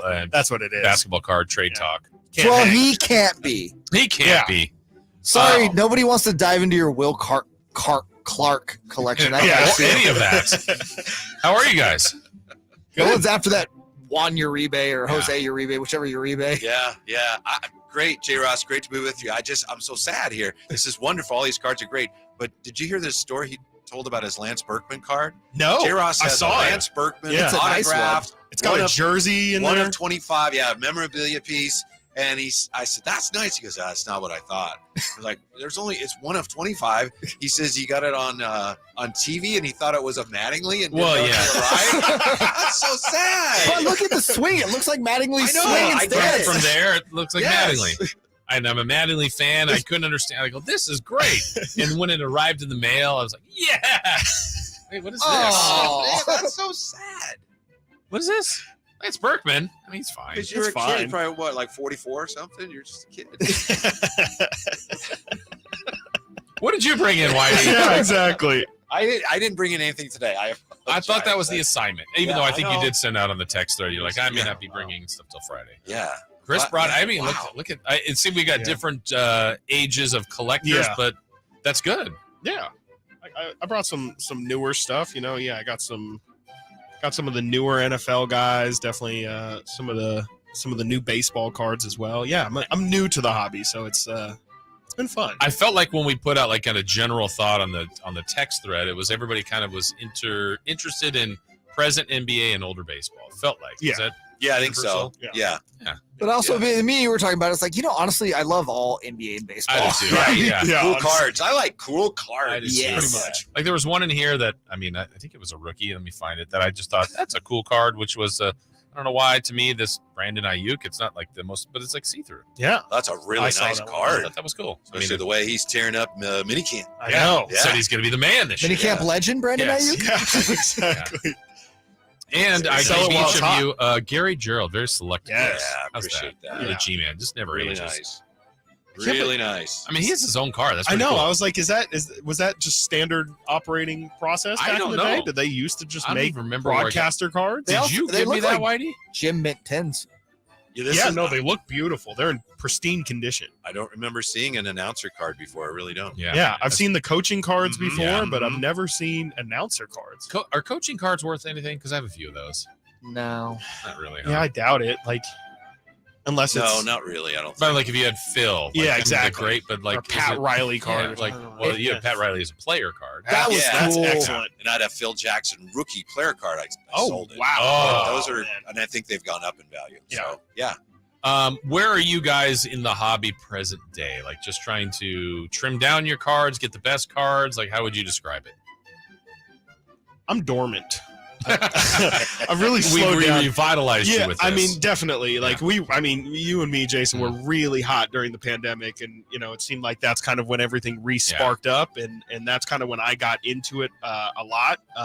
And since then, I've really cooled down because it frankly got way too expensive. It can. And I was getting a little obsessive. I was going to like 4 Targets a day, Right. going to Walmarts. I was figuring out what days they restock, and I was like, I should probably take a step back. Yeah, This is a one bit of the much. days I remember, like I was in a line. I'm like, am I doing this right? Yeah, I was in the line at Target, like waiting to get, like they literally had 4 cards way behind this. I'm like, I don't know if I'm doing this right. Yeah, but I did. I waited. I am in strictly trade mode right now. Yeah. I don't have the cap space to acquire new players. Yeah.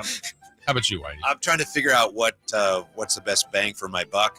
Like you said, there was a time not that long ago during the pandemic or right after, and you had to wait in line to get cards, and now they're everywhere. So what about the value? You can get them, but they're not worth as much. So how do I get the most value for what I'm going to spend on cards? That's what I'm trying to figure out. Yeah. But it's so hard not to just go buy cards and I open know. them because it's fun. It's so fun to just rip open packs. I think like that's the part that's like truly addicting for me, and like there's just no better feeling than ripping a new pack. And I know I've never been this person, but I know there are people that literally would see that box of cards that's available, they buy it, and then they hold on to it. Yeah. I'm like, yeah.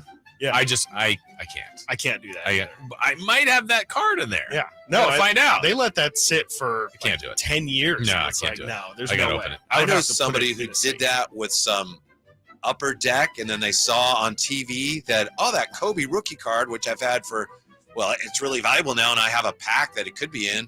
Let me go check in my garage. I've had it in there for 20 years, and it was in there, and it was him. Yeah, but right? I didn't know I had the pack. That was it.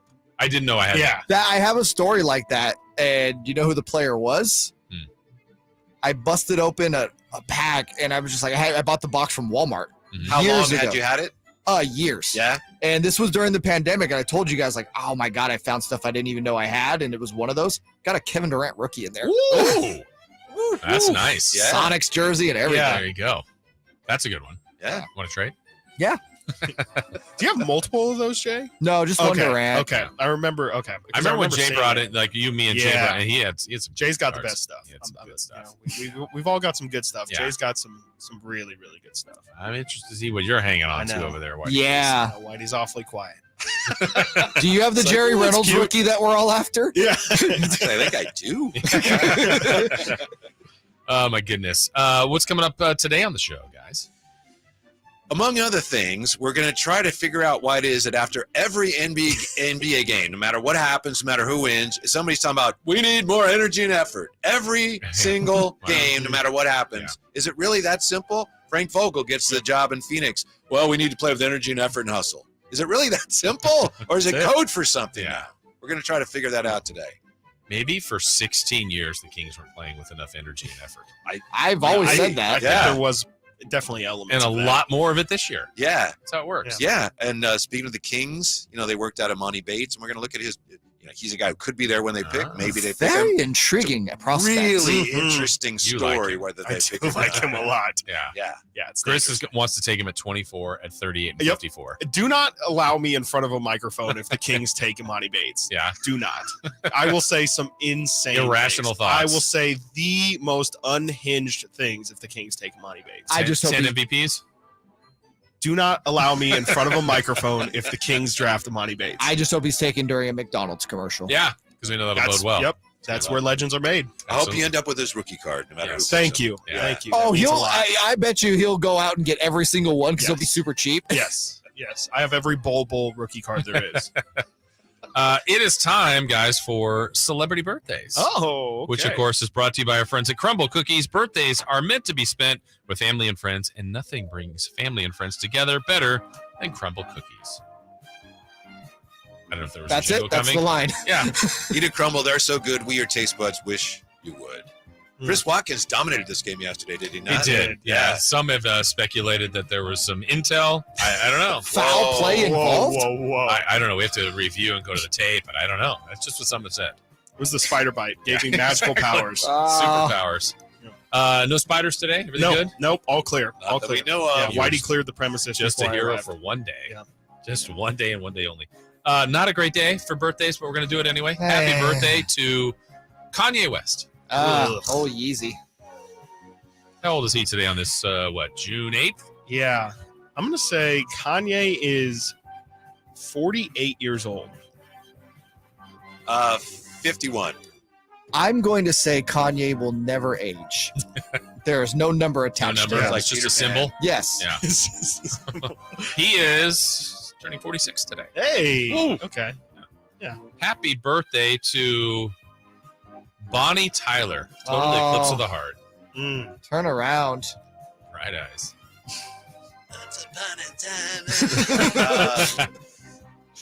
No idea. Yeah, she's 67 today. I was going to go 65. Okay. I was going to say 72. We have a correct answer. Really? The one who doesn't know who Bonnie Tyler is, 72. Damn him. How's it going? He's good at this. That spider bite is just lethal in many ways. I mean, again, I'm slim picking here. Happy birthday to Nancy Sinatra. Oh. Okay. Is this Frank's daughter? Is this Frank's wife? daughter. Okay. Oh. She must be 83. 78. Oh, that's what I was going to say. I'll say 76. We have a correct answer. If it's 76, I'm quitting the game. 83. boy, How about okay. that, Whitey Gleason? Happy birthday to Keenan Ivory Wayans. I was hoping Keenan Thompson. He never ages. He doesn't. He really doesn't. Neither does Keenan Ivory Wayans. That's a good point. Man, I'm trying to figure out which Wayne's brother this is. The oldest one. The oldest okay, one, the oldest one. That helps. Was he in Juana Man? I think so. He might have been. I haven't seen that movie in a while. Yeah, okay. The oldest Wayne's, we'll say, is 57. I think he's older than that. I think Could he's be. like 65. 62. We have a correct answer. 65. Yeah. Mars. Come on. I'll say he was not like super young when he made A Living Color. Happy birthday to Kobe Carl. George's son. Salty George. Yeah. Light day, huh? Yeah, I told you. Having to go to Lakers people's legend kids. Kobe Carl? Sure. Yeah. Named after who? Carl Anthony Towns. Not named after Kobe Bryant. Kobe Dietrich, his former Spurs teammate, I believe, is who he named. Really? Yeah. Did Not not Kobe know? Bryant? Yeah. Okay. Yeah, it is with the C. Yeah. COBY, I believe. Yeah. How old is he, Kobe Carl? 42. Nah, he's like 46. Head coach in the G League? Correct? He was, Yeah. 50. 40. Oh. 40 for Kobe Carl. Good for him. We'll end with Anthony Simons. Oh, wow. Penny's son. Yeah. 26. 25. Right. We got the 26. We got a 25. This is big. This is for the championship. Yeah, this is for the championship. I'll go 26. You were 26. You were 26. Yeah. And you were 25. Yeah. 24. Oh, wow. How about Anthony Anthony Simons? Good work, Good Jay for Mars. you. Young man. Got Good paid. for you. All right. Well, that is it for us, but we've got so much more coming up here on Sactown Sports. We've got Chris Watkins, Whitey Gleason coming your way next. Thank you, Jay Mars. I'm Jason Ross. Hopefully, we got Carmichael Dave back with us tomorrow. Until then, keep it locked right here to Sactown Sports and SactownSports.com. See ya. The King season might be over, but Sactown Sports coverage